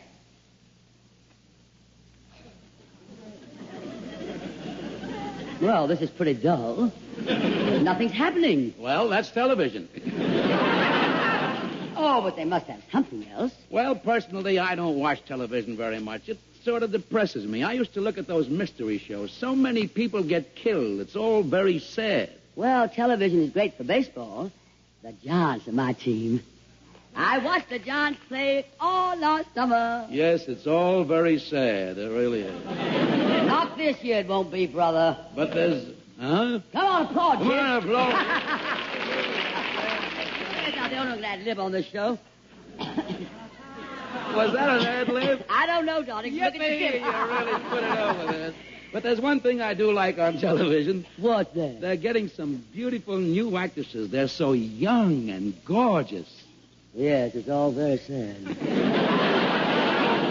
Well, television isn't for me. I love the theater. It's vibrant, it's real. It's a true expression of great art. The theater doesn't limit you to the narrow space of a camera under hot lights, leaving you to wonder if you're going to remember your lines instead of reacting to your fellow players and giving your character that third dimension so necessary to make it a living, breathing thing. See what I mean, Phil? Yeah, I don't photograph well either. I think I'll stick to radio where I'm doing very well. Who said? Listen, what's so terrific about this show? Great comedians, magnificent dramatic actors, sensational singers. What have you got in this program that you can't get in any Broadway show right now for $6.60? Me, darling. Well, I agree with you, Tallulah. But with all that, you're still missing one element that would really make this a big show. Oh, what's that, Phil? Me, darling. Well, it's been so long having you on this program, Phil. I don't get it. So long, darling. Happy unemployment insurance. Tallulah, I didn't mean to get fresh. It's just that I play the accordion, you know, and after listening to this show for so many weeks, and now after meeting you in person, I feel that you should have an accordion to support you. Well, thank you, darling, but fortunately I can still get around by myself.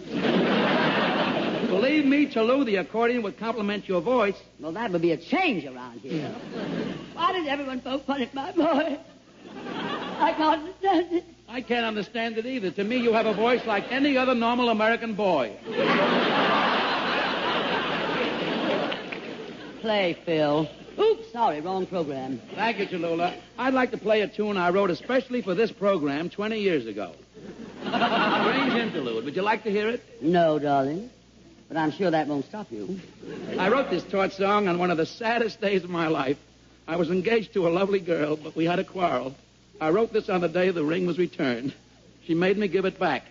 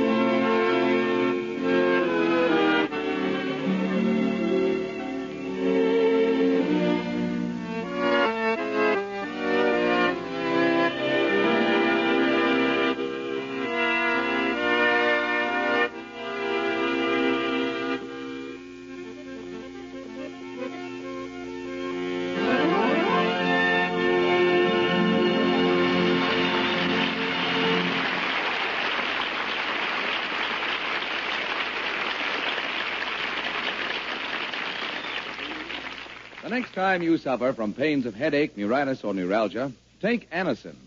You'll bless the day you heard of this incredibly fast way to relieve these pains.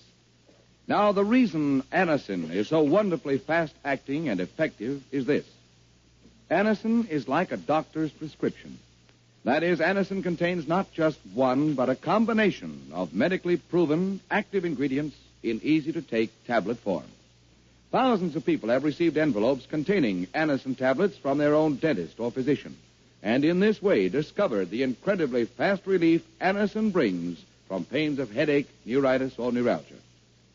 So, the next time a headache strikes, take Anacin for this wonderfully fast relief. Anacin, A-N-A-C-I-N. Anacin comes in handy boxes of 12 and 30, economical family-sized bottles of 50 and 100. Get Anacin at any drug counter.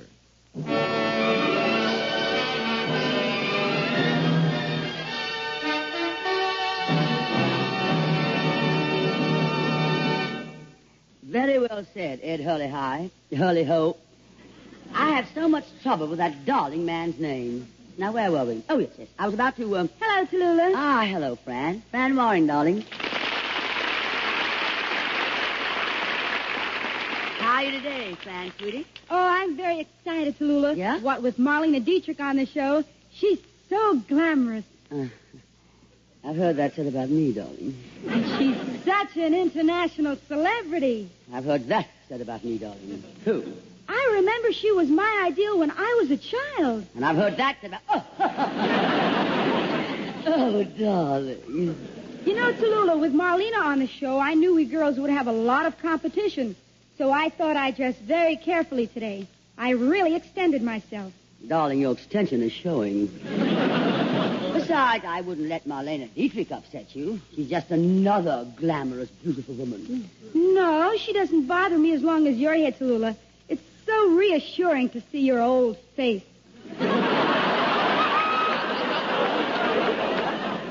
Now, just a moment, Fran Warren. You're making it very difficult for us to remain friends. Oh, I'm so sorry, Tallulah. I didn't mean that at all. I don't think you have an old face. I don't think your face is as old as the rest of you. No, I didn't mean that either.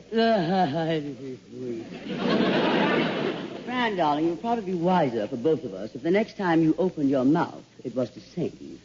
What song do you have in mind? Don't take my love from me. All right, darling. I won't if you'll sing. Meredith, if you please, sir.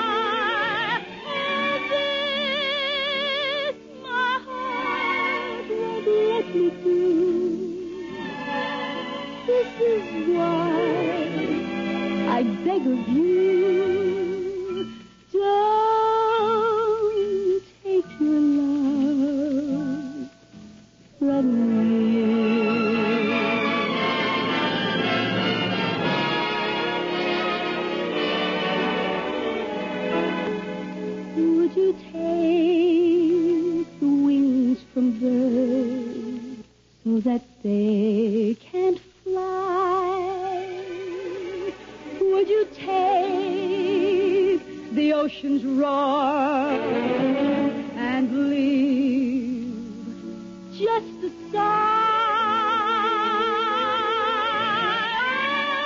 This my heart won't let me do.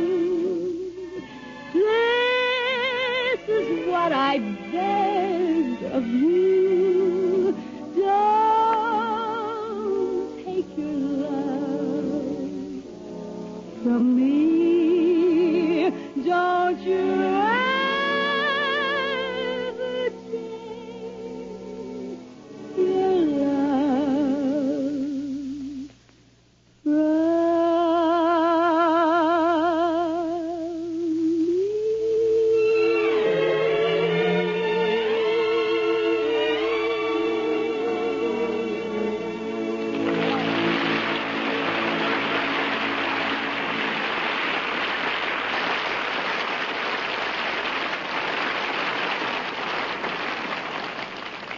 Well, you're in great voice today, Fran, and, Hello, Tallulah, darling. Is this a dagger I see before me? Darling, it's Marlena Dietrich.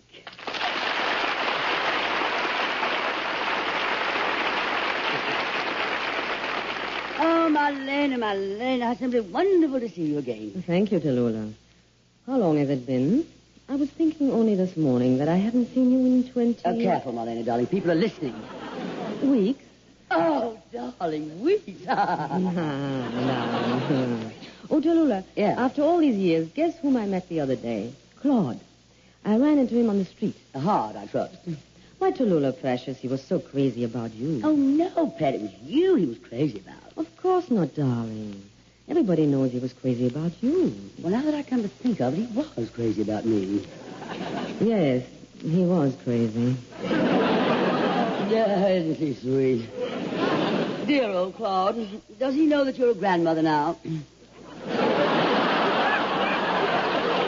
Oh, excuse me, darling. He knew you were a grandmother then, of course. Isn't he sweet? Tell me, Tallulah, what's new? I hear so little about you since you've hidden yourself away in radio. Oh, come now, Marlena, sweet. If you could read, you'd know that I just got a big spread in Collier's magazine this week. Well, you need a big magazine, Tallulah.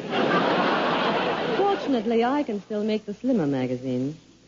As a matter of fact, Tallulah, I was just interviewed this morning by the Woman's Home Companion. No? Are they changing the name to Old Woman's Home Companion? Now, let's face it, darling. Look at you. False eyelashes, mascara, powder, rouge, lipstick. Yes, darling, but the rest of it is all me.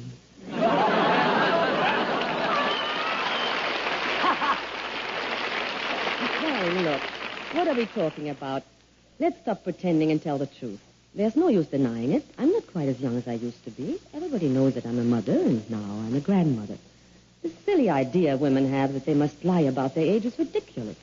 I don't care if everybody knows how old I am. You really mean that, Marlena? Of course, Tallulah. Well, then, darling, how old are you? 32. 32? Now, just a minute, Marlena. Do you mean that you're only 1 year older than I am?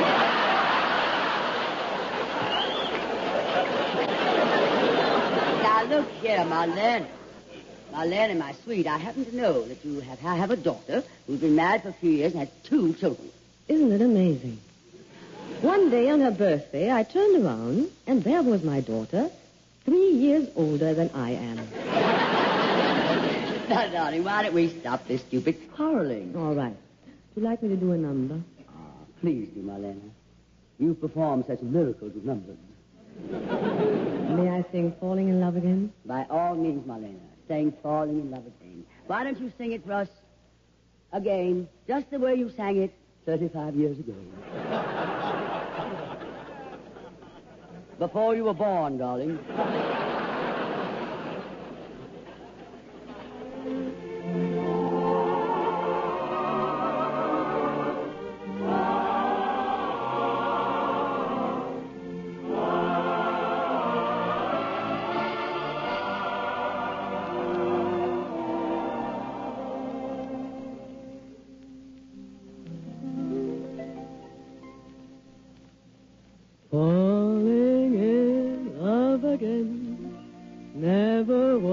wanted to. What am I to do? I can't help it. Love's always been my game. Play it how I may. I was made that way. I can't help it. Men cluster to me like moths around the flame. And if their wings burn, I know I'm not to blame. Falling in love again, never wanted to. What am I to do? I can't help it.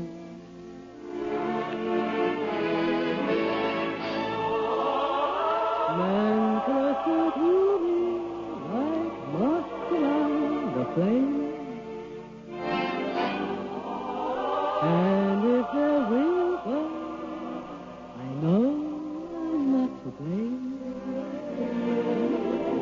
Falling in love again, never wanted to. What am I to do? I can't help it.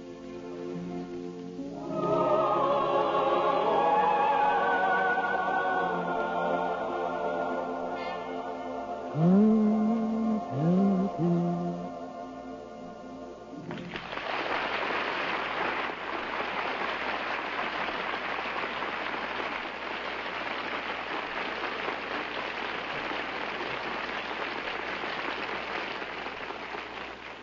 Here's a word from RCA Victor.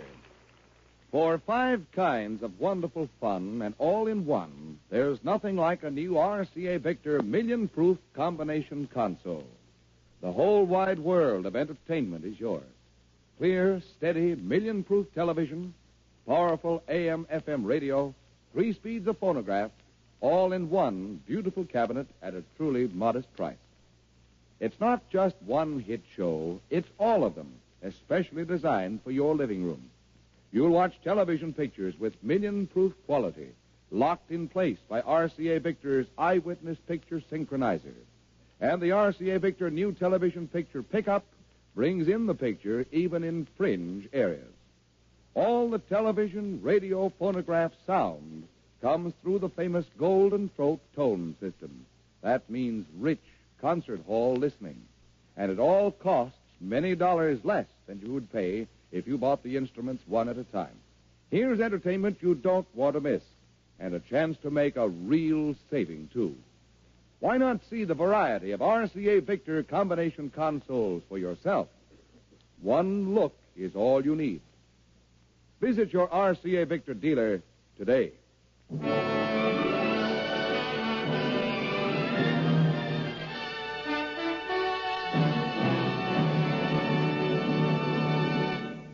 Thank you, Ed Hurley.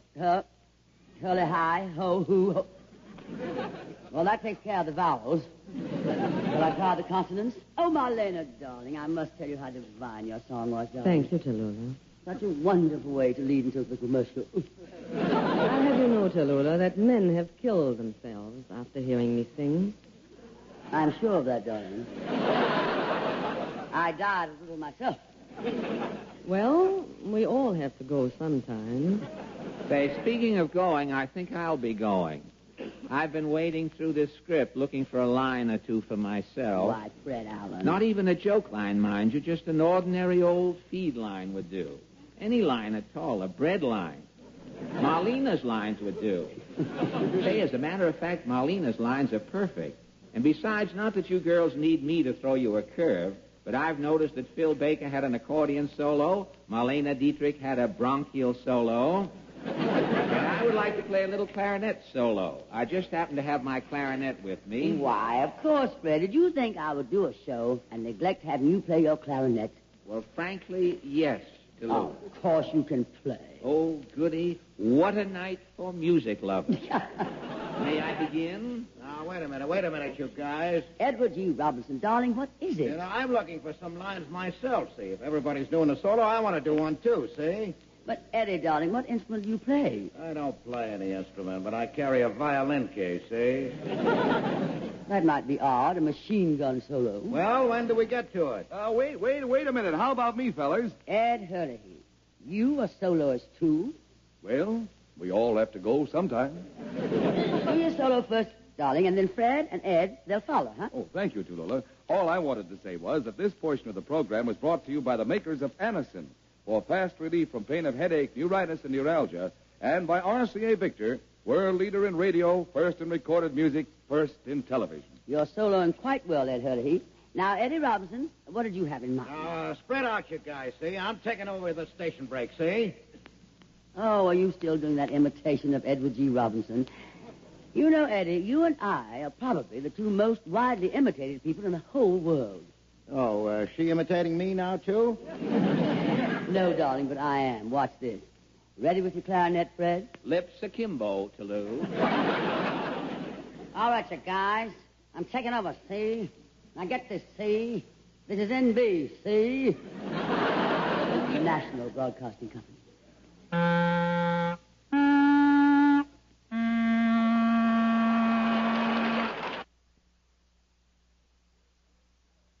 This is The Big Show, where tonight the glamorous Tallulah trades darlings with the fabulous Marlene. The score at the half, Marlena 32, Tallulah 31. Ages, that is. It's like golf, darlings. Low score wins. 4. Danny Thomas. Oh, please, stop. Oh, please. Oh, thank you. Please, no applause, no applause. With all that applause, it sets up a big wind. I'll catch a cold and wind up sounding like Tallulah Bankhead. Danny, darling, I've been wondering when you were coming back to us. Yes, I remember I was here for the birth of this show. Mm-hmm. 9, you should excuse the expression, weeks ago. And you were a big hit then, Danny. What have you been doing, darling? Well, I've been out in the great and glorious West, Tallulah. And as a native son of the Golden West, I kind of noticed that there ain't been nothing said about Texas in the past hour. So I'd like to sing for you a little Western song. But didn't you once tell me that you came from Toledo, Ohio? Originally Tallulah, but when I was a little boy, my parents emigrated from Toledo, Ohio, and came to this country. And then they settled in the West. To me, it's the greatest place in the whole world. And that's why I'd like to sing for you a Western song. A little song that was doing right smart before Bing Crosby came along and made a record, never. But I reckon he didn't hurt her none. That's Western talk, ma'am. Oh, give me a home where the buffalo roam. How'd you like to have a buffalo walk right into your living room? It's the craziest song I ever sang in my whole life. Give me a home where the buffalo roam. There's more yet, where the deer and the antelope play. What an awful-looking living room you'd have after they got through. I come here tonight representing the West. I think it's an insult writing these kind of songs, Tallulah. It's terrible. Fellas that write these songs haven't been farther west than Passaic, New Jersey. What is that other crazy song that Vaughn Monroe sang for over a year? They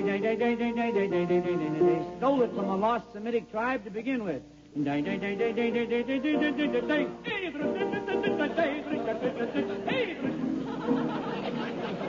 a load of these words, will you? An old cowpoke went riding out one dark and windy day. And then he came to rest upon a ridge as he went on his way. When all at once a mighty herd of flying cows he saw. That bum must have been tighter than a hoot owl. Mighty herd of cows flying in the sky, snorting fire with hooves of steel. I like that other line. Their hot breath he could feel. If they ever got a whiff of his, they'd have keeled over for sure. Yippee-yi-vey, yippee-yi-vey. They stole this song, brother. What, is it so hard to write a song about the West? It's all there. The subject matter is clear and plain and beautiful. The fella just takes the time and the trouble to visit the West and spend some time there. I reckon if I were one given to making pretty speeches, I'd go to work and turn around and say to you, the West is my home. Mother Nature, resplendent in her God-given regalia, with her mountains and her valleys, her rocks and her rills, and her streams and prairie and ranch country. There's no place like the West. And there isn't a man, regardless of his creed, and even if he didn't have one, that's ever stood upon the precipice of the Grand Canyon and has not been forced to exclaim in complete gratitude and wonderment, thank God. And there's a bus leaving in 15 minutes.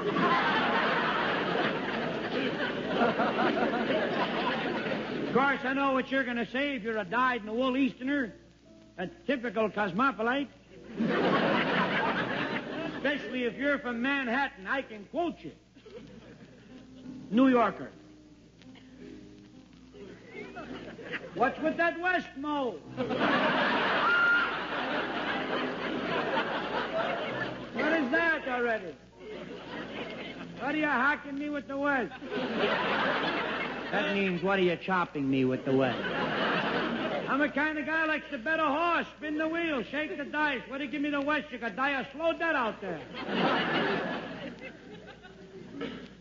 Well, if there's anybody listening that comes under that category, I got news for you.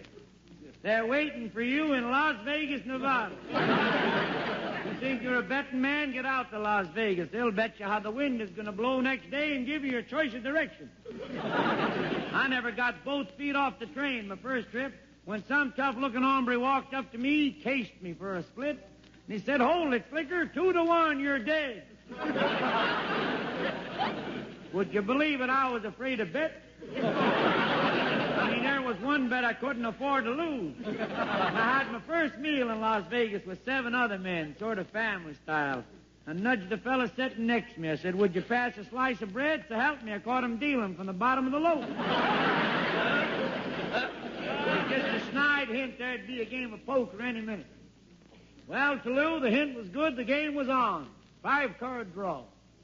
I got to thinking, shucks, 5-card, a baby can play that game. Of course, baby don't win, you understand, but he can play if he wants. This baby didn't win either. Win when I tell you a royal flush wasn't good enough. You got a rough idea what kind of game this was. What do you think beat my royal flush? A hand called Timbuktu. I never heard of it either. Timbuktu, a pair of deuces, and 7, 8, 9 of clubs. And a 6-shooter about that long. I was in no mood for arguing with new rules. I played along. I finally caught the dangest hand I ever saw in 5-card poker. 6 queens. You're laughing. I threw them in. I didn't even bet. And it's a dang good thing I didn't. The fellow next to me had 6 kings. He come in third. Finally, about 4 o'clock in the morning, I'll be dag-blasted if I didn't catch Timbuktu myself.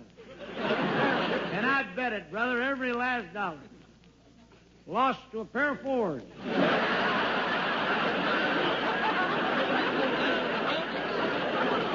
Same size 6-shooter. The fellow was nice about it. He said, "I'm sorry, Bob. Timbuktu is good only once a night."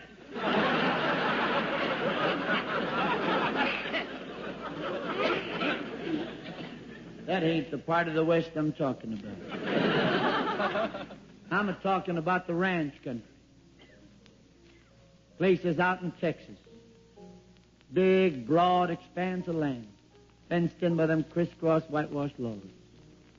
Just such a ranch used to ride out to, visiting with a friend of mine who was a rootin', tootin', shootin' pioneer of the West, man by the name of Hopalong Manischewitz.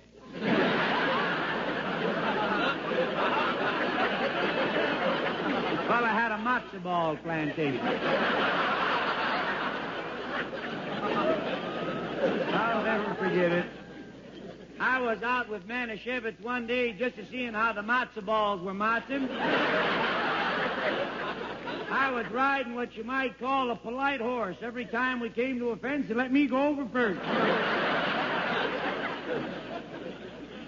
Never had so much fun in my whole life. That's the country I'm talking about. And if I were asked to sing a Western song, I reckon it'd be the kind of a song that my accompanist, Walter Pop, wrote. It's a pretty song about the West. I'm sorry I have to be the one to sing it for you, but I'm the only one who knows the words. Narrative, make it pretty. How I love to sing about the wonders of the Golden West, for I just love to sing all about my home, about the mountain high and the valleys that I love the best, and her purple sky. I could write a tone. I swear, nowhere is there such beauty, and brother, you can bet. That's why the sun chose it as the place to set. I love to sing about the glory of the Golden West, for I just love to sing all about my home. I love to sing about Texas, that's my home.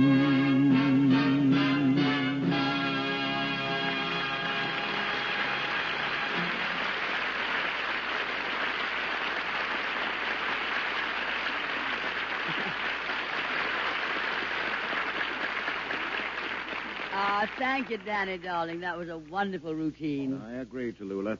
Oh, Danny, I wish you had been at this New Year's Eve party I went to. We could have used some entertainment. Listen, Eddie, if you wanted entertainment, you should have come to my New Year's Eve party. Yeah? Everybody was there. It was real high society. You know, dukes and counts, the Whitneys, the Vanderbilts, the That's a Rockefellers. ritzy crowd you travel with, Phil. I travel with a ritzy crowd. They call me all the time, Tallulah, and I love to go because they're really very democratic people. No.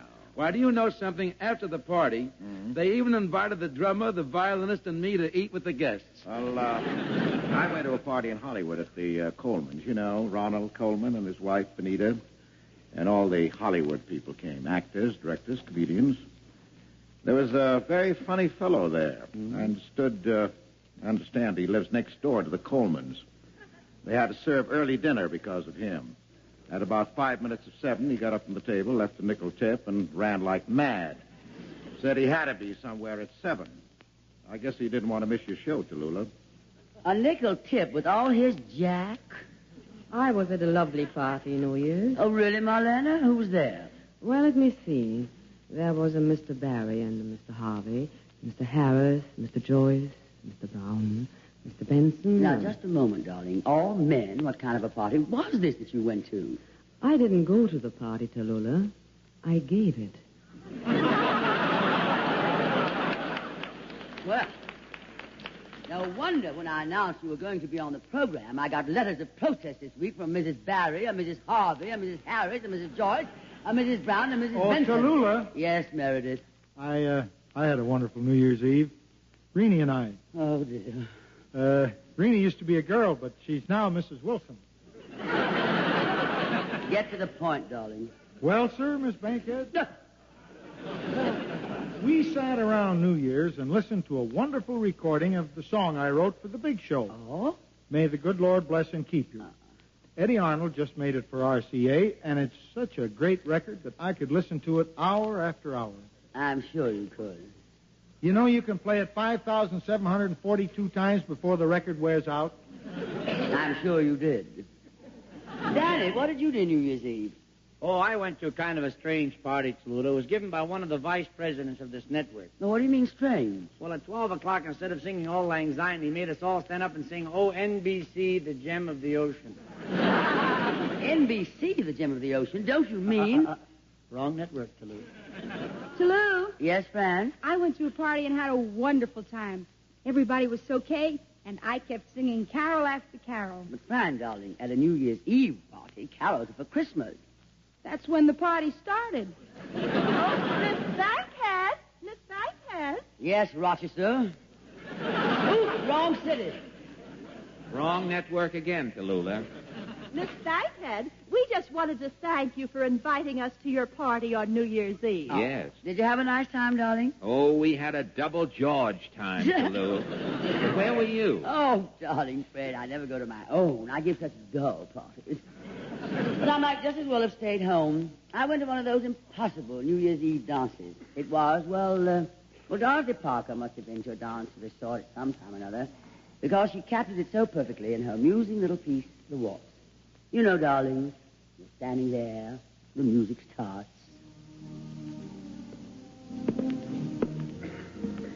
And a man comes up. Dance? Ah, what certainly I'd adore to. Now, what did I say that for?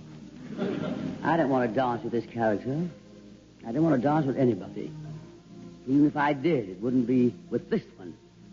I've seen the way he dances. He looks like the MC of a nightmare.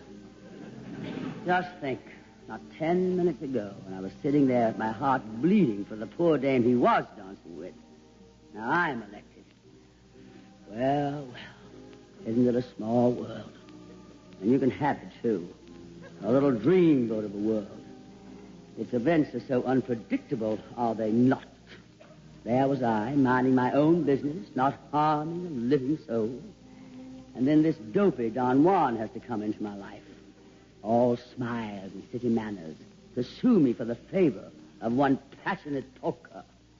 Why, scarcely knows my name, let alone what it stands for. It stands for despair, bewilderment, futility, mayhem, manslaughter and assorted murder, corporated and unincorporated. But little does he wot. I won't wot his name either. Haven't the faintest idea what it is. Jukes would be my guess from the look in his eyes. How do you do, Mr. Jukes? And how is that dear little brother of yours with the two heads? What do you say when a man asks you to dance with him? I most certainly will not dance with you. I see you drop dead first.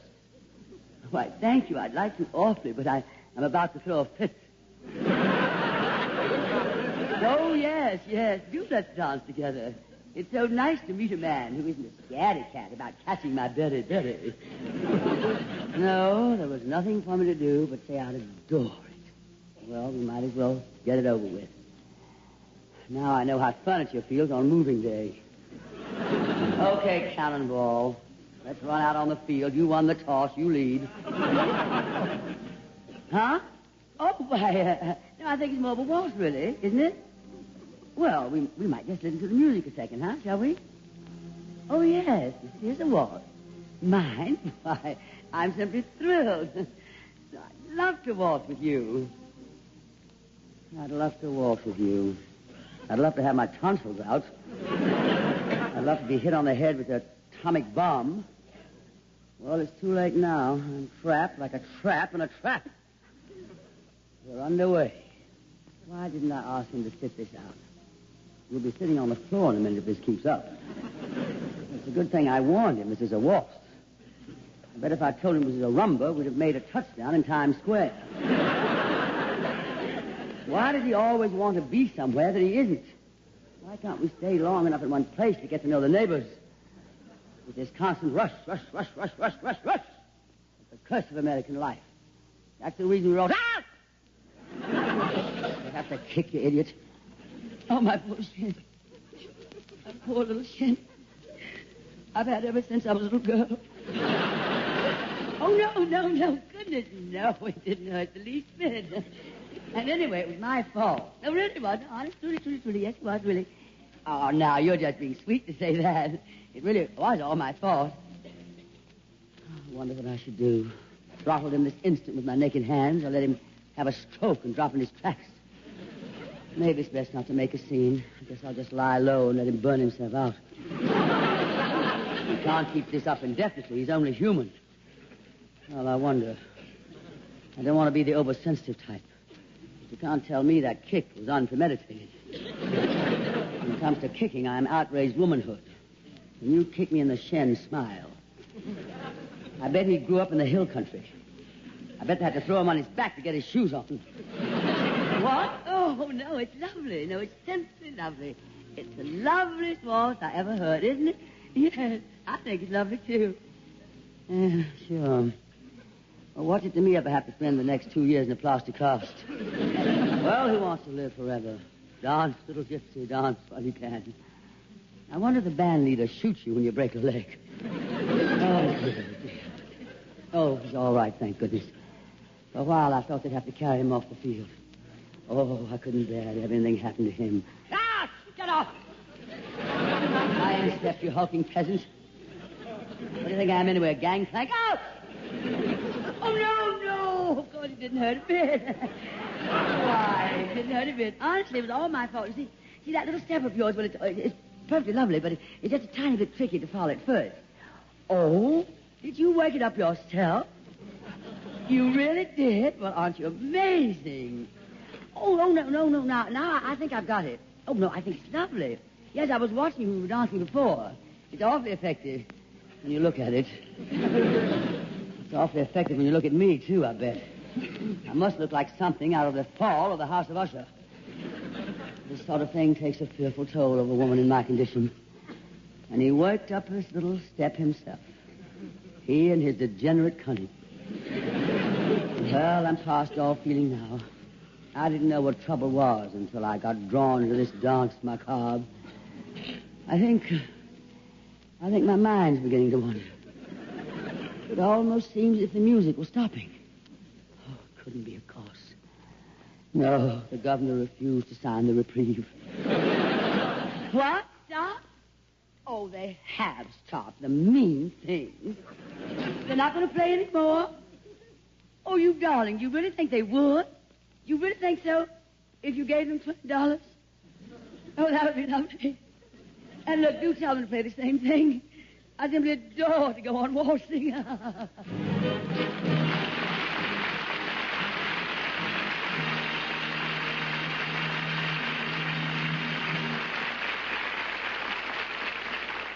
Well, darling, that approximates my New Year's Eve. And what a New Year's Day, soaking my head and my feet. Luckily, I didn't sit out too many dances. Lula, I liked your one-sided little story, a monologue, I believe they call it. Yes. And I noticed that you are the only one who gets to do a monologue on this show. But I'm afraid that I'm going to have to burst that little bubble tea. It's very entertaining hearing your side of the evening, but have you ever considered what your partner was thinking? I don't believe he could, darling. Well, I think Fred's right, Tallulah. You know, you women always think you're getting the worst of it in the war between the sexes, but I'd hate to be able to read your partner's mind. Say, just as a lark, Tallulah, would you consider it de rigueur? They one of Hildegard's writers. Say, would you be upset if we tried to reconstruct the scene from the fellow's side? I smell a monologue coming up, but go ahead. I'll try not to listen. Don't listen to this, girls. Portland, put your hand over your ears. Now, you two, Fran. Marlena. Yes, Tallulah. Be an old dear, darling, and don't listen to this. You put your hands over your hearing aid. I disconnected it while you were What'd dancing, you say, darling? Tallulah. I disconnected it while you were dancing, Tallulah. Now, go to it, Fred and Eddie. We fellas are with you, right, Danny? Yeah, you can count me in. Count you in, okay. How about you, Meredith? Fellas against the girls. Okay, I'll do it. Yeah. Goodbye, Rainey, who used to be Mrs. Wilson. Say, a little music, Meredith, if you don't mind. Oh, Fred. Yeah, Eddie. See anything you like? Oh. I don't know. They're not getting as sharp a crowd as they used to here at Roseland. And the music's louder, too, notice? Yeah, there are only 2 left that aren't dancing. Which one do you like? Well, how about the mousy one with the neon sign on the back that lights up and spells Tallulah? I'd rather dance with that truck driver. He looks nicer. Oh, shoot, somebody's got him. I'll have to dance with her. Dance? Get a load of that voice. Oh, brother. That's who she sounds like, my brother. What are they playing? It's a waltz, miss. They're playing a waltz, but this kid's doing the Big Apple. And she's the type that leads. What's that? My name? It's Jukes. Fred Jukes. My family makes all of those boxes you see around in town. Jukes box. No, I'm not married. No, I've never been married. Yes, I'm single. Yes, I've thought about getting married if the right girl came along. Oh, what a grip on this kid. She's clutching me like men are going out of style. She's so hard to push around, too. She must have lead in her wedgies or something. Maybe it's her makeup. That makeup she's wearing must weigh as much as she does. I almost feel like I'm dancing with her and Max Factor. Gee, there must be some way I can get rid of this dame. Maybe I ought to kick her in the shins. Say, I think I will kick her in the shins. The way she's dancing, it'll look like an accident. But how can I kick her? She's standing on both of my feet.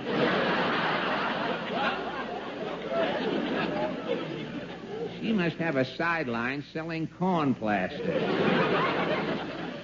Hey, look through the window. It's getting light outside. We're the only couple left. Everybody else is gone, but the music is still playing. I thought I saw her slip that band leader $20. No, I'm sorry, miss. No, really, I have to be going. No, it's almost morning. Where am I going? Well, I have to get in line at the unemployment insurance office. What? Why do I need unemployment insurance? Because I'm out of radio.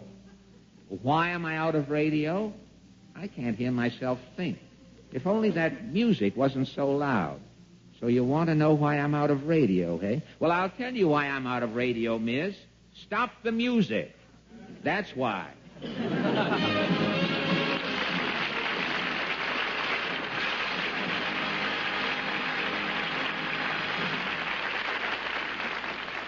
Fred, that was divinely insane. Well, I hope you're not angry, Tallulah. Oh, no, Fred, I loved every moment of it. It was very charming. There's just one thing. I wonder what happened to that friend of yours at the dance, the part Eddie played. Oh, that guy, he wound up going out with the boys. With the boys? What fun is that? Oh, he was at that party with Mr. Barry, Mr. Harvey, Mr. Benson, Mr. Harris, Mr. Joyce, Mr. Brown. Marlena, I don't know how you do it. How do you manage to keep so many men interested? I make such good Wiener Schnitzel.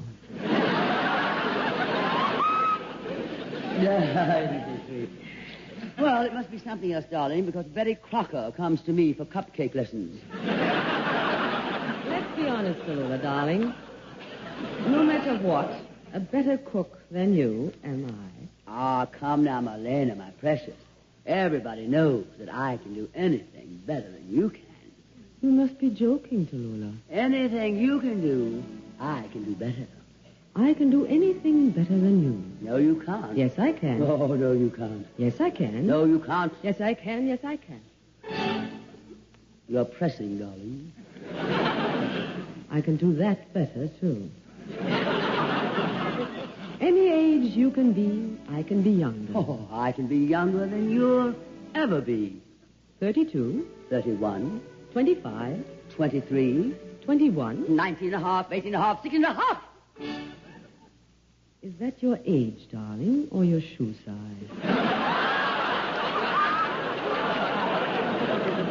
I can fill a sweater. I can fill it better. I am known for glamour. I am known for glamour. I can do most anything. Can you pronounce Ed Hurley high? No. Neither can I. Any note you can sing, I can sing lower. I can sing any note lower than you. No, you can't. Yes, I can. No, you can't. Yes, I can. No, you can't. Yes, I can. Yes, I can. Many brave hearts are asleep in the deep. So beware.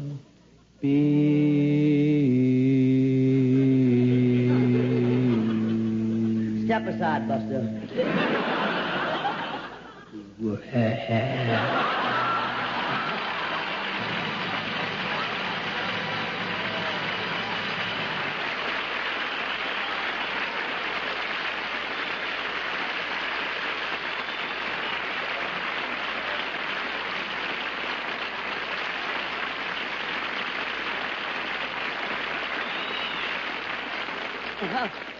Thank you, my Lena, darling, for coming to our show and permitting us to toss you around the way we did. You've been an absolute angel.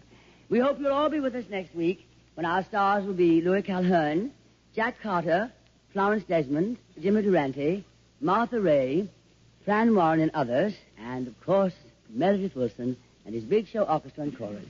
Until then, may the good Lord bless and keep you, whether near or far away. Fran. May you find that long-awaited golden day today. Edward? May your troubles all be small ones, and your fortunes 10 times 10. Marlena? May the good Lord bless and keep you till we meet again. Scotland? May you walk with sunlight shining and a bluebird in every tree. Meredith? May there be a silver lining back of every cloud you see. Phil? Fill your dreams with sweet tomorrows. Never mind what might have been. Fred? May the good Lord bless and keep you till we meet again. Danny? May you walk with sunlight shining and a bluebird in every tree. May there be a silver lining back of every cloud you see. Fill your dreams with sweet tomorrows. Never mind what might have been. May the good Lord bless and keep you until we meet again. May the good Lord bless and keep you till we meet again.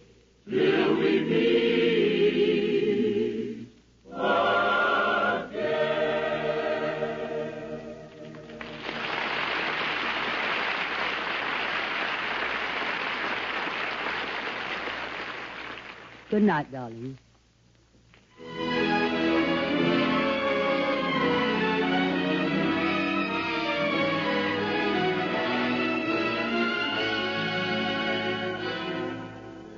Listen to The Big Show next Sunday when we'll have with us Louis Calhern, Jack Carter, Florence Desmond, Jimmy Durante, Martha Ray, and others. Fran Warren, Meredith Wilson, and the Big Show Orchestra and Chorus, and as always, the glamorous, unpredictable Tallulah Bankhead. The Big Show is directed and produced by D. Engelbach and written by Goodman Ace, Selma Diamond, George Foster, Mort Green, and Frank Wilson.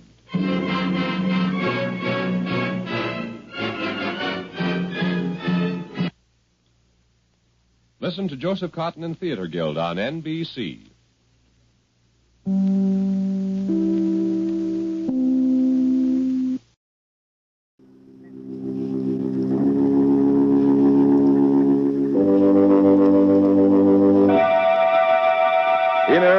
Sanctum Mystery, starring Burgess Meredith.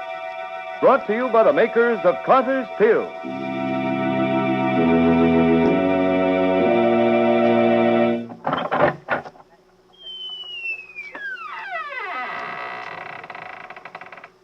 Good evening, friends. Welcome again to the Inner Sanctum. I'm Raymond, your host. Come in, won't you, and sit down. I'm going to sit down for a moment, too. Upset? Yes, I am a bit upset. I've just been visiting with someone who always sets my nerves on edge. You're going to meet him in a little while. But the one thing I hope is that you never meet him in real life, professionally. Inner Sanctum Mysteries has the honor to bring you the distinguished young star of Broadway and Hollywood, Burgess Meredith. Tonight, Mr. Meredith appears in the role of Hunt Clayton in Hell Is Where You Find It, an original mystery drama written by Robert Newman and presented for your entertainment by the makers of Carter's Little Liver Pills, the best friend to your sunny disposition.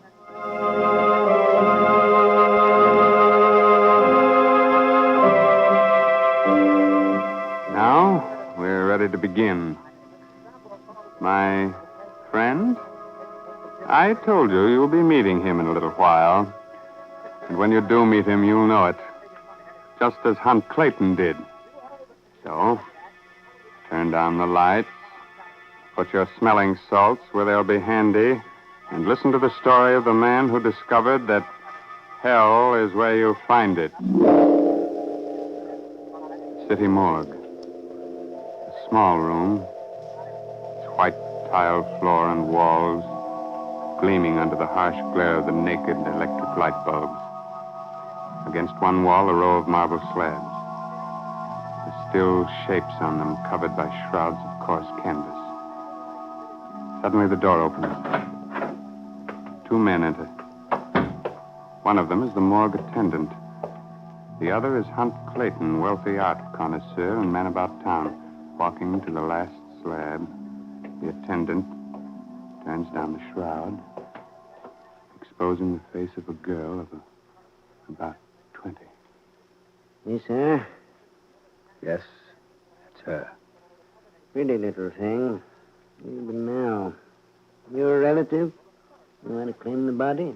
No, I was a friend, and I only came down to, Come here, are you sure she didn't have a note on her? Anything about why she did it? Yeah, nothing. Somehow they never do when they go into the river. Lucky her name was sewed into her clothes. You might not have been able to identify her. Mary Delaney. Yeah. Wait. Another customer. Come in. Oh, excuse me, sir. I've come for my daughter. They said... Mrs. Delaney. You. What are you doing here, you murderer? Look, Mrs. Delaney. Wait a minute. Who's the murderer?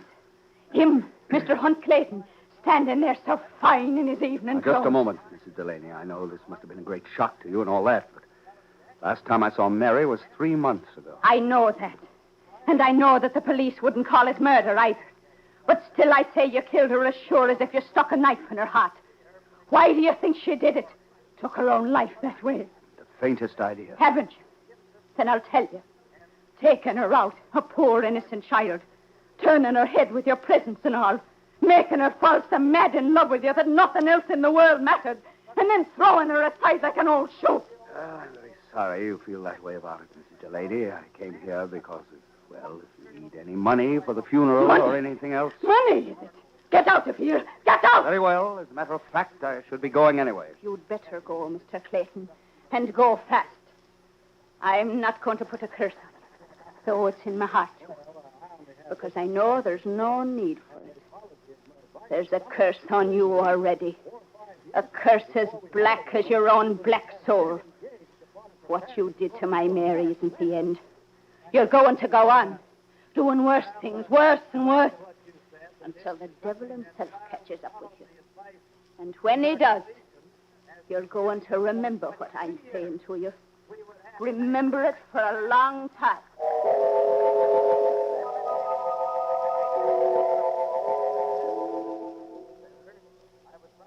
Lois. Lois, darling.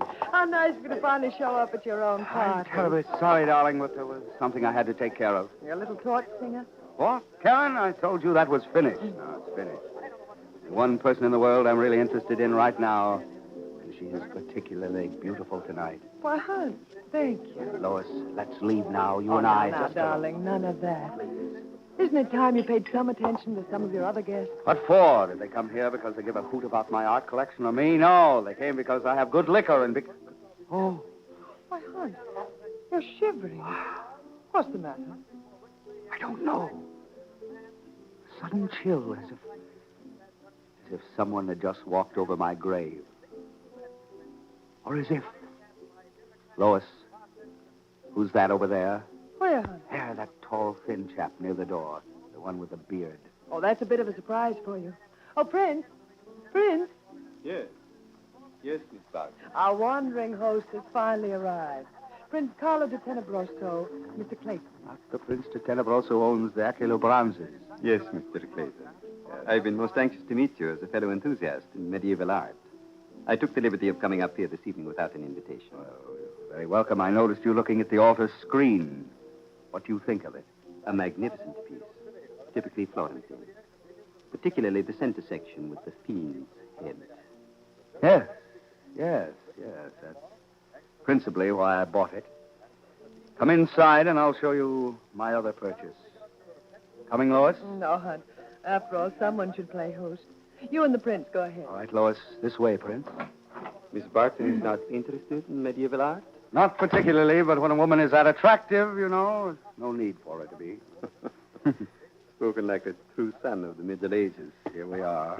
Italian jewel box, 16th century. Beautiful, Mr. Clayton. Simply beautiful. Now, I open Yes, it? please. Nothing much in it, just some trinkets. Yes, the usual thing. Hold on. Mm-hmm.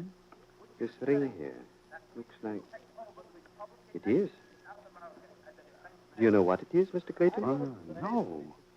I don't think I've ever noticed it before. I haven't seen it for years. It's one of the poison rings of the Borgia. No. I'm certain of it. When you press the snake's head like this, see? A tiny needle punctures the skin. You'd better be very careful with it, Mr. Clayton. The Borgia poisons were very potent, very subtle. Yes, I know. One of the Borgia's rings. Well, I will be careful with it. I'd better put it away before. Someone else just came in who is very anxious to see you. Hunt, I must... Karen, what? Excuse me. Karen Ingram, Prince de Tenebroso. Pleasure, Miss Ingram, I assure. Is anything the matter? Matter? You're staring at me so strangely. Oh, I'm sorry. You just looked awfully familiar. I was trying to remember where I'd seen you before. Might have been almost any place. But I imagine you're anxious to talk to Mr. Clayton, so... I'll go out with you, Prince. See you in a little while, hon. Right. So that's her. I must say you've got good taste. What was the idea of coming here? What was the idea of lying to me, telling me you were going out of town? I told you last week that we were finished. Aunt, you can't do this to me. You can't. Don't you understand? I love you. Oh, you and your love will make me laugh. All right, Aunt. I'll go. But you're going to be mighty sorry. Are you threatening me? In a way. You see, besides reading about this little party of yours in the papers, I saw something else. A couple of lines about a girl whose body was found in the river. A girl named Mary Delaney. What do you mean? I mean, I've got a hunch that maybe Miss Barton, your friends and the newspapers, might be interested in hearing who she was and why she committed suicide. Anyway... Listen. Don't be foolish, Clayton. You can stop her. Shut her up for good. What? The ring. The Borgia ring. Karen, wait. Come back here. What do you want? Oh, please forgive me, darling. I'm not myself tonight, and if I meant what I'd said about being through with you, would I have bought you a present? A present? Yes, you see, this ring. lovely. It's very old. It's a token of love. Hunt. Oh, darling. Who will know about it? I told you the poison could never be detected. If you get out of here before it takes effect. Well, aren't you going to put it on for me, Hunt? Of course I am, darling. There. Oh, Hunt, if you only knew how... What's the matter? Something struck me. Yes. I'm not sure I like this ring. That snake on it. Darling, would you like to slip away from here? Just the two of us. Come with me. You mean now? Yes.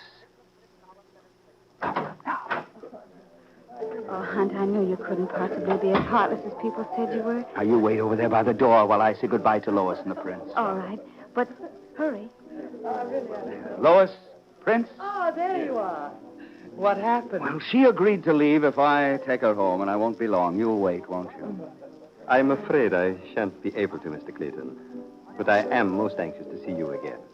How about driving down to my place in the country, say tomorrow, and looking at my collection? Prince, I should like that very much. I will phone you in the morning, then, and tell you how to get there. And if you'd like to bring someone with you... Lois? Are you sure you'd like me to come with you? Not Miss Ingram? No, Lois. Oh, very well. Oh, but she does look very forlorn standing there. Suppose we go over and say goodnight to our prince. That is a most generous thought. Let's. Is there anything more unpredictable and therefore more charming than a woman, Mr. Clayton? I'm awfully sorry you've decided to go, Miss Ingram. Oh. Well, don't you feel well? Oh, as a matter of fact, I don't. It just came over me a minute ago, and I... Hunt, What is it, Karen? What are you staring at? the prince, and that wooden screen, the face in the middle of it. Yes. Remember I said he looked familiar?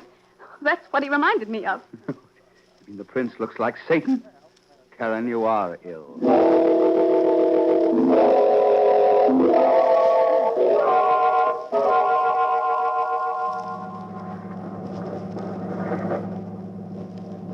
Did you hear from Karen today? No, dear. I was too busy to call her this morning. Is it much farther? I don't think so. No, at least not according to the directions the prince gave me. Oh, that's good. Country seems to be getting wilder and wilder. That storm's coming up awfully Now, fast. don't worry, darling. We'll make it all right. I know you'll think I'm being foolish, but I'm a little sorry you accepted his invitation to drive up here. Why, Lois? I don't know. He is rather a strange man. After you and Miss Ingram left last night, I looked at that carving of the fiend's head on the altar screen again, and, well, there was a resemblance. All the same eyes, long, narrow face. Oh, Lois. All right. Told you I knew it was foolish. Yeah. Oh, there comes the rain. Oh. You better shut that window. All right, I'll do it like... Oh! What's that? Nothing, darling. Just thunder. I didn't see that. I mean, it hit What? that building, see? What? Yes. That must be the prince's place. It's pretty gloomy looking. Gloomy. With all those cypresses around it, it looks like a mausoleum. Oh, Hunt, I'm scared. Of what? I don't know, but... Oh, darling, please turn around. Let's go back. Why, we're almost at the gate. Don't be silly, Lois. Please, Hunt. I tell you, I'm frightened. If you won't go back, then stop the car and let me get out. Nonsense. Hunt, will you stop the car? If you won't, I will. Lois, what are you doing? Let go of that brake. Let go. It's getting...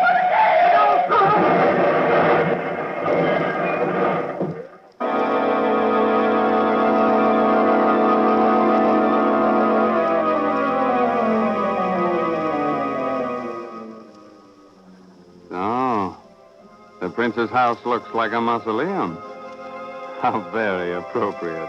And Hunt Clayton, who is responsible for the suicide of Mary Delaney, the murder of Karen Ingram, thinks Lois is silly for being afraid of the place. Oh, you think there may be someone there to protect her? Well, maybe, but I wouldn't be too sure.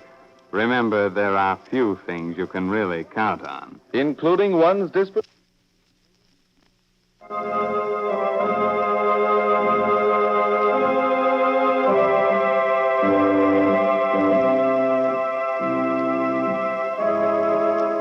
Now, shall I go on with our story? Several hours later now, about 9 o'clock that evening, and Hunt Clayton is lying in bed in a strange room. He's just opened his eyes. Puzzled, he's looking about him. Suddenly the door opens. Well, Mr. Clayton, so you are starting to sit up and take notice. Splendid. Prince. Where am I? What happened? Do you not remember? You had an accident right at the gate. You were unconscious when we picked you up, so we carried you into the house here and sent for a doctor. He said you had a mild concussion, but that you'd be all right when you came to. That's right. Yes, I remember. Yes, Lois tried to stop the car, and I grabbed the brake and went into a skid, and... Lois, where is she? Was she hurt? Not even scratched. She waited to hear what the doctor had to say, made sure you were all right, and then she left. Went home by train. Oh. You do feel all right. Yes, I feel fine. Perfect, in fact. I think I'll get up, if I may. I'm afraid your clothes are rather a mess, but here is a robe and slippers. Thank you. Let me help you with them. Thank you very much. I am a little weak in the knees. I don't suppose such a thing as a drink around, do you, Prince? I certainly do have. You feel well enough to come downstairs? Just lead the way, please. I sincerely hope this isn't going to be too much for you. Hmm? You see, I have a bit of a surprise for you. In fact, several surprises. Really? What sort? Well, the first one's right in there, in my study. Open the door and go in. Open the door, all right. Helen. Hello, hon. Can't be you. You're dead. What are you doing here? You kept calling for her while you were unconscious, so I took the liberty of asking her to come up here. She just arrived a few minutes ago. Are you sorry, hon? No. I'm not. Somehow I'm not. Somehow. I mean... It's all right. I understand. I may be wrong, but I have a distinct feeling that this is somewhat of a reconciliation. And I think we should all have a drink on it. Miss Ingram? Oh, thank you. What is it? A special vintage of my own. I'm sure you've never tasted it before, Mr. Clayton. Thank you. Would you care to give us a toast? A toast, yes. Here's to the future, what lies ahead of us. And here's to you, Karen. Karen, I don't think I've ever really seen before this. Very gallantly put. And now, since you are down here, would you like to look around a bit, Mr. Clayton? Hmm? Yes. Good. What you see on the walls here is just a part of my arms collection. This rapier, for instance. It's the one Mephistopheles used when he helped Faustus kill Marguerite's brother, Valentine. Oh, come now, Prince. You know that just happened in the opera. Did it? What about this sword here? The one that was used to behead Mary, Queen of Scots. Did that only happen in an opera, too? Well, no, but what do you think, Hunt? Is he just making it all up? Hmm? Oh, I'm sorry. I'm afraid I wasn't listening. You seem more interested in Miss Ingram than in my collection, Mr. Clayton. Which I don't blame you. Why don't you take her outside onto the terrace? Sure you don't mind, Prince. There is something I'd like to talk to her about. Not at all. Go right ahead. Thank you. Come on, Karen. Out here. What a strange view. Somehow it doesn't seem quite real. It is rather strange, that. The river down there looks more like lava than water. And those hills, they're so barren. They might be the mountains of the moon. Karen, darling, what's come over us?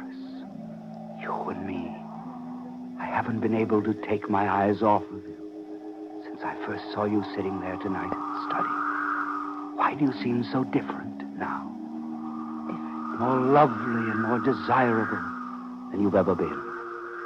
Well, perhaps it's because I've grown up, Hunt. You see, I had a dream last night that opened my eyes to a great many things. A dream? Remember that ring you put on my finger yesterday? Well, I dreamed it was a poison ring, that you were trying to kill me. Karen, that wasn't a dream. That was a poison ring. Thank heaven. It didn't work. Because if it had, Karen, darling. Oh, darling, you do love me then. More than I've ever loved any woman. You're all that I want in the world. Everything. And holding you tight in my arms, I swear. Oh. Hunt, what's the matter? I don't know. Oh, you suddenly feel cold. As cold as... Good Lord! What is it? You're not Karen. You're a skeleton. Keep away from me. Keep away. Don't come near me. Prince! Prince! Anything the matter, Mr. Clayton? Karen!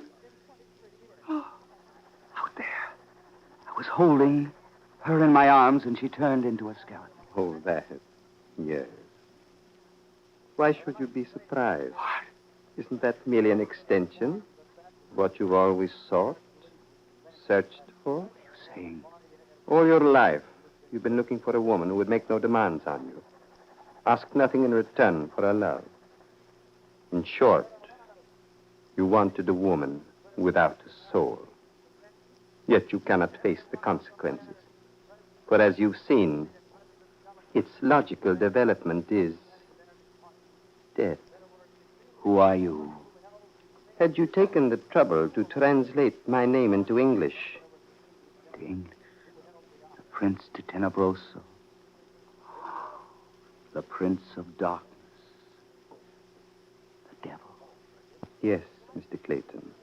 And then, this is... Yes, Mr. Clayton.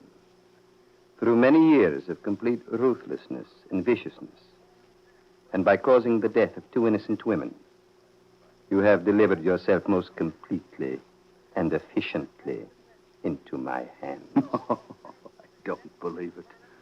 I don't believe it. It's a trick, some kind of trick. Is it? The wine has been drugged, and now Karen... Oh, yes? Karen? Karen, she's in it with you.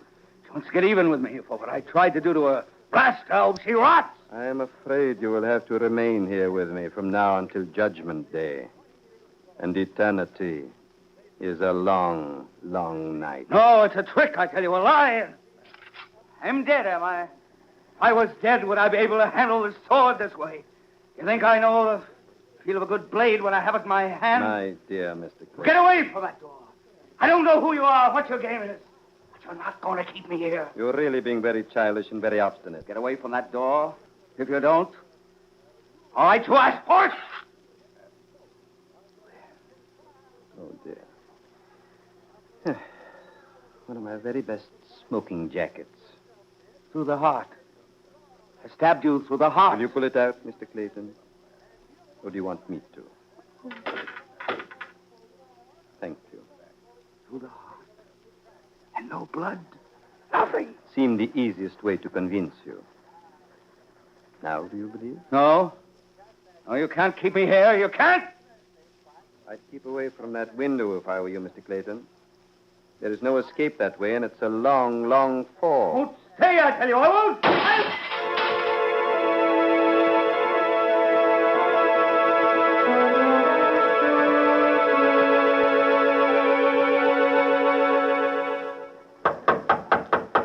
Come in. Prince de Tenebroso? Yes?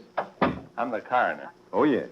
This is Miss Lois Barton, the other witness. How do you do? How do you do? I'm very sorry to bother you, but I wonder if you'd mind going over the facts of the case again. Why, not at all. I met Mr. Clayton for the first time the night before last.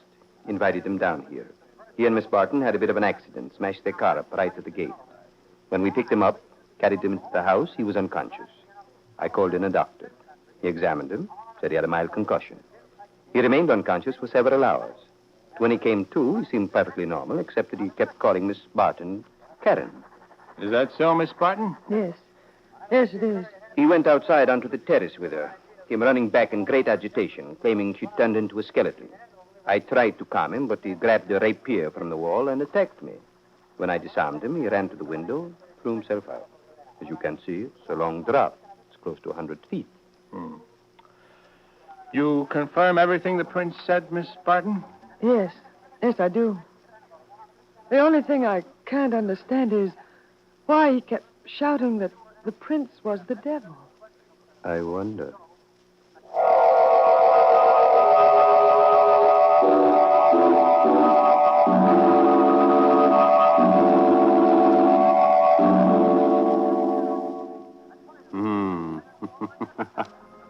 What do you make of that? Do you believe as Hunt Clayton did? Huh? The prince. You can translate his name any way you like. Perhaps he was just a harmless collector of medieval art, but why did he smile so cryptically when the coroner said that Clayton was out of his mind? Perhaps it was because he knew, as Hunt Clayton found out, that hell is where you find it. Sometimes right in your own mind. Hearts. Now, does that clear up everything? Just about, Raymond, except one thing. Well, we're here to solve things, Mr. Hurley, so trot it out. It's just this. It's still a... J-E-L-L-O. The Jell-O program starring Jack Benny with Mary Livingston. No, Don, not Jell-O. It's Grape Nuts Flakes this year. Oh, my goodness. Oh, darn it. The Grapes Nuts Flakes program starring Jack Benny. No, not Grape Nuts Flakes. What's the matter with you? Oh, yes. I'll get fired. The Grape Nuts Flakes program starring Jack Benny with Mary Livingston, Phil Harris, Dennis Day, Rochester, and yours truly, Don Wilson.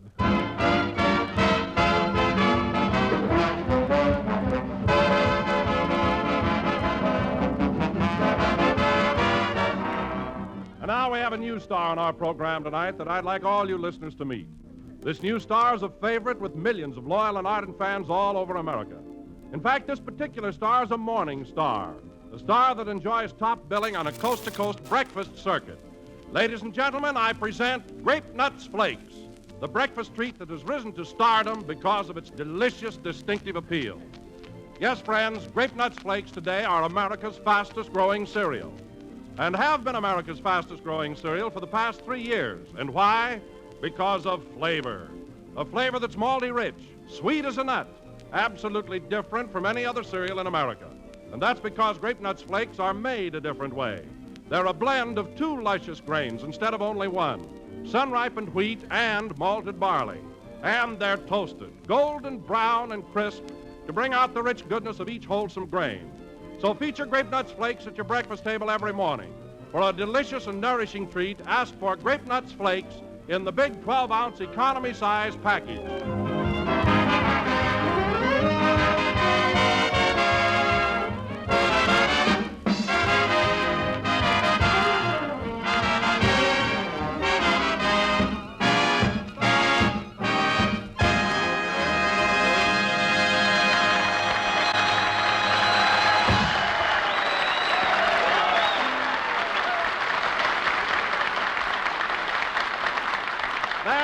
Pennsylvania Polka played by the orchestra. And now, ladies and gentlemen, let us turn back the clock 1 hour and show you what happened on the way to the studio. Jack, in line with the Share Your Car campaign, volunteered to pick up the gang in his Maxwell and drive us all down to the first broadcast. That's the least I could do. Anyway, Jack called me and told me to be waiting in front of my house, as he and Rochester would be along just as soon as they'd picked up Mary.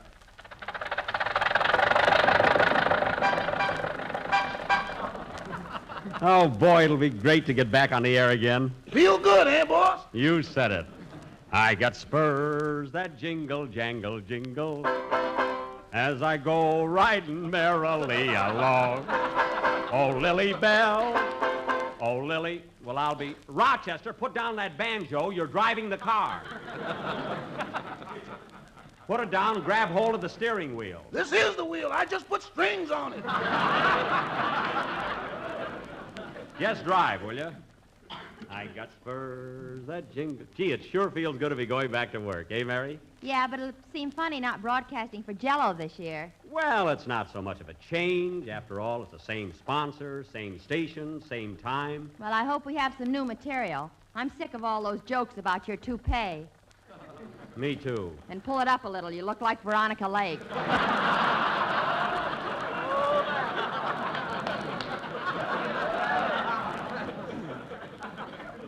Say, is that bad? I got spurs. And another thing. You ought to be ashamed having that big sign on the back of the car. What sign? Coming soon. Jack Benny and George Washington slept here. Well, that's my new picture. Pardon me, boss, but shouldn't Miss Ann Sheridan's name be on that sign, too? Well, Mr. Benny and Washington were such friends it'd be a shame to have anybody else there. Mary, save those quips for the program, will you? Yes, sir. I got spurs that jingle, jangle, I got spurs that jingle, jingle, as I go riding merrily along. As I go riding merrily along. And they say...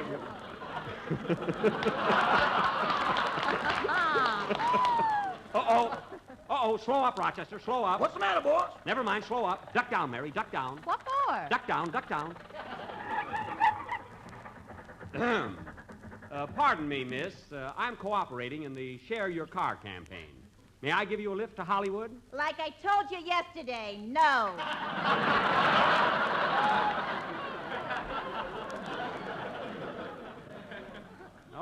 Okay. Drive on, Rochester.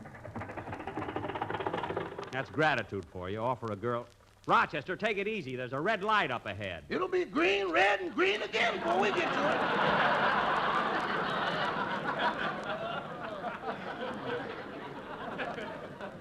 Just take it easy, that's all. 35 miles an hour. That's the new speed limit. Well, let's get a new motor and have a go at it.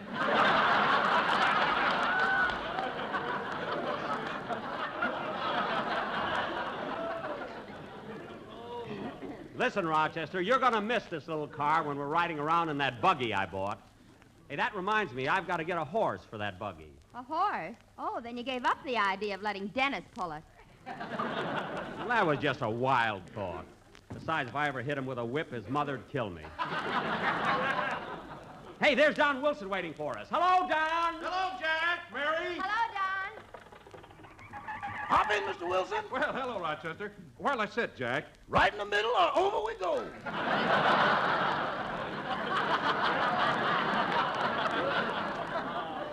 Don't get cute, Rochester. This isn't a canoe. Say, Don, I'll bet you're a little nervous about going on the air for a new product. Yeah, aren't you a little jittery? No. Why, I'm just crazy about those good old grapes nuts flakes.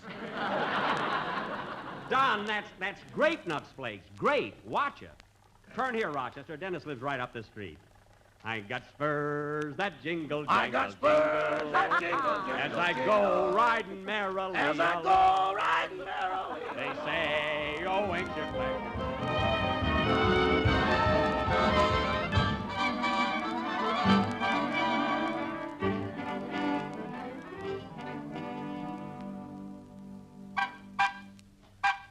Dennis! Oh, Dennis! Yes, Mother? Hurry up. Veronica Lake is waiting for you. Yeah. Here's your hat and your music. Thanks, Mother. And here's 10 cents. I'm sure Mr. Benny won't charge more than the bus. Goodbye. Bye, Mother. Here I am, Mr. Benny. Hello, everybody. Hello, Dennis. How are you? Where'd you get the red hair, kid? Well, what are you waiting for, kid? Hop in the car. I'm not moving one step until I find out if I get a raise this year. You better get in this car, kid. Kenny Baker is in the tool chest. Now get in. Yes, sir. All right, Rochester, we got to pick up Mr. Harris now. Well, Dennis, you all set for the first program? I sure am. Oh, by the way, Mr. Benny, I shopped all over for a horse collar, but I couldn't find one to fit me. Well, don't bother about it, kid. I'm getting a horse. I got spurs that jingle. What's a horse got that I haven't got? It's nothing against you, Dennis. I'm just getting a horse, that's all. Now, forget it. As I go right... Gosh, and I cut holes in my straw hat so my ears could stick through.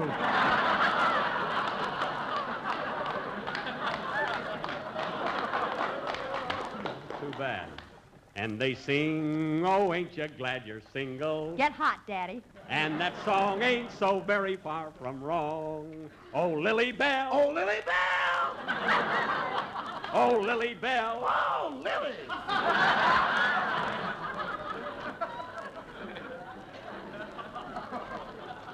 Rochester, don't sing while you're driving. Now turn left here and we'll pick up Mr. Harris.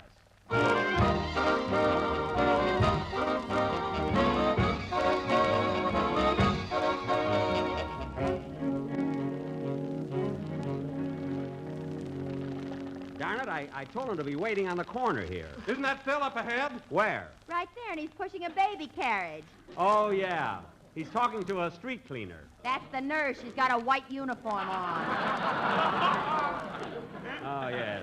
Gee, I'll be glad to see his baby. Hey, Phil! Hiya, Jackson. Hello, everybody. How are you, Phil? Hi. Boy, Good to see you. Sir, well, get a load of that baby of yours. Ain't she a Lulu, Jackson? Well, I'll be darned. Let me hold her, will you, Phil? Here you are, Mary. There now. Oh, isn't she a darling?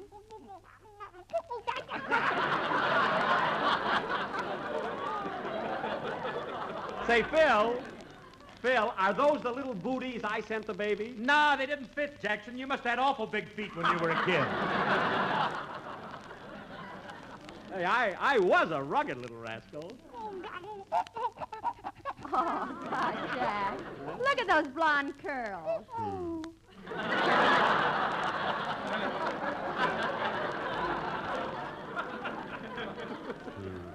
I used to have curls that made those look like a nickel. Way down to my ankles. Your arms are way down to your ankles, too. Never mind. Jack lived on peanuts till he was 18. That's so. Let me hold the baby, Mary. Here you are, Don. Careful now, careful. Don't worry, nurse. Coochie, coochie, coochie. Gee, she's always laughing. Let me hold her, Don. Okay, Jack, here you are. I got her. Coochie, coochie, coochie.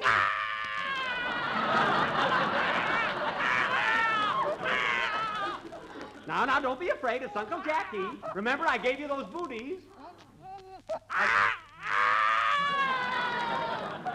Here, Phil, you better take her. Here, take the kid. Okay.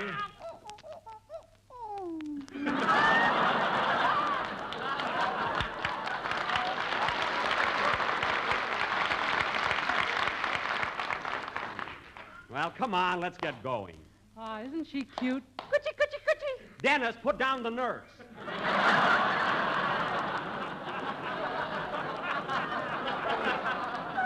What's the matter with you? Come on, Phil, leave your baby with the nurse and let's get to the studio. Right with you, Jackson. Oh, nurse, I'll be home about 9:30, so be sure and have my bottle ready. Your bottle? Gin through a nipple. It's out of this world, Jackson. I must try it sometime. Come on, Rochester, let's go. Watch the traffic now. Say, Jackson, ain't Alice and me got the cutest kid you ever seen? Sure, cute. Yeah, Phil, I must congratulate you. That baby of yours is a beautiful child. And what a disposition, always laughing. Not while I was holding her, she wasn't laughing. Well, what are you so mad about? You were holding the kid and she cried a little. That's all that happened. Oh, yeah?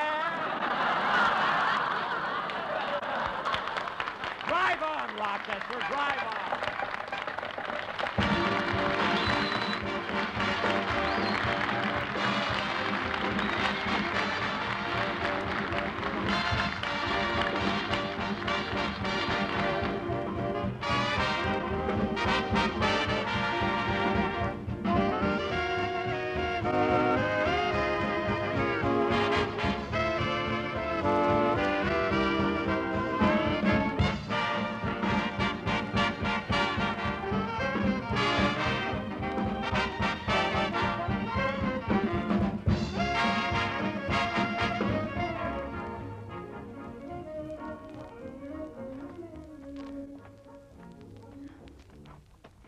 Step on it, fellas. We've only got a half an hour before the broadcast. Hope you brought your pass, Jack. You know, NBC has to be pretty strict for the duration. Oh, all that red tape is silly.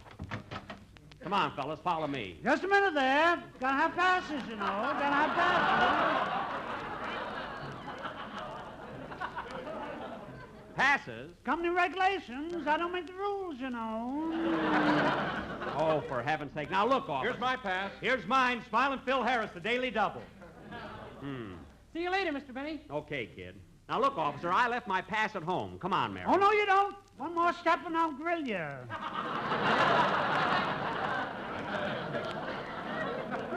Yipe, he's got a gun. Now, officer, I'm Benny, Jack Benny. Now, get Mr. Swallow, the manager, on the phone. He'll identify me. Mr. Swallow isn't in. Keep your hands up, you saboteur. Me, a saboteur? Me? What's that package you're hiding under your coat? That's my lunch, a deviled egg sandwich and a banana. You want a bite? Mary, tell this guy who I am. I'm Mary Livingston, and he's Jack Benny. Here's my pass. You satisfied? Can we go in now? No hard feelings. Rules, you know. You can put that revolver back in your holster. Okay. Doggone. That's the third toe today.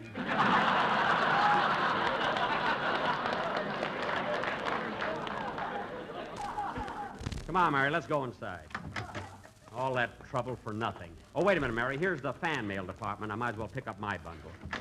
After all, I've been off the air 4 months, you know. Gosh, look at all the mail here. Fibber McGee, Aldrich family, Bing Crosby. We all get it. Oh, miss, is there any mail here for me? Jack Benny? Like I told you yesterday, no.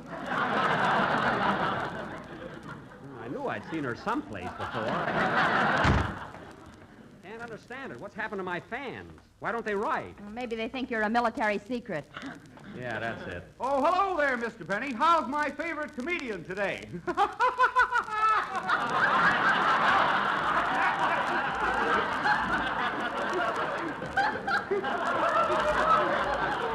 Fine, fine. Oh, Mary, I'd like to have you meet Robert Welch. Mr. Welch is the new producer of our program. I'm glad to know you, Mr. Welch. I kiss your hand, madame. Oh, fine. Oh, pardon me, Mr. Welch. Miss Livingston's wristwatch seems to have got caught in your teeth. Thanks. Now, Mr. Welch, we're in a hurry, and I'm nervous today and everything. What studio are we broadcasting from today? Well, now, let me see. Say, that's important, isn't it?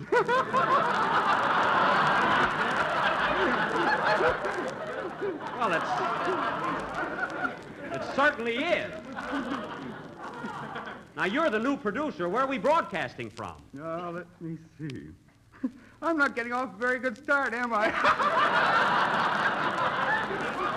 No, you're not. Now, check on it. Check on it, for heaven's sake. Okay, check.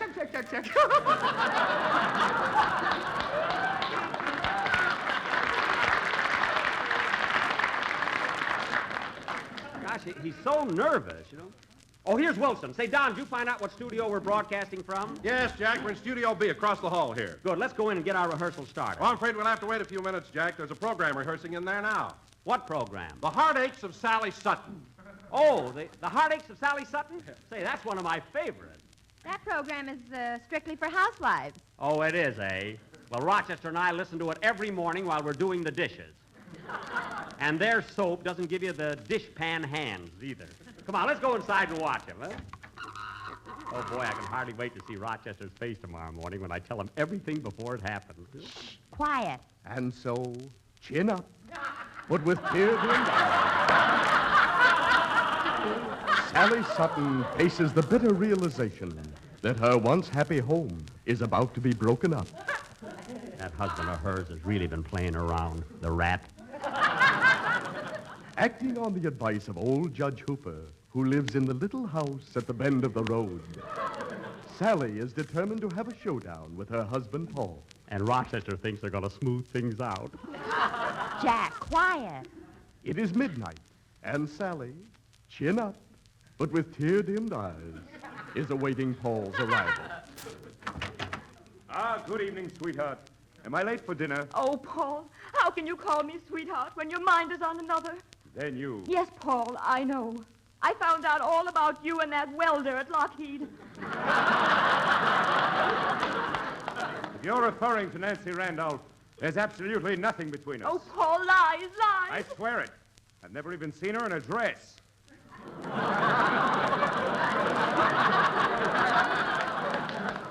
Dress or overalls, that Nancy is a siren. No use, Paul. This is the end. You mean? Yes, a divorce. A divorce. A divorce? Jack, for heaven's sake. Oh, Paul, I've forgiven you time after time. First it was that cigarette girl, then that telephone operator, then that model. And don't forget that usherette. And then that usherette.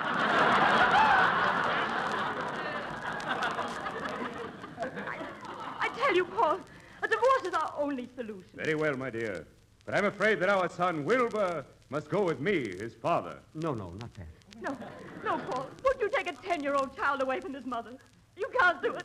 I'll fight for him. Oh, boy, wait till tomorrow morning. I'm going to bet Rochester $5 they're going to get a divorce. It's a cinch. Please, Paul. He's my child as well as yours. All right, Sally. We'll let the boy decide. Oh, Wilbur! Wilbur, will you please come in here? Yes, your father and I would like to talk to you. Mother, Father, did you call me? Dennis! Dennis Day, what are you doing on this program? Well, I got to make some money someplace. I don't care. You're working for me. Now listen, kids. Mr. Benny, please, we're rehearsing. Well, I'm sorry to interrupt, but we're on the air in a few minutes, and I've got to have Dennis. It's our first broadcast. I got to have the studio, Oh, too. all right, you saboteur. This is a deviled egg sandwich and a banana. Now get out of here. Let us rehearse. Now, see here, Dennis. Yes, Father. I'm not your father. That's the other guy. Now, let's get going around here. Dennis, run over your song. We got to rehearse that. How can he sing without an orchestra? Oh, for Phil, where are the orchestra boys? I don't know. Oh, yes, I put them in Deacon's warehouse for the summer. Well, get them out. Get them out. Oh, Jack, don't you think I better rehearse the commercial once? After all, this is a new product. Okay, Don, yeah, rehearse it. Gee, we'll be on the air right away. Ladies and gentlemen, next time you go to your neighborhood grocer, why not ask for America's most distinctive flake cereal? Toasty, brown, sweet as a nut, grapes, nuts, flakes. No, Don, not grapes. That's grapes. Oh, darn it. I'll get fired, You will find that Grape Nuts Flakes are a thrifty buy in the big 12-ounce economy size package. So be sure to look for the big red letters on the box. Don, that was Jell-O. These are white letters, white. So be sure to look for the big white letters on the box. They're little white letters, little, Don. So be sure to look for the little white letters on the box. They spell Grapes, Nuts, Flakes. There you go again. Oh, what's the matter with me?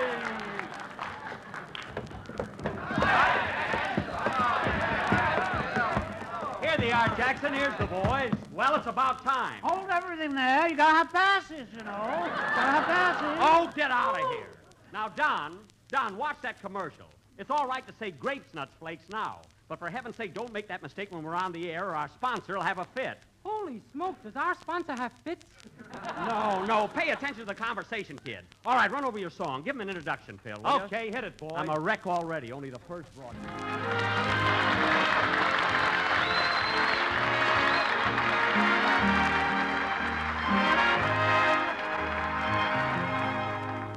Be careful, it's my heart. It's not my watch you're holding, it's my heart. It's not a note I sent you that you quickly burned.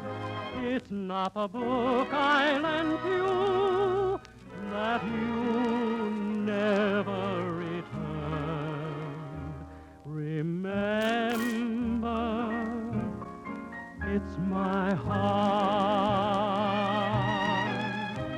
the heart with which so willingly I part.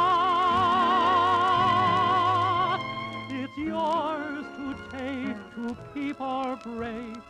But please, before you start, be careful.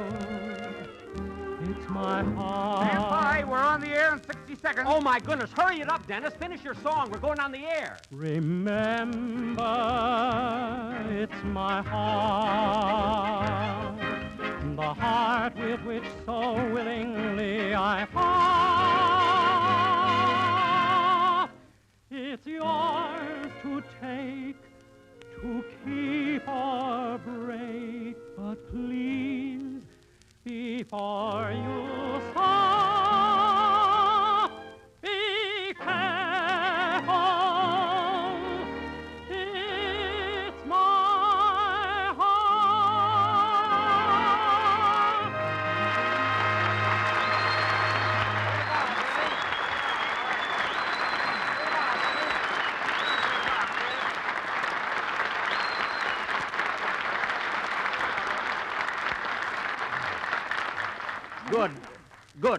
Good, swell. That song will be okay, Dennis. Now, Mary, pass out the scripts, will you? We'll be on the air in about 20 seconds. Grab your scripts, everybody. We haven't got any scripts. Your writers didn't bring them in yet. What? No scripts? Stand by, everybody. 15 seconds.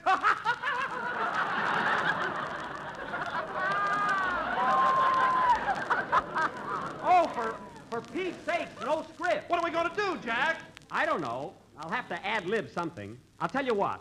I'll start out by saying, hello, everybody. This is Jack Benny. You know, folks, a funny thing happened to me on the way to the studio. You leave Phil's baby out of this.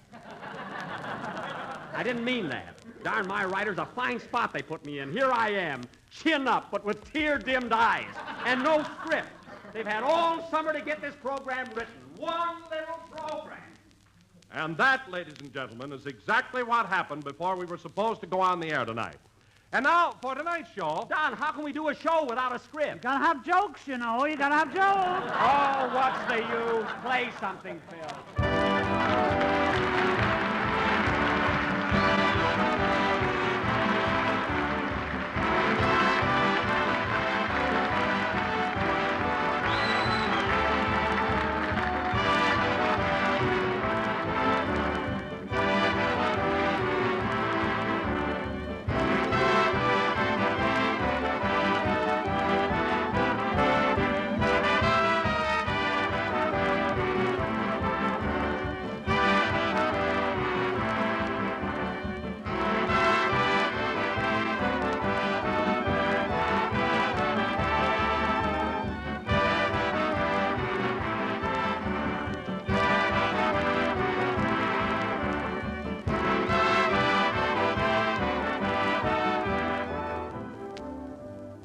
You know, friends, most of us these days are faced with the problem of getting more mileage out of our tires.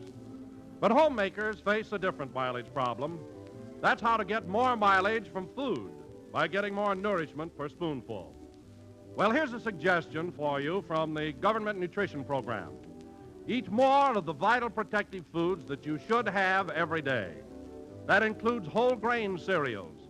Cereals such as delicious, toasty brown Grape Nuts Flakes.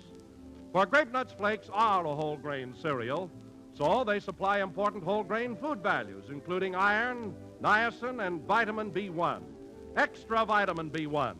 For Grape Nuts Flakes bring you even more B1 to the ounce than you find in the whole grain itself. And honestly, there isn't a more delicious way to get this grand all-around nourishment. For Grape Nuts Flakes are malty-rich, sweet as a nut, crammed full of wide-awake, flavorful goodness. Remember, you owe it to yourself to start every morning with the proper nourishment. And you can do that and enjoy it with good-to-eat, nourishing Grape Nuts Flakes.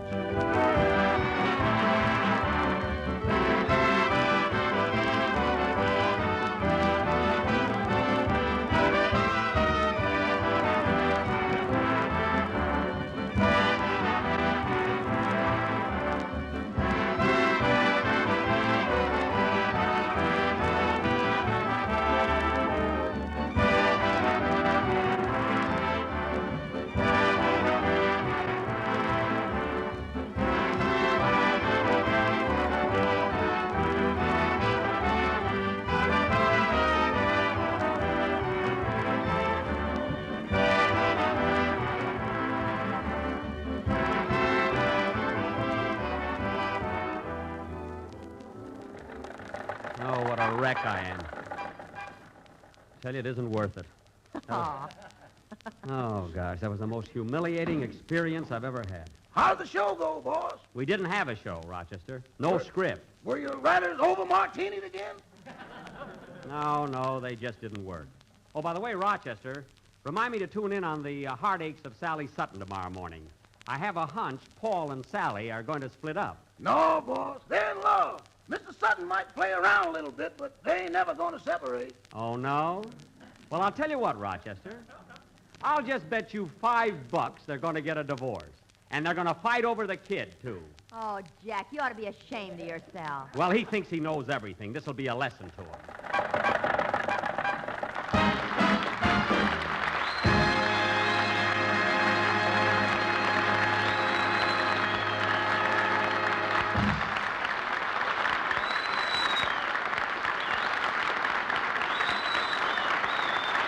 The Jack Benny program is written by Bill Morrow and Ed Beloy.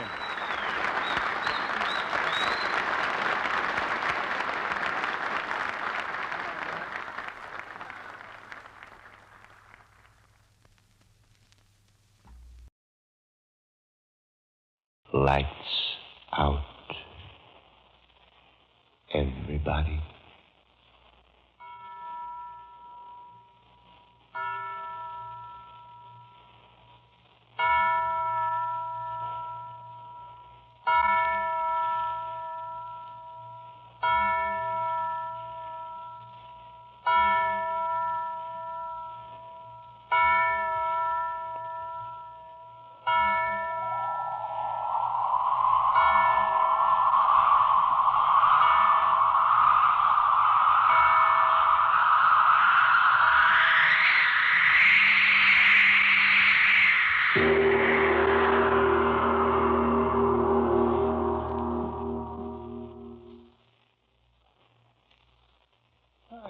You shouldn't have done it, Mitz. Yeah, quit beefing. You going soft? Soft? No, of course not. But cooking the old guy tonight, you didn't need to. He didn't need to. He saw us, didn't he? He could turn us in at the description, couldn't he? He'd never be able to describe us. It was too dark. Well, Mitchell Rosinski's don't take chances, see? Anyhow, you cased the joint. Why didn't you spot the burglar alarms on that safe? The safe saved my racket, Mitz. You're the Peterman. Knives is your racket, eh, Corky? Slip him in a guy's ribs from the back, huh? Listen. Quit talking about the cooking we've done. It gives me the chills. You're yellow. It's just nerves. This rotten fog shut me down. Say, you sure you know where you're going? Of course I know. I can find it, fog or no fog. We're almost there. Are you sure we're going to be safe in this joint? Cops will never find us. It's old warehouse. Ain't been used for years. Swell hideout. I hope you're right. Ain't I always right? Yeah. Don't get sore. Well, how much farther? Pretty soon. We're almost there. Hey, what's that? Listen. What is it, Mitch? It sounds like little hoofs. Well, it's nothing. Some of the people that live around here keep goats. Probably one of them. Yes, that thing went right past me. What's getting into you? Well, Mitch, I felt something. I tell you, I did. But there wasn't anything there. Little hoofs close to me. But there ain't nothing there to see. Listen, Corky, in a minute, I'm going to let you have it. You're squealing like a rat. Mitch, honest, I ain't squealing. I'm scared. There's something phony. Say, that killing we did, huh? Is that scaring you? No. Maybe it's just this lousy fog. I don't know. Well, don't get nerves now. We got the getaway to worry about. Well, let's get off the street. Let's get up away from the river. Get where there's some light. I ought to clip you, Corky. This fog was made to water. Perfect getaway. And $4,000 in our keeps. I know, Mitch, but little hoofs shouldn't run past a guy with nothing to make him run. Shut. Hey, here's the block. Sure, look now in this building. We'll come to a bunch of doors close together. I don't like the looks of this layout. Yeah, what do you want, Rich? Here come your doors. Which one do we crack? Wait, I got a figure. I can't remember. I think it was the third. Yeah, I know it was. You are right. The third door. Who are you? Does that matter? Listen, guy, you start talking. Who are you? Where do you pop up from? That is not important. You are called Mitz Rosinski, and you are Cookie Donavetti. Listen, brother, you're talking out of turn. So? But we have much in common to talk about. Come on, Mitch. Let's scram. I don't like this guy's looks. Pipe down, you. Listen, guy, talk fast. Now, who are you? That is not important. Now, suffice to say that I have come to meet you, to take you where the police will never find you. Mitch, I don't like this guy's Shut looks. up, rat. No. Oh, you can hide us out, huh? No one will ever find you. Rest assured. It sounds like you got something there, mister. But how do we know you're on the level? Are there not two of you to my one? Can it be said that the mighty Big Mitz Rosinski is frightened? Scared? Me? Huh? I ain't scared of man or the devil. I have heard that. Interesting. I'm telling you, Mitch, you're making a wrong move. Who's doing this? So how do we get to this hideout of yours? You are about to enter the third door of this building. That will be as good as another. Hey, what are you trying to hand us? We're happy with this joint already. Most excellent. Then the door is open. Shall we enter? Mitch, don't tell me there's nothing phony. Look. Hey, listen, what's going on here, fella? I just tried that door and it was locked tight. And now it is open. Let us enter. I ain't going in there. You know, I think this guy's got something on the ball. I think he knows some real tricks. The tricks of our trade, eh, my friend? Yeah, that's right. Maybe we can do a little business together, huh? There is work for both of you. No, Mitch. I can see something. Let's not go with this guy. Why, this fella's setting us right with his mob. I have reserved prominent places for you. No, Mitch, count me out, will you? I'm getting sick of your squealing. You get in there. Now lead the way, mister. Yes, gladly. Come with me, my friend. No. Let me go back, will you, Mitch? Come on. There's something phony here. I'm telling you. Cut it out. Why, we got a chance to be big shots with a smart guy like this. None will be closer to me. I promise you. See, Corky, I got idea this fella can do big things for fellas in our racket. You are shrewd, my good friend. I know exactly the things for men like you. Now, listen to that. Now, what do you think? I'm scared. Take a good look at this guy. That's all I ask. Look at him close, will you? Aye, look very closely. Want you to remember me. Well, you'll never see a classical guy. Look at them clothes like the swells wear. It's class. He looks like big society. Maybe. Me, I don't like it. Hey, what's the matter with you? I ain't never seen you like this before. Hey, wait up, mister. Don't go so far ahead. Hey, where do you go? Hey, Mitch, they're coming. They're coming at me again. It's them hooks. Mister! Hey, mister, where are you?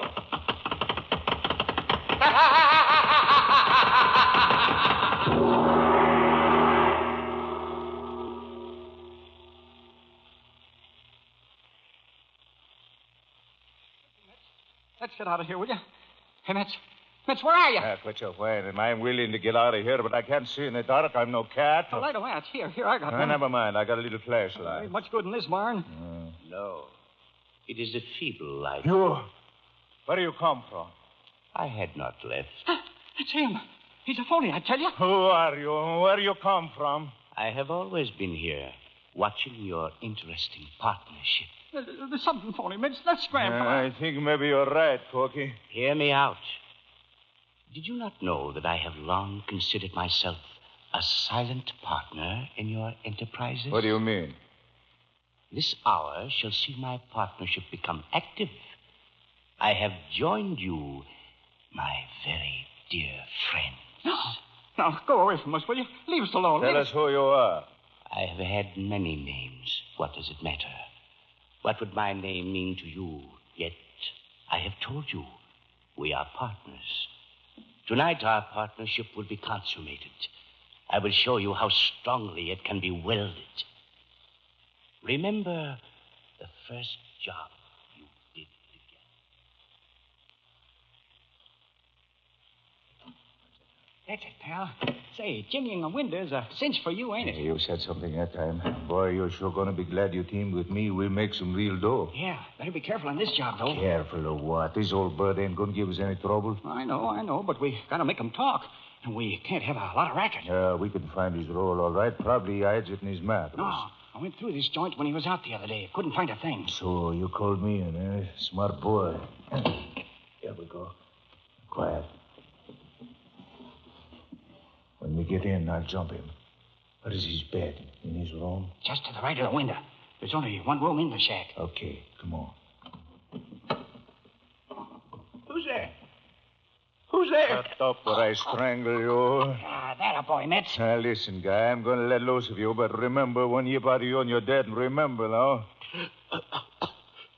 Who are you? What do you want? What do you think we want? Corky, snap on your flash. Well, next, somebody will spot us. Way out here in the country, snap it on. I can't do my best work unless I can see. Okay, here you are. Yeah, that's well. Now, you, where do you keep it? Keep what? Don't give me that. You know what I mean. Where do you keep your roll, your dough, your money? Money? I have no money. I'm a poor old fat. You're a poor old fool. That's it, Mitch. Let him have it. Come on, guy. Where's the dough? Honest, I have no money. Not a penny. Okay, mister. We ain't got all night. Corky? Yeah, Mitch. What do you want? You brought along some big needles, didn't you? You know me, Mitch. Sure I did. Okay, turn on that gas plate over there and heat 'em up. This guy needs working on. Come on right up. Please, I'm telling the truth. I haven't any money, not a Cut penny. that out. Everybody around here knows you got plenty of money hid somewhere. No, it's a false rumor. It isn't true. I swear it. Here's the needles, Mitch. Here you are. Hold them with a pliers. Red hot. Good. Gimme. Now, you're gonna tell us. Honest, I ain't got... Oh, yeah? Corky, hold his hand. A hot needle through his fingernails. Hold him. There. Give me that other needle. Grab him, Corky. Yeah. Oh, no. Oh, please. I'll tell. Oh. And I thought he'd come around. Sure, they all talk. All right, guy, quick. Where is it? Right there. Behind that picture. You hold him, Corky, till I see. Hey, here it is, pal. That's the stuff. What'll I do now? Well, he knows what we look like. Got a knife? Sure. Okay, Cookie. You know how. Please, don't kill me. Don't.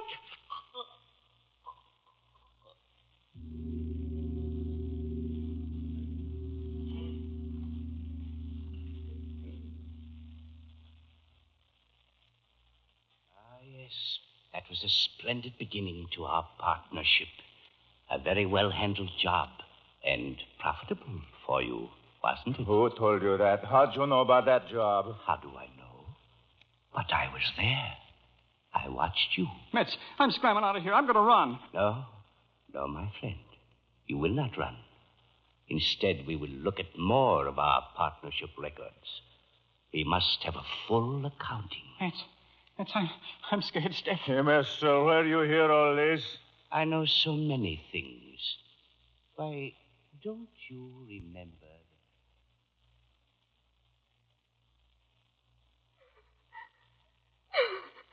Cut out that racket. You ain't hurt. Oh, please. Please let me go. I've never done anything to you. Yeah. Of course you haven't. Listen, sister. We didn't snatch you because we liked your pretty face, see? We want dough. Get it? Dough. Oh, but my father will pay well. Oh, if only he'll let me go. Please, I know he'll pay. I'll see that he does. Nuts. When we get the money from your old man, we'll let you go, and not till we do get it. I promise you that you'll get it. Shut up. That you, Mitch? Yeah. Hurry up. Did you get it? Get it? Nothing. The dirty crooks crossed us up. What do you mean? I went to the spot, the vacant lot, you know. Yeah? I got up on the garage roof across the street. Nobody figures me to be up there, so I get good look around. Go on. So what do you think? The place is lousy with coppers. I tell you, I'll beat that. You know, I thought the guy had kicked through without a squawk. Don't worry. When I get through, he will. Yeah, but this dame, she's awful dangerous to keep around long. We're hotter than a firecracker right now. Just speed things up a little. Well, I say, let's get this. Let's knock off the babe and beat it before the coppers catch up with us. Not me. I got better idea. Hey, you. What do you want? Your old man tipped the police. Well, I can't help that. I wrote the note when you made me do it. Yeah, but it didn't work. We have to show your old man we mean business. Well, what are you going to do? You'll see. Cookie, you got that big knife of yours? Sure. What are you going to do? Send a little present to this babe's father. Hold her left hand, Cookie. Oh, don't. Please, let go. Oh, what are you going to do? Guess what? I'm going to send one of those pretty fingers to your old man. Oh, no. No, for the love of mercy. Please. Come on, mister. Give me a hand. Hold her on, Cookie.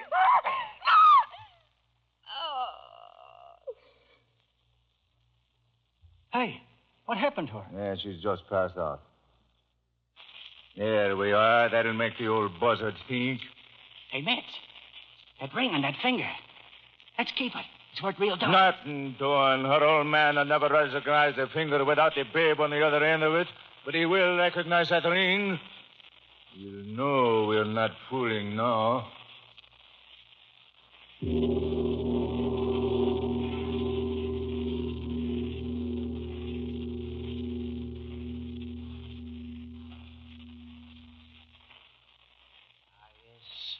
You handled that job very well, my friends. And when you sent the finger, no time was lost in paying you off. Remember? You made a neat sum. And what a splendid joke on the father of the girl. She was already dead when he paid you. We didn't croak that dame. That was accident. We didn't. Of course you didn't. But blood poisoning is a fine assistant, isn't it? But we have still another of our partnership activities to be reviewed. There you displayed an amazing ingenuity. It was a bakery, remember?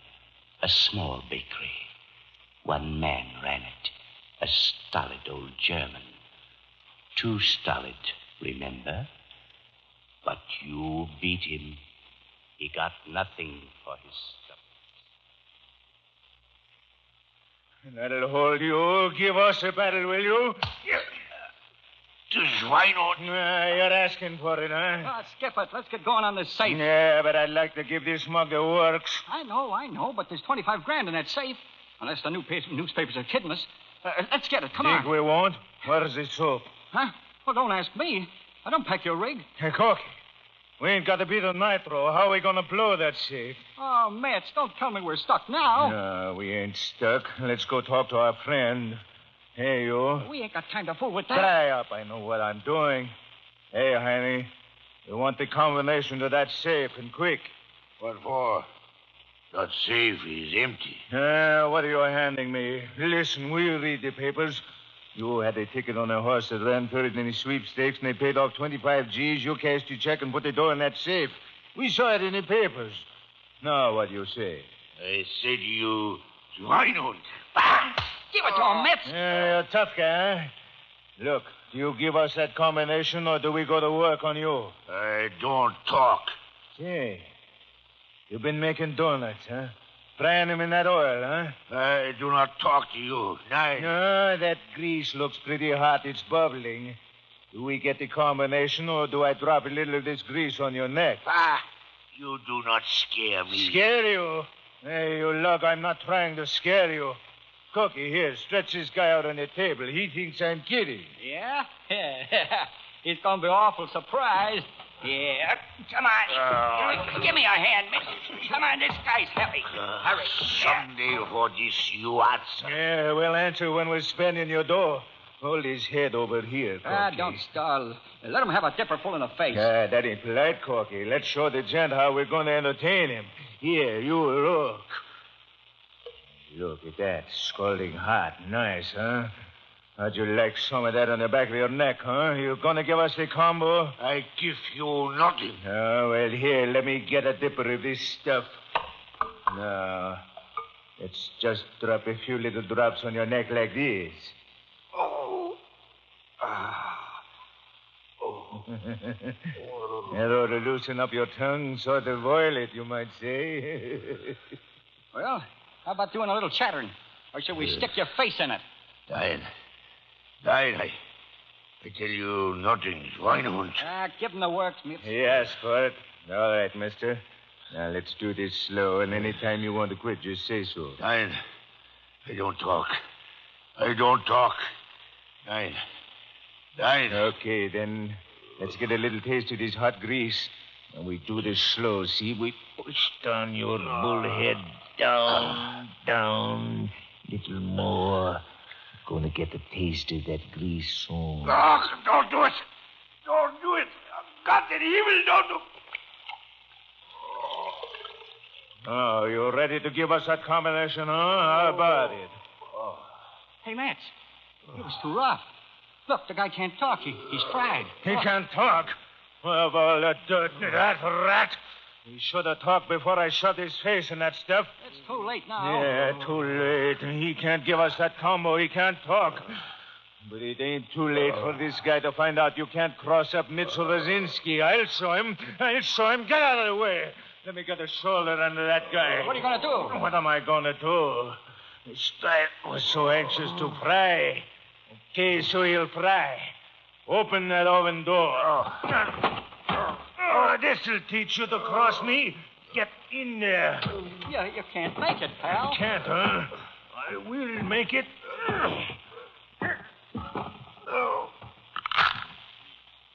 Hey. What? You were shoving too hard, Mitch. I guess you busted his neck. Huh? I guess I did. Gee, fella, you got to watch out for them big bits of yours. You're pretty strong. Well, what's the difference? We'd have had to croak him anyway. He's seen us. He'd remember what we look like. Sure. Only we ain't going to get that 25 now. Let's get out of here. Hey, Mitch, look. That safe ain't locked. Look, open just a little. Sure enough.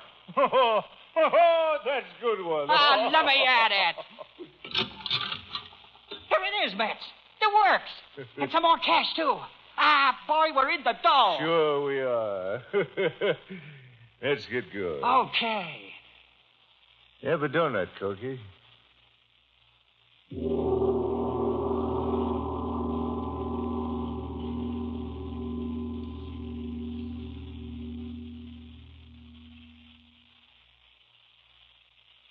Very unusual piece of work. Novel and complete. I congratulate you both. You know all these things. Who told you? I was there, my friend. Haven't I assured you yet that I am your silent partner in all these little affairs? It's this guy's lying. We never saw anyone on our jobs. It is not difficult for me to make myself Yes, sir. inconspicuous. Mister, I think Corky was right. There's something funny about you. I'm beginning to feel it, too. On the contrary, you will find that I am very genuine. You must come with me. You will meet your friends, many of them. Mitz, we don't want to join up with this guy's mob. I don't know. He says we got friends in his crowd. My home is full of your acquaintances, and many more will soon be there to keep you company. Is this on a level? To be sure. We are not without a certain honor. Eh, my friends? Tell me one guy you got with you that I know. You once had a brother. Or have you forgotten, Cookie? You mean Lefty? Oh, no. No, Lefty ain't with you. No. No, on account of Lefty's. Yes? Well, Lefty ain't with you, that's all. I did not know you had a brother, Corky. Oh, I haven't. Cookie and his brother quarreled, Mitz, over the spoils of a little job. There was nothing for Cookie to do but use his knife. How did you know that? It is my business to know these things. All right, then. If I croak Lefty, how is he in your mob? You disbelieve? Very well. You will meet him soon. I don't know. I can't figure this out, but I don't think I like it. Come. We will seal our bargain. You will join me. I have places ready for both of you so that you can join me and pay me my due. What do you mean, pay you? Have we not had a partnership? And until now, I have not shared in the spoils. I don't get it. What do you mean? Oh, Mitz, we shouldn't have come here. I tell you, we shouldn't have. Come. We close our bargain. My hand. Take it to bind our pact. Come. Take my hand and place it on your heart. Mitz, he ain't a mobster. Mitz, look. Look at that face. Where did I see it? Mitz, his hand. Like fire. Like flame. Who are you? Do you have any doubts? I am Beelzebub, or Abaddon, or Belial, what you will. Lucifer, if it pleases you, your partner, my friends. Your partner in the unholiest of your enterprises. No, there ain't no such thing. No! I'm leaving. Let me go. Let me go. You cannot leave here. From here, there is no leaving. And you have not yet met your friends. Your brother, Cookie. He'll be glad to see you. Your erstwhile partner, Mitz. Kano was his name.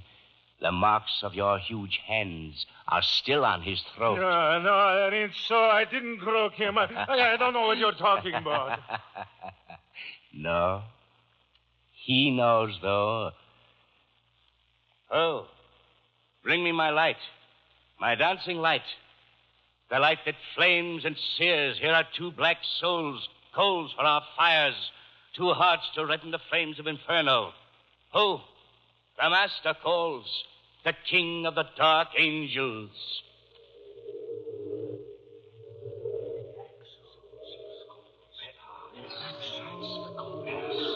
They welcome you. My cohorts and minions, see how quickly they answer. Listen.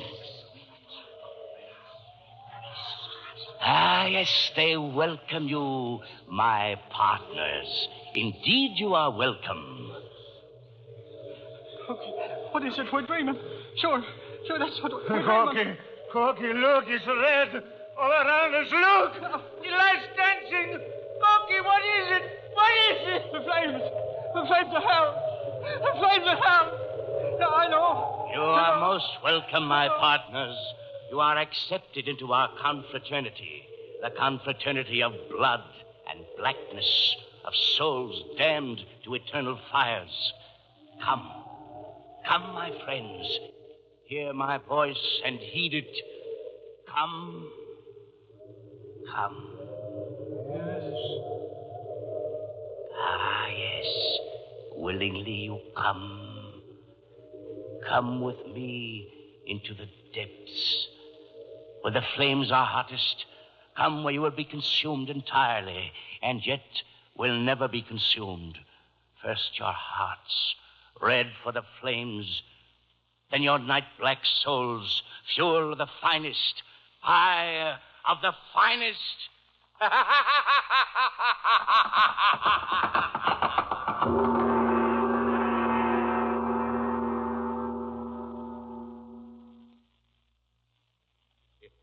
Sure now, Rookie.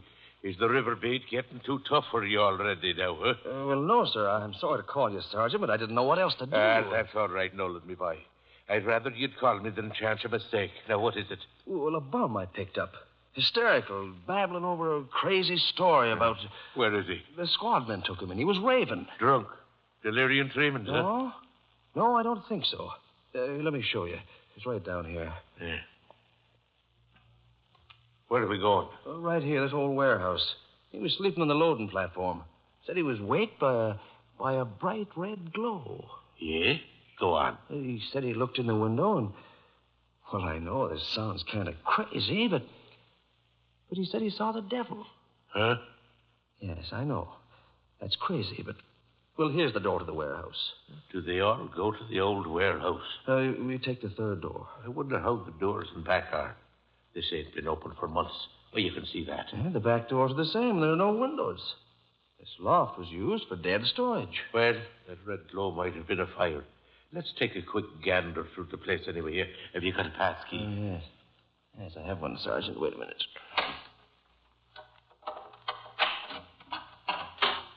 Careful now, lad. What's over there? Looks like old furniture. Let's take a peek at it. Turn your flashlight on it. Yeah. Careful of them loose boards. Nolan. You notice a peculiar odor. Oh. What is it? Well, it's kind of creepy, what with this devil business and all. It smells like burning sulfur. I didn't fall for the devil business, Sergeant, but I did figure something was... Look. Two of them. Come on. They're dead. Sure they are. And, man, look at the hole scooped out of their chests. Claw marks, too. Claw marks, but, Sergeant, the flesh around the wound is burned and it's scorched. That's devil's work. I see it, Nolan. It looks like a huge flaming claw reached out and scooped the hearts out of them. Sounds like you almost believe it's devil's business, Sergeant. I ain't saying, lad, but look you. Maybe you can explain them marks in the dust there on the floor. Where? Right there. Those prints were made by hoofs. Cloven hoofs. Maybe you were right, lad. Maybe it is the devil's work.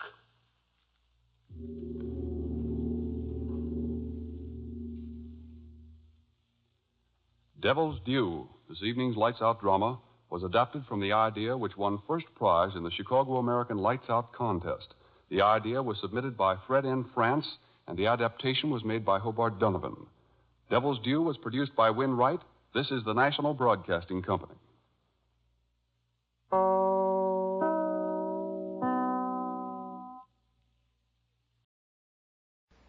Parquet presents The Great Gildersleeve.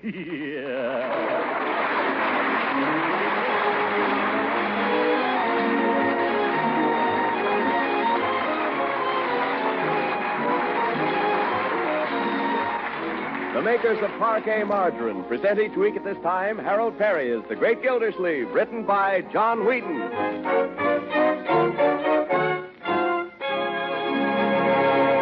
We'll hear from The Great Gildersleeve in just a moment. But first, I want to give you some facts about a food that's becoming more important than ever these days. That food is nutritious Parquet Margarine, the delicious economical spread for bread made by Kraft. So here are a few simple facts that may explain why thousands of American families are using Parquet margarine 3 times a day, at the table and for cooking, too. First, Parquet is a wholesome vegetable margarine made from carefully selected American farm products. Second, Parquet margarine is a highly nourishing food, one of the best energy foods you can serve, and a reliable year-round source of important vitamin A. Third, Parquet is the margarine that tastes so deliciously good. Its flavor is delicate and appetizing. It's entirely different from old-time margarines. One taste will prove that to you. So for all these reasons, get acquainted with economical Parquet margarine now. Tomorrow, ask your food dealer for Parquet, P-A-R-K-A-Y. Parquet margarine, made by Kraft.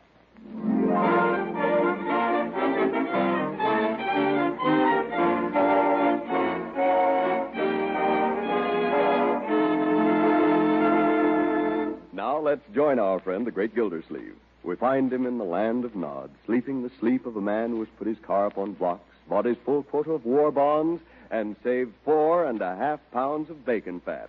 While outdoors, Jack Frost has been preparing a little surprise for him.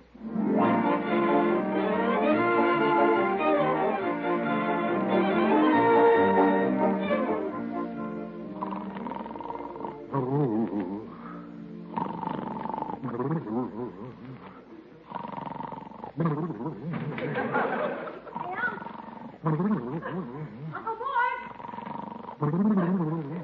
Hey! Hey, Unc! What is it, Leroy? Are you asleep? Not now, I'm not. What do you want? Do you see what I see? I don't see anything. Go away. But look outdoors. Look out the window. Daylight. Take it away. No, get up and look. Look at the trees. Look at the ground. Daylight. It gets all over everything. But I'm trying to tell you, Unc, it's been snowing. Well, tell Bertie or somebody. Don't come by. Did you say snowing? If you don't believe me, get up and look. It can't be. 30 days has September, April, June, and... Here's a handful of it on the windowsill. Look. By George, it is snow. Snow in October. Why, it hasn't snowed in October since the blizzard of '88, and that was in January. Look. You can see your breath, Unc. It must be freezing. You're darn right it's freezing. The thermometer's down to 25. And you know that hole that Mr. Clanahan dug in the front yard? Yes? The snow's filled it up. You wouldn't know it was there. Oh, my goodness, the water pipes will freeze. Yeah, they will. That Clanahan's a fine water commissioner. I've been after him for 6 days to get that hole filled in. Oh, listen to that wind. Close that window, will you, Leroy? Come on, Unc. The house won't get any warmer till you get up and start the furnace. Leroy, I wish you wouldn't drag in these unpleasant truths so early in the morning. Well, come on, get up. Don't stand there staring at me. Go down and tell him I'll be right down. Tell Bertie to keep the coffee warm. All right, go back to sleep if you want. But Bertie's making buckwheat cake. Yeah, I don't... Buckwheat cake? Oh, buckwheat. One side. Gang away. The floor's cold. Where's my bathrobe? Where's my bathrobe? Bertie! Oh, I slept in it. Never mind, I found it, Bertie. Hold the buckwheat.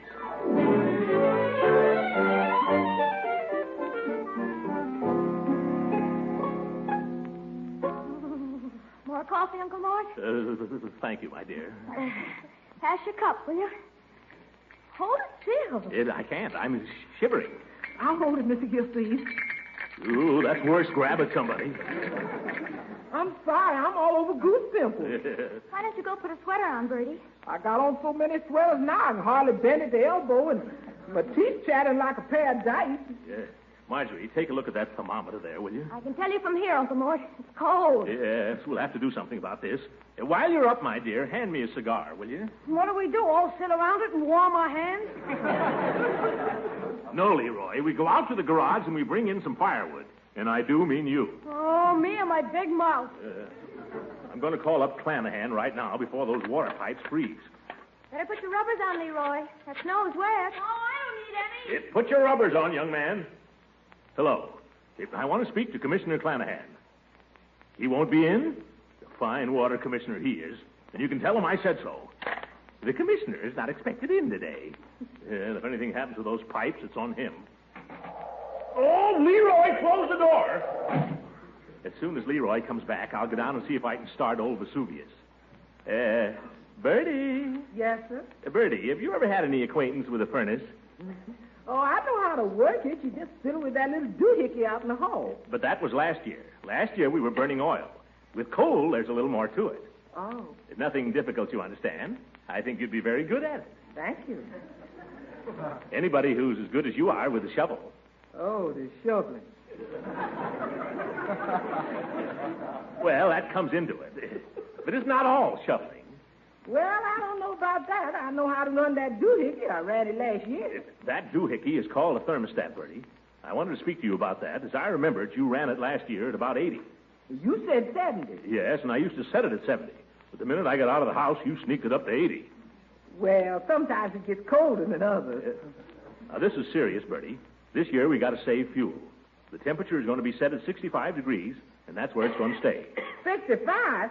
Maybe it's going to stay, but I ain't. Oh, you wouldn't leave us, Bertie. Yes, ma'am. I can't work in those 65 degrees. I'll go on away from here. Oh, now, Bertie. I'll go for some work for somebody else if I have to. Calm yourself, Bertie, and just remember this. If anybody offers you more than 65 degrees this winter, they're traitors. Huh? You don't want to work for traitors, do you, Bertie? No, sir, not me. Well, remember that. The government says we've all got to help save fuel, Bertie. And the way to do it is to hold the temperature down to 65 degrees. Besides, 65 is warm enough for anybody. 65 won't hatch no eggs. No, but it'll keep you on your toes. It'll keep you from falling asleep at the broom. Well, if the government says so, I guess that's the way it's got to be.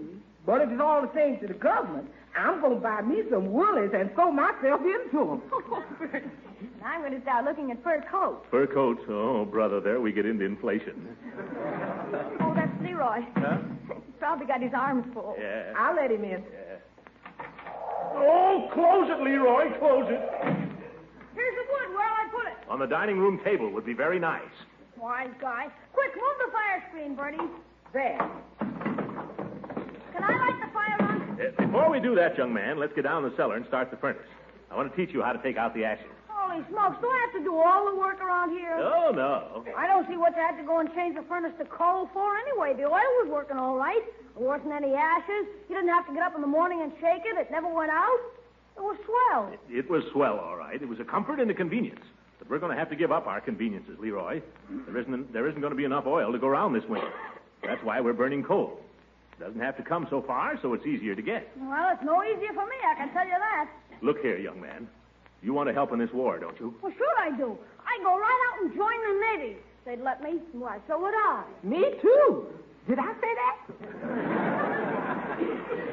I think we all want to help. But I'm too old to join, Leroy, and you're too young. We've just got to help in the only way we can, and here at home. So remember, every time you carry out a load of ashes, you're in the fight as much as the next man. Well, how about you getting in it too, Unc? Even me. I'll get up in the mornings and wrestle with the furnace if it kills me.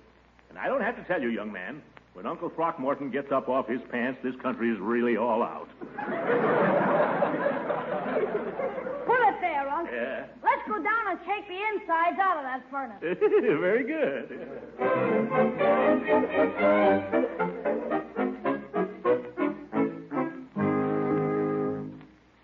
The heat's beginning to come up. I'll have it as warm as toast here in a jiffy, Marjorie. Now remember, Uncle Mort, 65. Yeah, that's as warm as most toast. The only trouble is, if this cold snap lasts 3 days, we'll be out of coal. I'd better call up and order some more. Yes, you better. Yeah. Oh, my goodness, I should have done this before, my dear.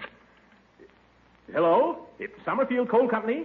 I want a ton of coal delivered to my house this afternoon. In a week. That's a fine way to run a coal company. What's your name? Clanahan. Well, this is Gildersleeve. No wonder you're such a rotten water commissioner. You spend all your time peddling coal. Well, now you listen here, Clanahan. I want a ton of coal delivered to my house before the day is over, if you have to bring it yourself. And furthermore, I want that hole in my front yard filled in. Water commissioner. If my pipes freeze up, I'll sue you. Well, I guess I told him. Hello? Why, you... He hung up. What did he say, Uncle Mort? Yes, nothing fit for ladies' ears, my dear. Wasn't even fit for mine. Where's Leroy? Oh, he's over shoveling off Mrs. Ransom's walk. Oh, Mrs. Ransom, eh? Maybe I ought to go help him. He doesn't need any help, Uncle Mort. He's getting paid for it, you know. Oh, Say, I wonder if she's got any heat over there. I wonder what kind of a furnace she's got. I really couldn't say, Uncle Mort. I wonder if it's been converted. It'd be terrible if it hasn't. Terrible. Yeah. Maybe it's been converted and she hasn't got any coal. Oh, that would be just as bad. Yes, it would. Or maybe she's got coal and doesn't know how to start the furnace. Uh-huh. All alone there with no man in the house. Yes. You know what she ought to have? Yes. A man. No, some firewood. Maybe I ought to call up an order or something, huh? Don't you think you ought to find out whether she's got any first? Oh, that's a great idea, Marjorie. I'll go over there myself and find out. Thanks for the tip. No, don't thank me. You were going anyway. Where's my overcoat? Oh, here it is, right in the closet. Button up tight now. You know, I think I'll take her a few sticks of firewood just in case. I'll take these logs Leroy brought in. There goes our fire. Oh, my hat. Put it on my head, will you, my dear? He likes you better in your air raid helmet. I'll have the hat if you don't mind. You don't have to put it on at such a rakish angle. Put it on straight. Oh, you look sweet that way. There you are. I'll open the door for you. Thank you, my dear. Over the river and through the woods to Grandmother's house we go. The horse knows the way to carry the sleigh through the white and drifting snow. Hey, Mark, where's he going? He's going next door to warm up Mrs. Ransom.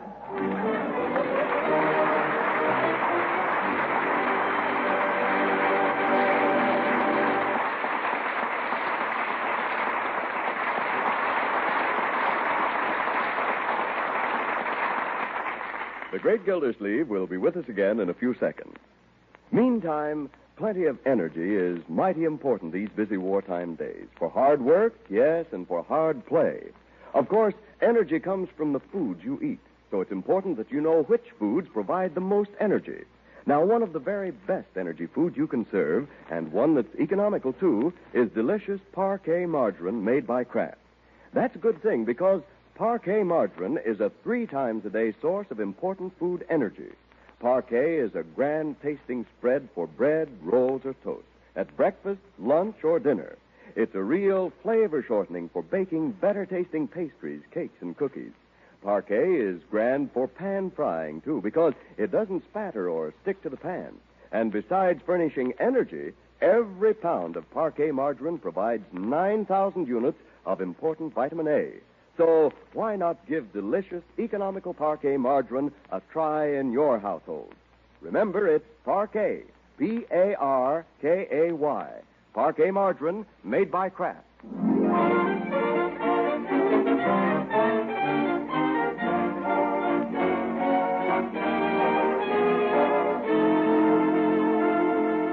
Now let's get back to the Great Gildersleeve.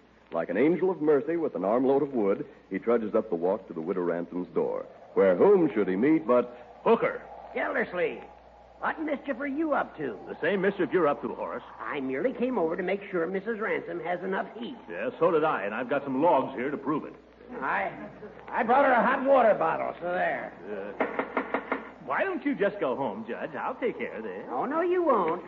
Why, Horace. It's Horace. Good morning. And Throckmorton. Aren't you sweet to call? Come in, won't you? After you, Throckmorton. You said it. Step inside so I can shut out that dreadful wind. Won't you let me take your things, gentlemen? Allow me to hang them up. Oh, thank you, Judge. Why, Throckmorton, what's this you brought me? Wood for your fireplace. For my fireplace, I declare you're the most thoughtful man. I brought you something, too, Mrs. Ransom. It's in one of my pockets here. Yeah, the judge brought a hot water bottle in case his gout gets bad. Well. Hot water bottle, nothing. Blackberry cordial. Huh? Blackberry cordial. Oh, I just love it. It's my favorite. You sneaky old... How did you know it was my favorite? You didn't say anything about that. Why, I haven't had any blackberry cordial since I left home. Come in by the fireplace, won't you? I've been trying to start a poor little old fire here, but all I had was newspapers, and I don't know a thing about fire. Don't you worry, Mrs. Ransom. We'll soon have it blazing for you.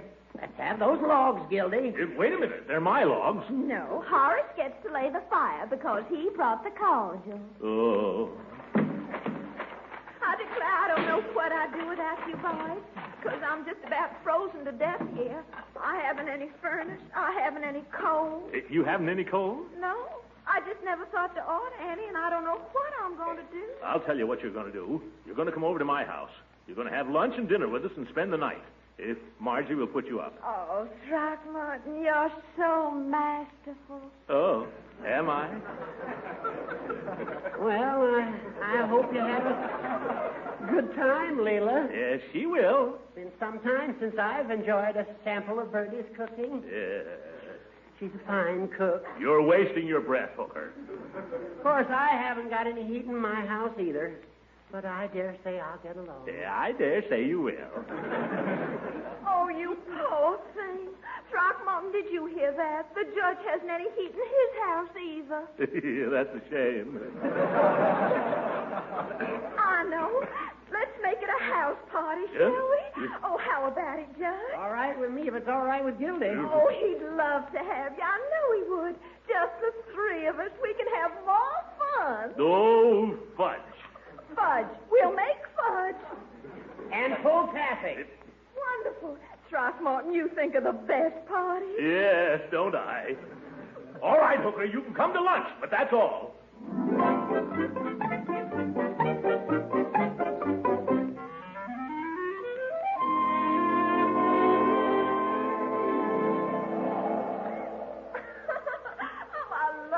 Snow. I declare I just love it to death. I've had the most glorious afternoon. Yeah, me too. You know, this is the first snow I've ever seen in my whole entire life. By golly, I love it too. Makes me feel like a kid again. Yeah. Oh, brother. Hop on the sled, Leela, and I'll pull you. Oh, no, I'm too heavy. You couldn't pull me. Yeah, I can pull you with one finger. Come on, hop on. Well, don't strain yourself now. Yeah, that's right. Now put up your little feet. Not you, Hooker. Come on, Hooker, get off of there. Now, boys, I don't want you to get to fighting over me. And whatever you do, don't anybody try to wash my face with snow. Huh? I just couldn't stand it if you would have washed my face with snow. By George, I've got half a notion to try. Oh, no, you won't. Oh, yes, I will. Oh, no, you won't. Oh, no. Come on, Judge. You hold her and I'll wash her face. Yeah. Oh, no, I'll hold her and you wash her face.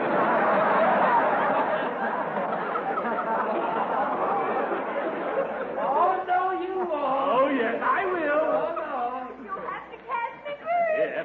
Come on, Judge. Get after her. Yeah. Now, come on, chase her, Gildy. I'll have her off before she gets out of the yard. Yeah. Look out, Judge. Hey, that hole. Oh, no. What happened? Where's the judge? He fell in Clanahan's hole. Get me out of this. Get me out of this. I'm freezing to death. Give me your hand, Judge. Tread water, Judge. Tread water. He doesn't have to. He's standing in mud. Come on, Judge. Jump. There.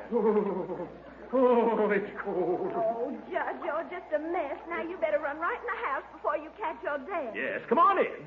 Are you all right, Judge? I'm not saying Gildersleeve till I see my lawyer.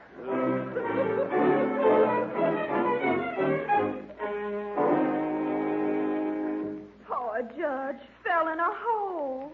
Oh, stop your whining, you old goat. Throckmorton. Now, Judge, you just lie in front of the fire till you get warm. He's been lying there for hours. When's he going home? Right now. Ooh, my ankle. Huh?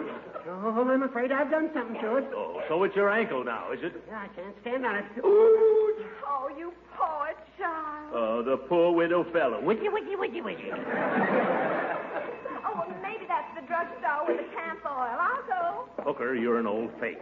There's nothing the matter with your ankle, and you know it. What are you going to do about it, Gildy? Good evening, Mrs. Ransom. You brought the camp oil? Yes, I trust you're not feeling indisposed. Oh, no, it's for Judge Hooker here. He fell in a hole. I'm sorry to hear that, Judge. How did it happen? I was chasing. Never mind. Hello, Peavy. Oh, hello, Mr. Gildersleeve. Peavy, now the judge thinks there's something wrong with his ankle. I'd like to have you take a look at it and give us your expert opinion. Ankle, eh? Yes, it has all the earmarks of a fracture. Well, now, I wouldn't say that. Oh, in other words, you think it's all right? Well, no, I wouldn't say that either. Well, what would you say? Would you say it's sprained? Well, you put me in a difficult position, Mr. Gildersleeve. Not a physician, you know. I'm a pharmacist. All right. You've got a license, haven't you?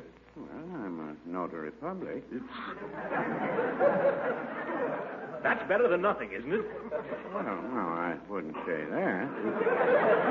You got me a little mixed up. All right, then, forget the license. Just answer me yes or no. Is there anything wrong with the judge's ankle, or isn't there? Well, if you want to know... Remember, Mr. Peavy, anything you say may be used against you. Well... Come on, Peavy. I'm just asking for your frank opinion, man to man. You are a man, aren't you? Well, now I would... Neither would I. Good night. All right, Hooker, you can stay to dinner, but that's all.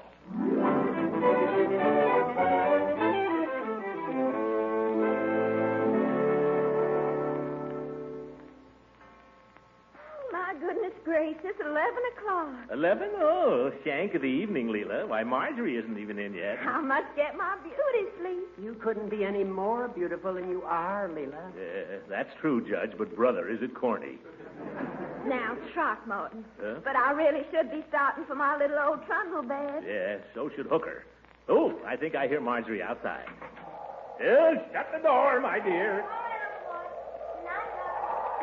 Well, Marjorie, did you have a good time? Oh, wonderful. An old-fashioned sleigh ride in October. Certainly has put roses in your cheeks. Yes, my dear. You look pretty enough to kiss.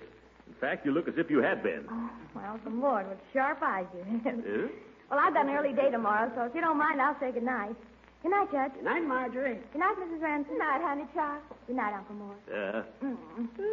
Good night, my dear.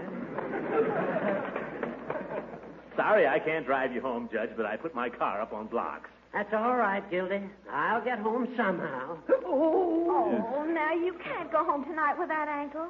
Throckmorton, you'll have to let Judge Hooker sleep in your den or someplace. What? Thanks, Gildy. Awfully sorry to put you out, old man. Well, I should be starting to bed. Could you show me my room, Throckmorton? Could I? Let me have your satchel. Thank you. Good night, Judge. Oh, don't get up. I do hope your ankle will be much better in the morning. Oh, I hope it will. You know darn well it will. Good night, Leela. Good night. My, seems strange walking up these stairs with you, Throckmorton. Does it, Leela? Seems to me very natural. Really, Throckmorton? What do you mean by that? How else would we get up there?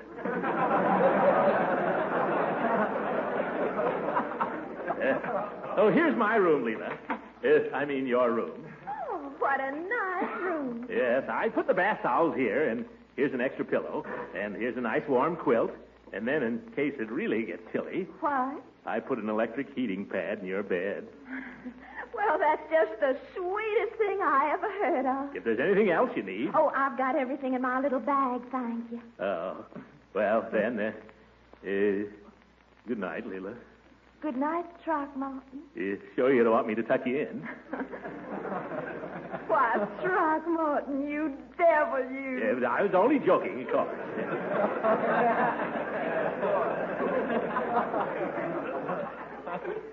Good night, Leela. Oh, me. What an angel. I hope I dream about her tonight. All right, Hooker, let's get to bed. You take this couch, and I'll take the leather one. Is this enough blankets for you? I suppose so. Well, then, good night. And please do me a favor. What's that? Don't snore. I never do. Don't you lock the house up, Gildy? I have. I always go over it before I go to bed to make sure. Yeah? Well, you're a nervous old woman, you old goat. I am not. But I know there's such a thing as burglars because I send half a dozen of them to jail every week. Burglars? Just the idea. Can I turn the light out now? Anytime. Well, all right.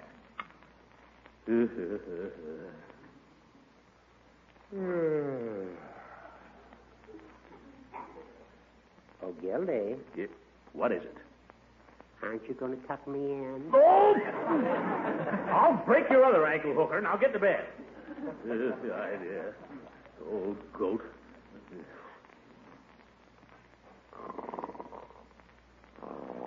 Oh, isn't that awful? Snoring already. Listen to that. What's that? Hooker's got me imagining things. Ooh, it's probably in the cellar. Oh, my goodness, there's nobody in the cellar. Come on, Gildy, you got to be a hero. You got to go down there and face it.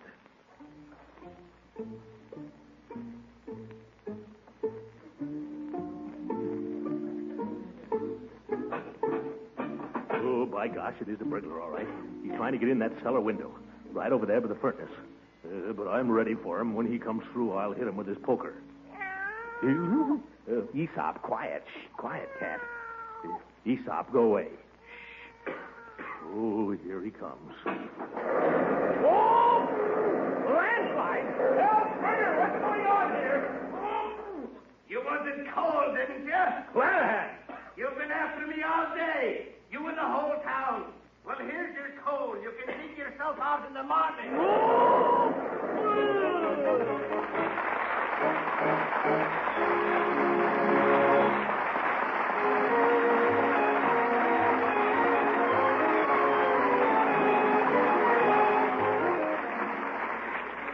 There's something I'd like to say to all our listeners. We were lucky here in Summerfield. We had an early cold snap before the real winter set in to remind us to get ready for it while there's still time. Now, you've heard that there's going to be a shortage of fuel oil this winter, and you've probably also heard people say that there's nothing to it but a lot of talk. Well, I got the dope from the government, and this is it. 95% of the fuel oil consumed in the East used to be shipped by tanker. Now we have to ship our oil by rail. It takes 280 tank cars to carry as much oil as one ship, so you figure it out for yourself. We haven't got enough tank cars to carry all the oil where it's needed or anywhere near all. There's no shortage of oil. It's a shortage of transportation.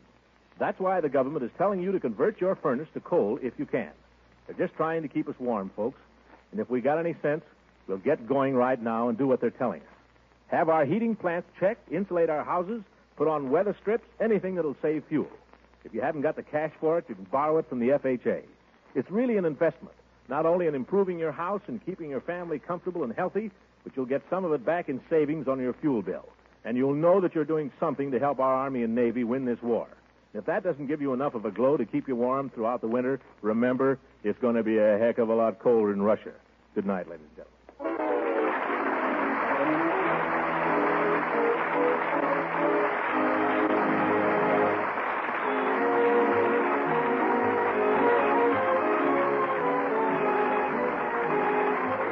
Original music heard on this program was composed and conducted by Billy Mills. This is Frank Bingman speaking for the makers of Parquet Margarine and inviting you to tune in again next week for the further adventures of the Great Gildersleeve. Some foods may be getting scarce these days, but good wholesome cheese and other dairy foods are plentiful. And just think of the tasty, satisfying main dinner dishes they'll help you make. Macaroni dishes, rarebits, soufflés, sandwiches, fish and egg dishes with cheese sauce. Yes, and dozens more.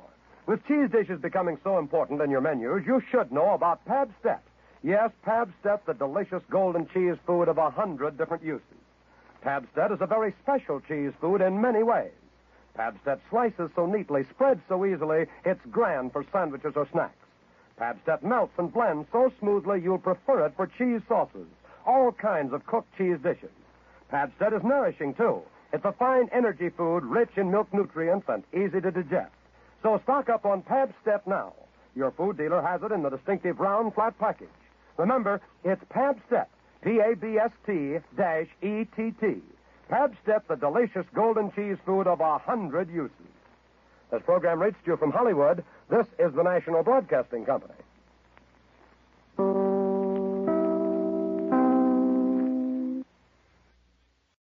Om Mani Padme Hum. The Green Lama strikes for justice. And now we bring you another exciting adventure taken directly from the files of Jethro Dumont, the wealthy young American who, after 10 years in Tibet, returned as the Green Lama to amaze the world with his curious and secret powers in this single-handed fight against crime. I am Fulfu. When Jethro Dumont returned to America from my country, Tibet, to become the Green Lama, it was my duty and pleasure to serve him. Oh, many have wondered why Jethro Dumont is called the Green Lama. Jethro Dumont is a llama because of his great wisdom and powers of concentration. And the green llama because green is one of the 6 sacred colors and is the symbol of justice. The story of the Green Llama and the man who never existed began late one afternoon at a major air terminal in New York City. A huge 4-motor transport was standing at one of the passenger gates, and the tall, straight figure of a man was moving through the crowd. I want a statement, Mr. Dumont. How long are you going to be in town? Are you here for a new case? One question at a time, please. First, I live here, so it's difficult to say how long I may stay.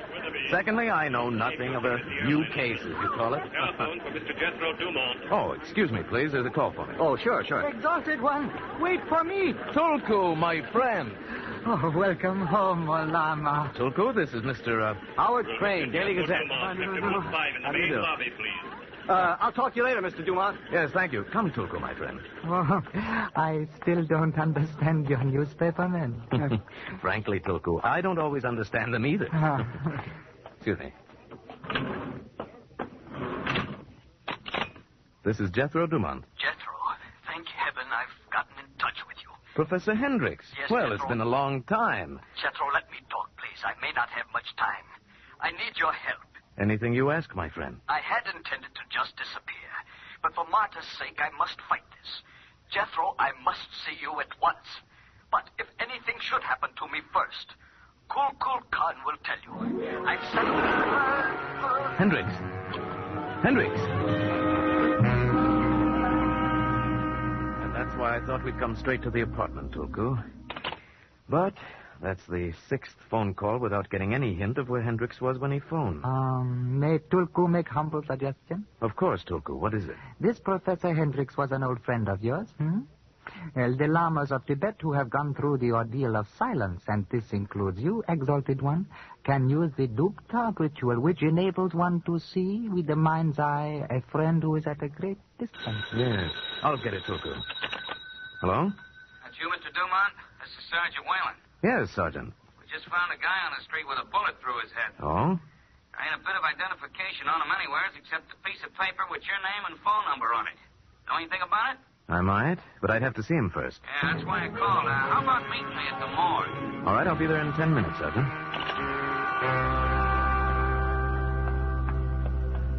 Hello, Mr. Dumont. Hello, Sergeant. You remember Tulku? Oh, yeah. Hiya, Booty. Hello. What about this man you found, Sergeant? Right over here, Mr. Dumont. Yeah, that's him. It's Professor Harlan A. Hendricks. Professor Hendricks was a very well-known archaeologist, specializing in the primitive ruins of the early Indians of Mexico. Must have been robbed, which is why he was carrying no identification. Still, he needs no identification. He was very famous. And also very dead. What do you want?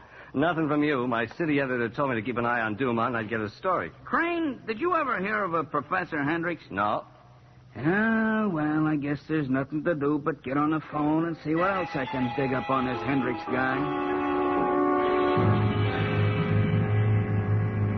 And that makes call number 13. You say the stiff is Professor Hendricks and he was born in New York City, but the city hall ain't got no record of his birth. You say he used to drive a car here, but the Motor Vehicle Bureau says it never issued a license to nobody with that name. Except for you, Mr. Dumont, Professor Hendricks never existed. Sergeant, the Museum of Primitive Art has been showing some of the professor's discoveries. The director of the museum should know him well enough to identify him. Yeah, that's a good idea. Let's run up there right now. I think I'll go along with you. All right, Mr. Crane. You're hanging it crookedly. Hey, you. Yes, what is it? Who are you? Fillmore Merton, director of this museum, and I don't care for your tone. Oh, well, that's too bad. I'm Sergeant Whalen, New York Police. This is Mr. Crane. How are you? Mr. Dumont. Dumont? Mr. Jethro Dumont, the Green Llama? Yes, I'm the Green Llama. Well, you know, I've always followed your exploits in the press with keen interest. All right, now, just a minute. This is a police inquiry, Mr. Merton. Kindly speak when you're spoken to, you policeman. I think you better answer the sergeant's questions, Mr. Merton. This is a very serious matter. Yeah, you bet it is. Now, Merton, you ever hear of a guy named Hendricks? Harlan Andrew Hendricks? Well, of course. He quite recently discovered a Maya temple in Mexico with some extremely rare pieces of Maya wood carving in a perfect state of preservation. Now, we've been having an exhibit. I do not want to lecture. Just tell me when you saw Hendricks last. Oh, I never saw him. Well, then how do you know him? Well, by correspondence, of course. In fact, I had a letter from him only yesterday. I'm leaving tonight to visit him at his excavation near Mexico City. You mean you didn't know that Hendricks was in New York City? Oh, that's quite impossible. Huh? Well, somebody murdered him here this morning. Oh, dear. This is such a frightfully upsetting day. First the robbery last night, and now the... Robbery? What robbery is that? Well, it's just that someone broke in and made off with one of our best pieces from the Mayan exhibit belonging to Professor Hendricks. What was stolen, Mr. Merton? A piece of Mayan wood carving. A very fine Kukulkan. Now, Kukulkan was Of course, I remember. Kukulkan was the great Mayan creator god and was usually represented as a feathered snake. Yes. Of course, that's it. And you say it was stolen last night. That's right, Mr. Dumont. Well, under the circumstances, Mr. Merton, I guess you won't need to make your trip to Mexico. Oh, there will still be details to work out concerning another exhibit of the things he's already uncovered. I suppose I can still make arrangements with the professor's daughter in Mexico. Oh, he's got a daughter there? What's her name? Miss Martha Hendricks, I believe. One moment. Has it occurred to you, Sergeant, that the entire answer to the murder of Professor Hendricks might be in Mexico? Okay, I'll have the Mexican cops see what they can get out of the girl. You coming, Mr. Dumont? I don't think so, Sergeant. I think I will go home and meditate about murder. Makuno, Makuraga Amim Loke, Manevam Ponpo Satong Nigags, Pranosongo. Oh, Makaruga, lift aside the veil so that the Green Lama may see the road to justice. Exalted One? Yes. The trial of the Sungo, if prolonged, is dangerous even for so advanced a Lama as you. You learned? Only a little, Tulku. As you know, the trial of the Sungo will only permit the location of an object.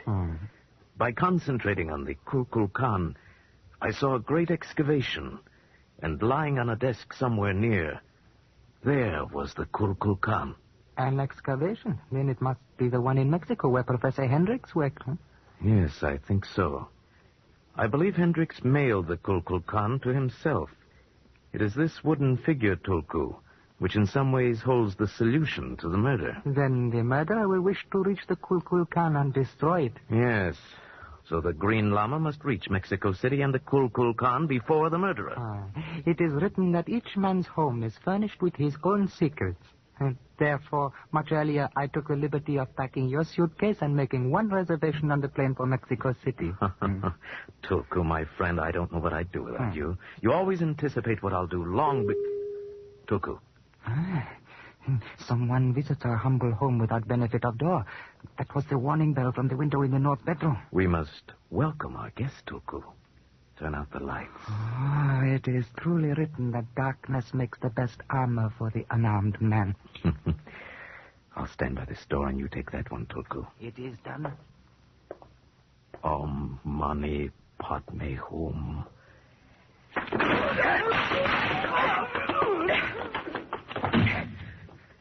Tulku, are you all right? Yes, Exalted One.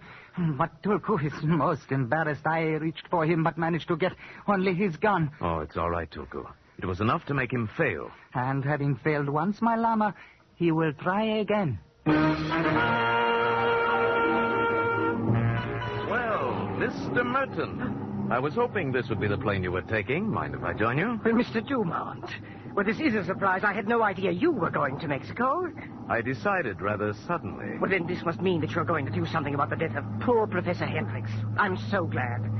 Tell me, Mr. Dumont, do you believe there is a connection between his death and the theft of the Kukulkan from our museum? Yes, I believe there is a connection. I think that Professor Hendricks might not have been murdered if the Kukulkan had not been stolen. Oh, dear me. I realize, Mr. Dumont, that I'm not the athletic type. But if there's anything I can do to help you while we're in Mexico, I shall be most happy to do so. Thank you, Mr. Merton. However, I don't think it's necessary. And it might be dangerous. Oh? Earlier this evening, someone entered my apartment and fired several shots at me before escaping. Obviously, the murderer is on his way to Mexico to destroy what he thinks is the only clue to his identity, perhaps to kill again. He may even be on this plane. Why, I believe you're trying to frighten me, Mr. Dumont. Well, after all, Mr. Dumont, there's only you and me, and... Well, surely, Mr. Dumont, you're not suspecting me. Please, What's the matter, Merton? You choke on a cool can? Well, Mr. Crane, what are you doing here? I'm just going along for the ride. Oh, dear, I feel quite ill. I hope you gentlemen will excuse me. Perhaps the stewardess has a remedy for air sickness. There, must be a pretty big story involved if your editor's sending you to Mexico. Same old story.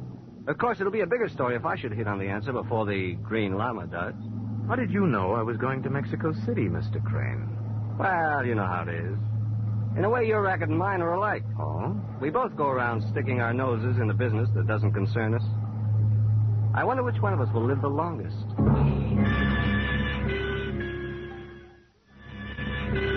Mr. Dumont, I have a taxi if you'll care to share it. I'm going to the Toledo Prasato. No, thank you. I have reservations at another hotel. Have you seen Mr. Crane? Well, I believe he was telephoning the last time I saw him. Taxi, senor. This way, senor. Taxi all ready. Very clean, very cheap, very nice. You get in, see? All right. You sound as persistent as a cab driver from Brooklyn. This Brooklyn I am not knowing, but I, Pancho, drive the best taxi in all Mexico City, perhaps in the world, senor. Take me to the Imperial Hotel, driver. Senor, hablo de mi corazón. I speak from the heart. The Imperial Hotel is not for a gentleman such as yourself. Perhaps, but I'll be the best judge of that.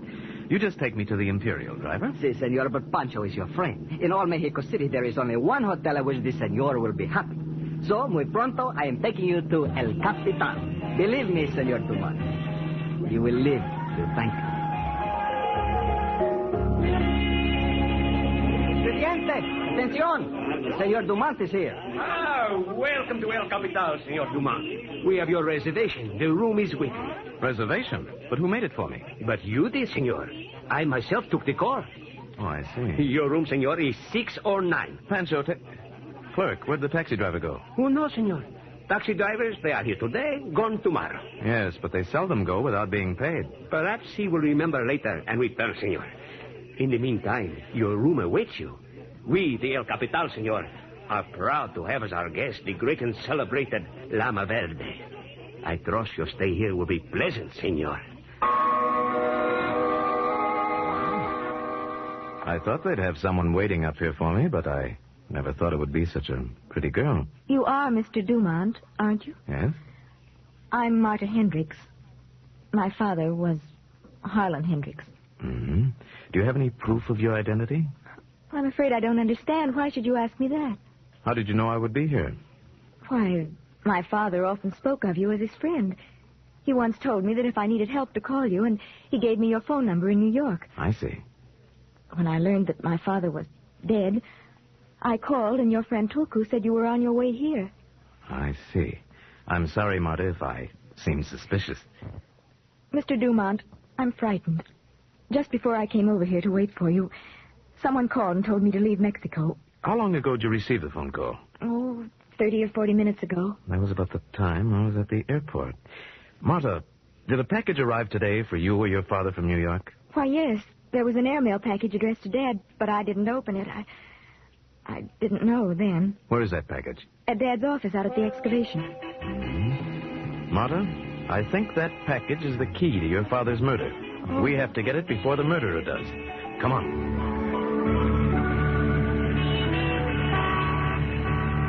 Senor, senorita? Oh, Pancho. I knew the senor would soon be looking for the best taxi driver in all Mexico City. I am at your service. Hello, Pancho. Marta, do you know this man? Yes. Pancho was Dad's favorite taxi driver. Si, senor. We are old friends. Then perhaps we can clear up the reason why you practically kidnapped me at the airport. It is of simplicity, senor. The Senor Hendricks was murdered, no?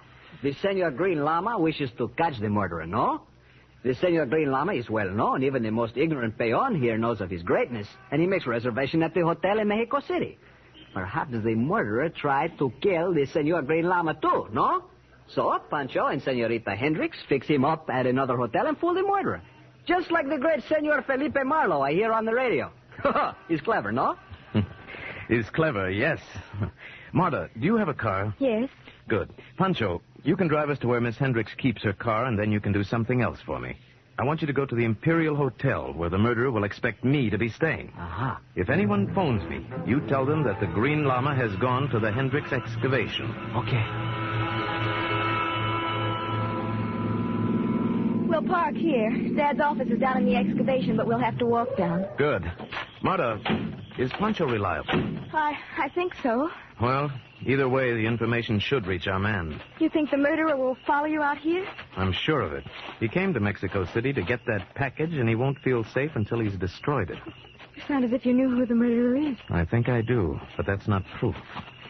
And, of course, on the surface, he has a reason for coming which seems logical. Marta, is there any reason why there should be a light in your father's office? No. Then the murderer must already be here. Shouldn't we go back to the police? No. By that time, he'd get away. But he'll be armed. Do you have a gun? No, Marta. If I were to carry a gun, were to shoot even a criminal, then I, too, would be guilty of the evil which I fight.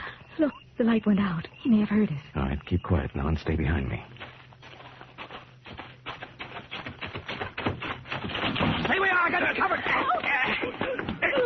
I've got him. Turn on the light, Marta. Crane.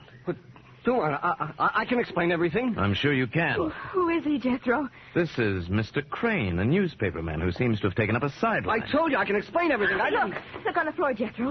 That's the package that arrived this morning. And was leaving tonight if Mr. Crane had had his way. Open it, Marta. It's the Kukulkan. Yes, it's had quite a history in the past few days. Why did you want to steal it, Crane? I came out here to see if I couldn't dig up a few extra angles on the story. I recognized this thing as that Kukulkan you and Merton were talking about. I thought I'd take it along on the chance it might lead to something, that's all. You didn't know that Hendricks had mailed this to himself? That means Hendricks stole it from the museum. Jethro, is he accusing I'm my afraid father? your father did steal the Kukulkan from the museum, Marta. What? But since it really belonged to him, I don't suppose it really was stealing. But why did he steal it then? And what was this business about no identification? Hendricks said something to me on the phone about intending at first to disappear. I think he went around erasing his own identity. He had a reason for feeling disgraced and intended to vanish.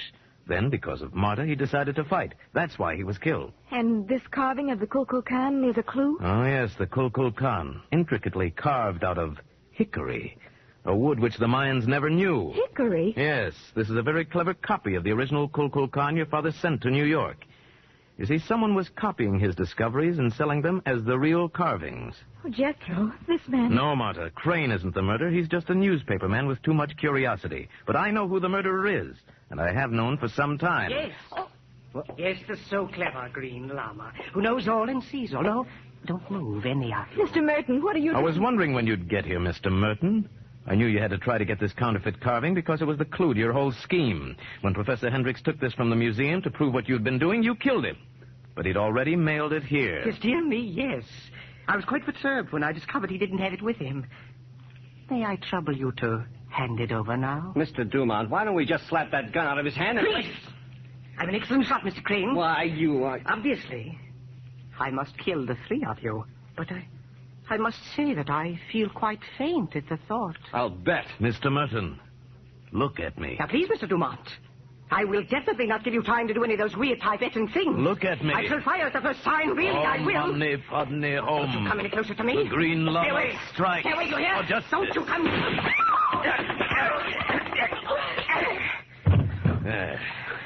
Oh, boy, that's some right you packed, Dumont. He sounds like a light. Jethro, are you all right? He fired right at you. Yes, I'm all right, Marta. And the murder of your father is brought to justice.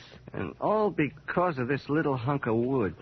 Boy, what a story! Yes, he was trapped by the feathered serpent god just as Hendricks must have known he would be when he said, "Ask Kukulkan." You call me, senor? Pancho. No, what made you think I called you? I heard you say, "Ask Kukulkan." That is me, senor. Pancho Kukulkan. What? The Senor Hendricks named me when he first come here. You? Yes, Dad named him Kukulkan because he thought Pancho brought him luck in finding this excavation. Then maybe Hendricks meant Pancho when he said, "Ask Kukulkan." But what did he mean by that, Pancho? The Senor Merton.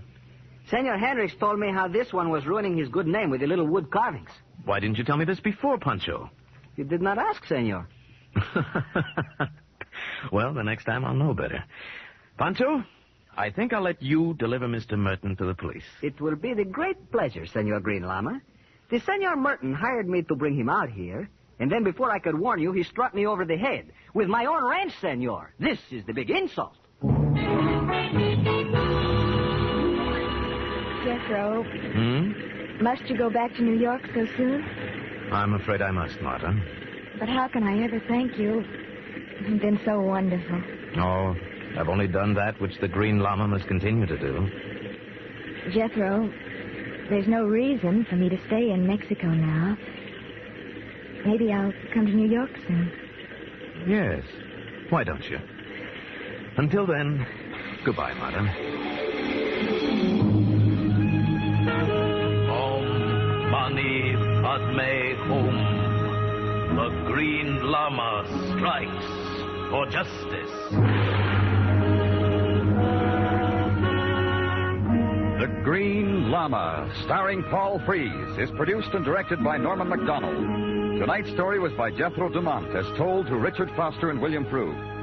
Tulku is played by Ben Wright, and the special music is by Richard Arant. This is Larry Thor speaking, and this is CBS, the Columbia Broadcasting System.